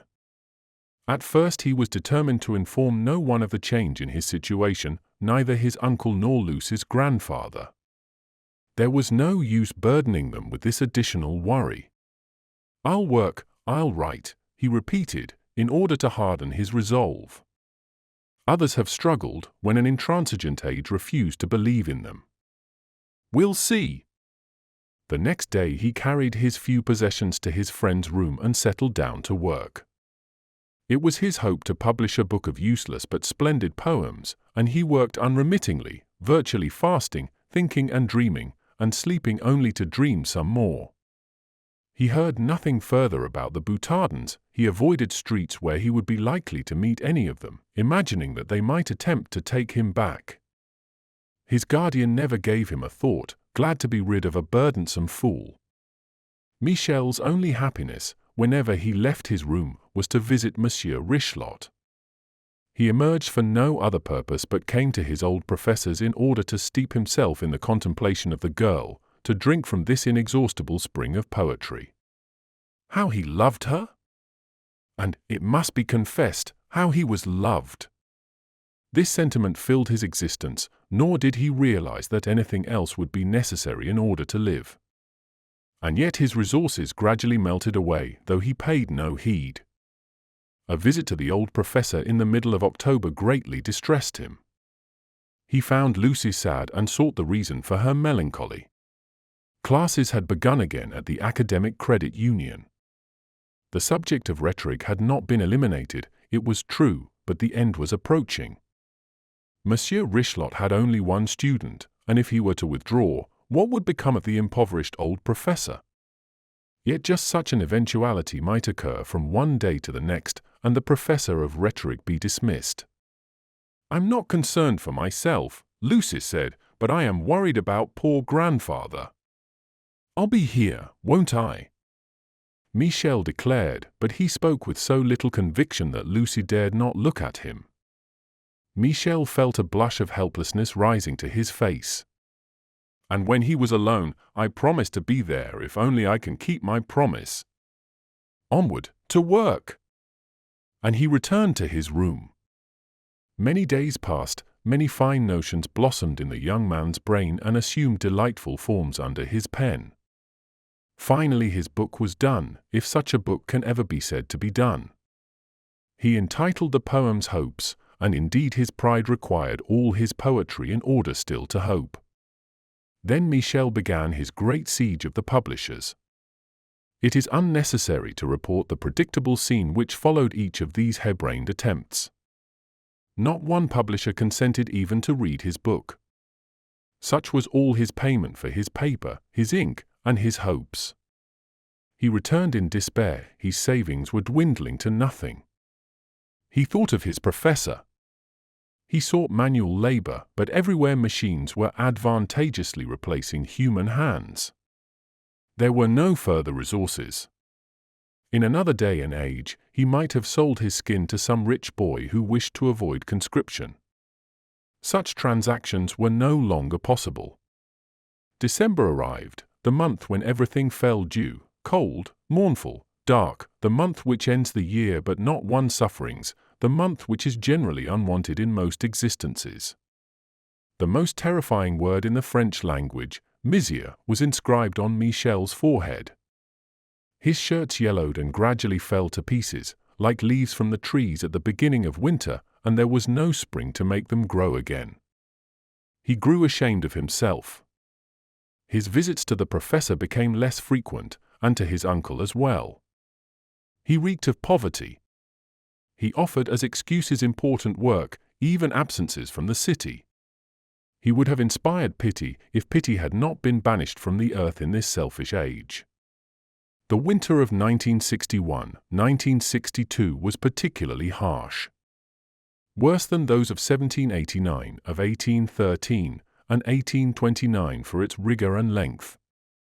In Paris, the cold set in on November 15th, and the freeze continued uninterrupted until February 28th. The snow reached a depth of 75 centimeters, and the ice in ponds and on several rivers a thickness of 70 centimeters. For 15 days the thermometer fell to 23 degrees below freezing.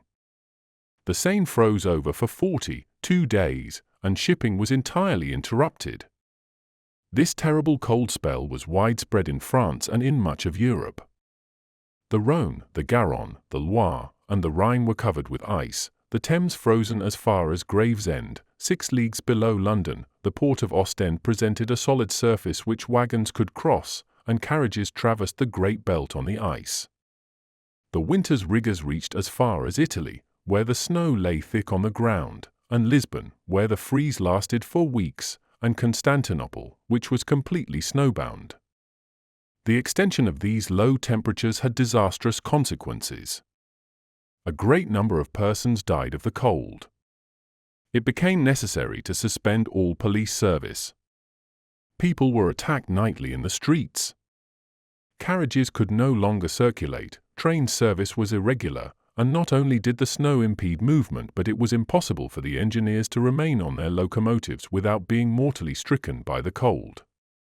Agriculture was especially afflicted by this enormous calamity.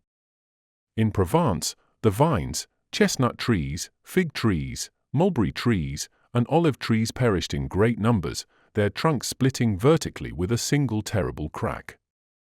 Even the reeds and briars succumbed to the snow. The year's wheat and hay harvests were utterly compromised. It is easy to imagine the dreadful sufferings of the poor, despite the state's relief efforts. Scientific resources were impotent in the face of such an invasion.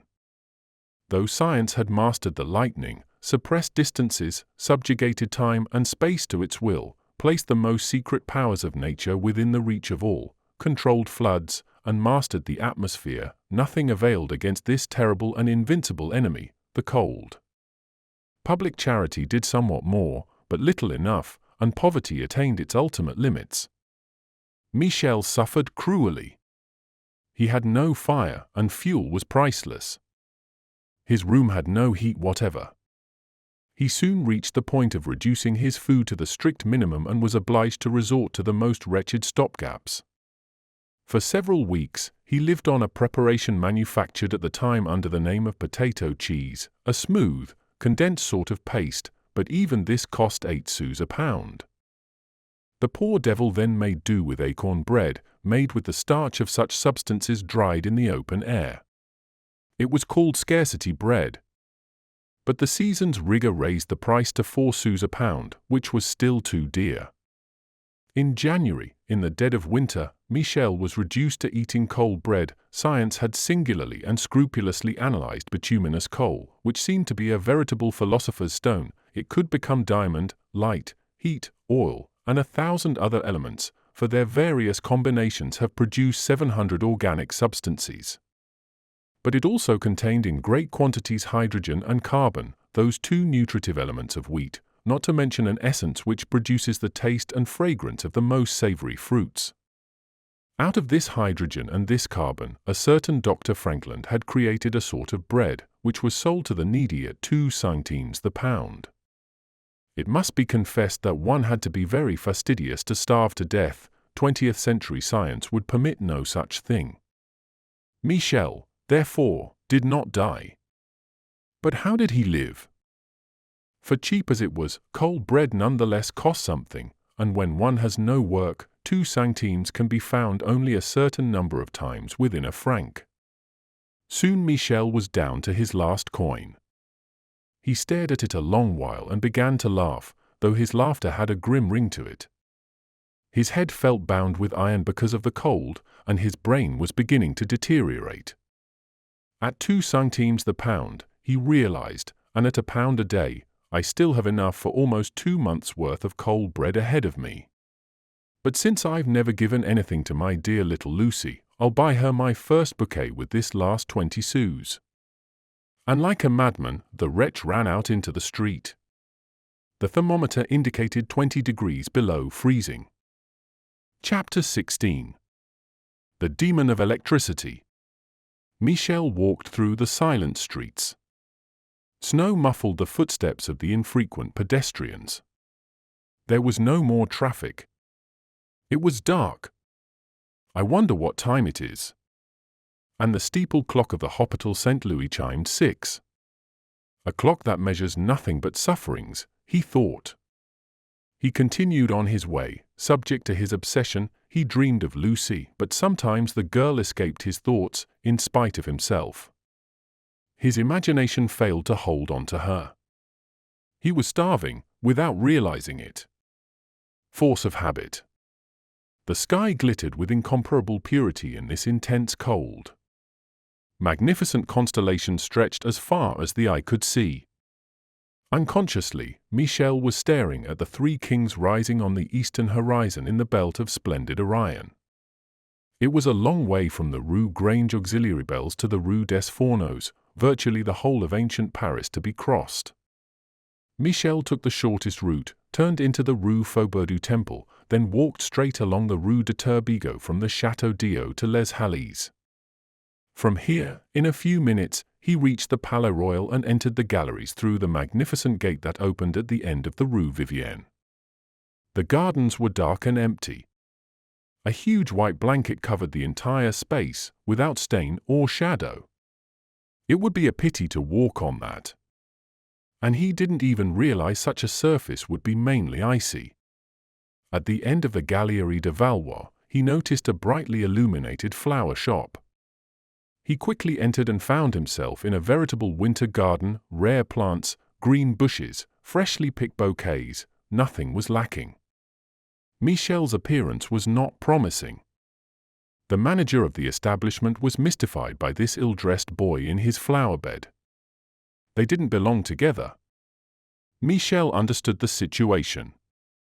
Nothing for it, a sudden voice spoke up in his ears. "What kind of flowers can you give me for 20 sous?" "For 20 sous," exclaimed the florist with supreme disdain, "and in December." "Just one flower, then," Michel answered.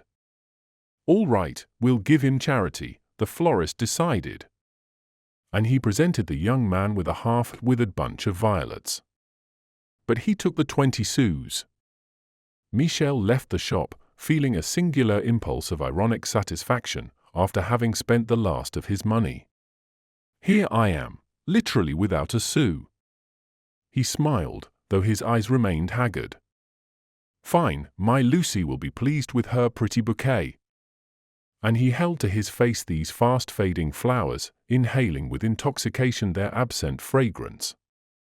"She'll be glad to have violets in the middle of winter. Onward!" He reached the quay, crossed the Pont Royal, and made his way through the neighborhood of the Invalides and the École Militaire. It had kept the name, at least, and 2 hours after leaving his room in the Rue Grange Auxiliary Arbels, he arrived at the Rue des Fourneaux. His heart was pounding, and he was aware of neither cold nor fatigue. "I'm sure she's expecting me. It's been so long since I've seen her." Then a thought occurred to him. "But I don't want to interrupt their dinner, that wouldn't be right. They'd have to invite me in. What time is it now?" 8 o'clock, answered the Église Saint-Nicolas, whose steeple was sharply silhouetted against the sky. "Oh. By now everyone's finished dinner." He headed for number 49 and knocked gently at the door, hoping to surprise his friends. The door opened.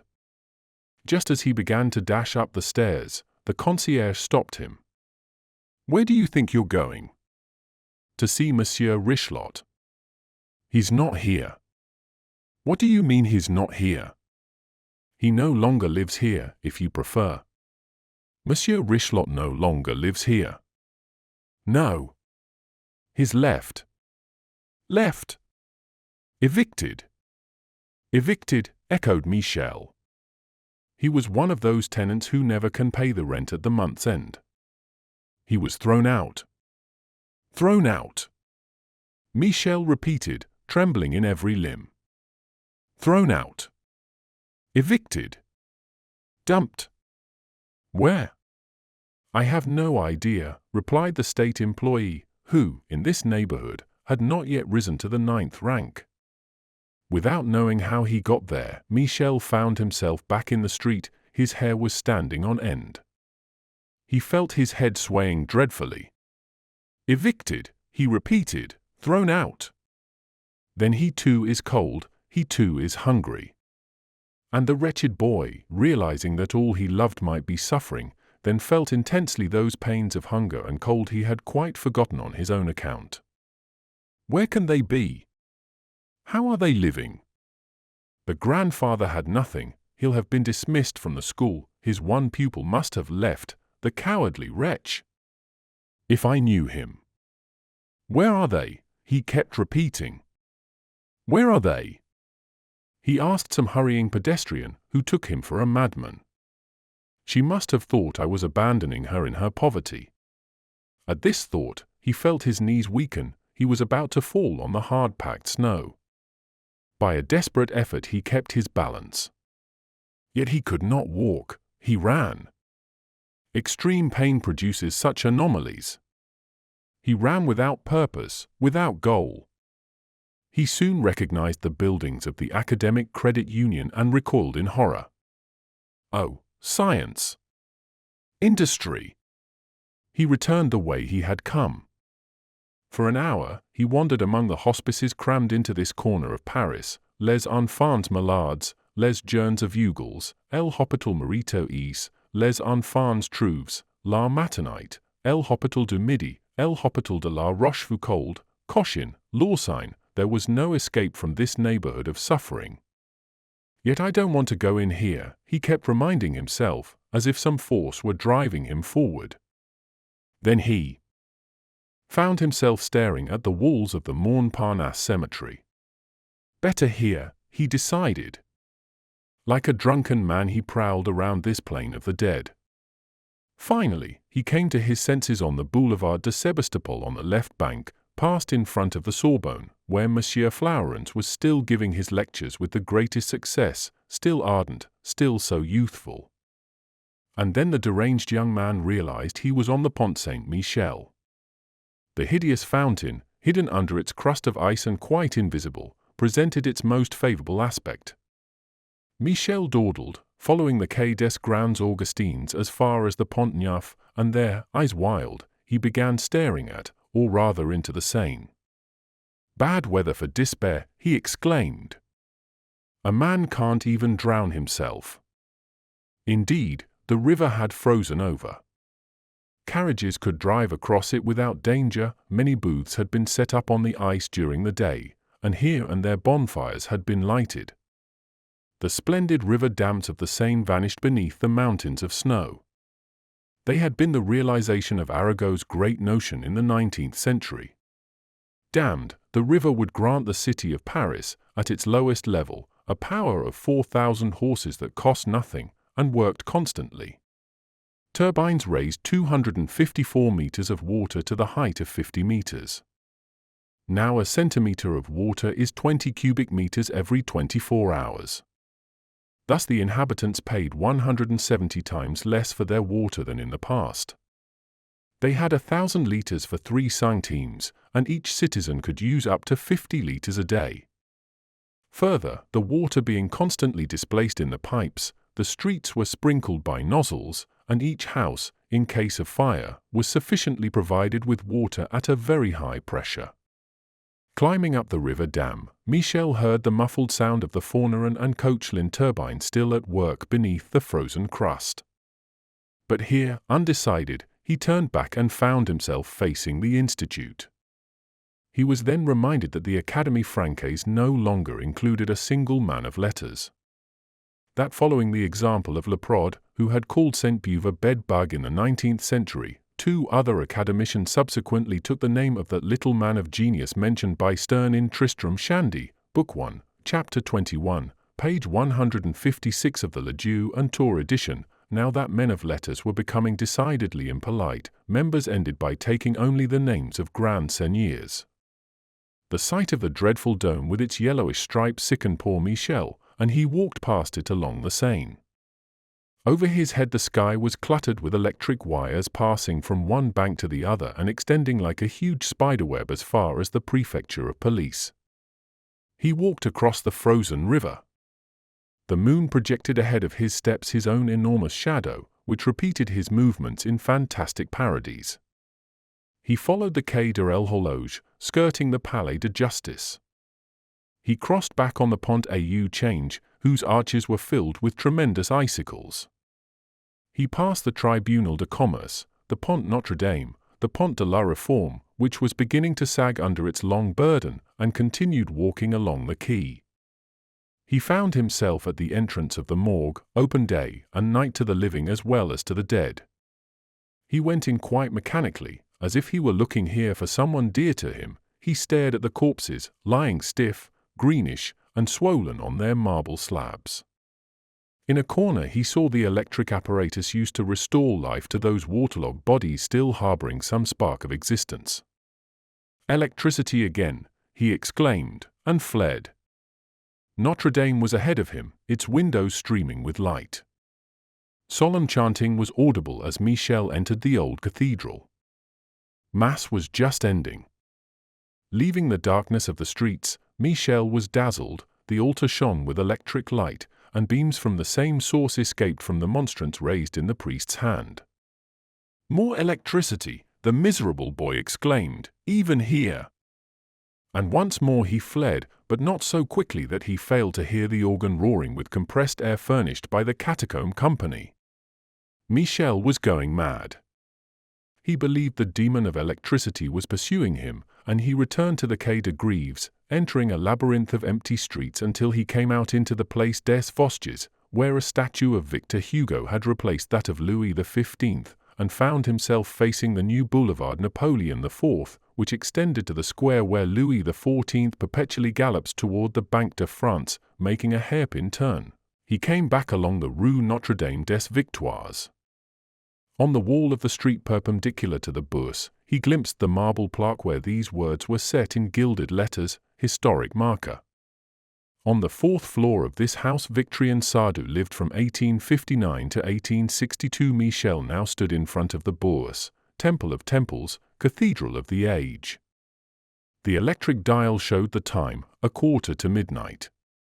The night is frozen too, he mused, as he walked toward the boulevards. The lamp-posts relayed their cones of intense white light, and transparent signs on which electricity inscribed advertisements in letters of fire glistened on the rostral columns. Michel closed his eyes. He passed through a large crowd leaving the theatres. He reached the Place de l'Opéra and saw that elegant mass of rich people braving the cold in their furs and cashmeres. He skirted the long row of gas cabs and made his escape through the Rue Lafayette, which stretched straight in front of him for a league and a half. "Let's get away from all these people," he murmured to himself and sprang forward, skidding, hobbling, sometimes falling, getting to his feet bruised but numb. He was sustained by a force that seemed outside himself. As he walked on, silence and abandonment were reborn around him. Yet far in the distance he saw what looked like a tremendous light. He heard a great noise that sounded like nothing he knew. Nonetheless he continued, finally arriving in the center of a deafening racket, an enormous arena which could easily hold some 10,000 persons, and on the pediment of the building was written in fiery letters, "Electric concert, yes, electric concert, and what instruments?" According to a Hungarian method, 200 pianos wired together by means of an electric current could be played by the hands of a single artist. One piano with the power of 200. "Away from here, away," cried the wretch, pursued by this insistent demon. "Away from Paris, perhaps I will find peace." And he dragged himself along, as often on his knees as on his feet. After 2 hours of struggling against his own weakness, he reached the basin of La Villette, and here he lost his way. Imagining he had reached the Porte d'Aubervilliers, he followed the endless Rue Saint-Maur, and for an hour after that he skirted the prison of juvenile offenders at the corner of the Rue de la Roquette. Here a grim spectacle met his gaze. A scaffold was being erected, and an execution would be performed at daybreak. The platform was already rising under the hands of the workers, who were singing at their task. Michel tried to avoid this dreadful sight, but he stumbled over an open crate in which he glimpsed, as he got to his feet, an electric battery. Thoughts flooded his mind, and he understood. Decapitations were no longer in vogue. Criminals were now executed by an electric charge. Surely it was a better imitation of divine vengeance. Michel uttered a final cry, and vanished. The steeple of Sainte Marguerite chimed 4. Chapter 17. Et in pulverum reverteris. What became of poor Michel during the rest of that terrible night? Where did chance lead his uncertain steps? Did he wander without being able to escape this deadly capital, this accursed Paris? Unanswerable questions.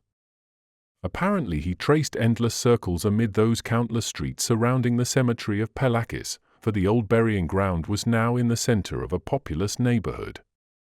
The city extended eastward to the fortifications of Aubervilliers and Romainville.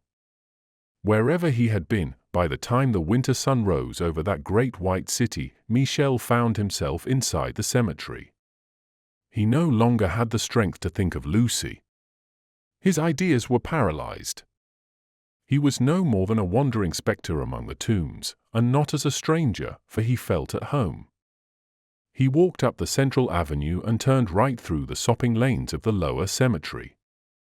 Snow-laden trees wept over the glistening tombs. The vertical headstones, respected by the snow, were the only ones to offer his eyes the names of the dead. Soon there appeared the ruined funerary monument to Heloise and Abelard. 3 columns that supported a broken architrave were still standing, like the Grecostasis of the Roman Forum.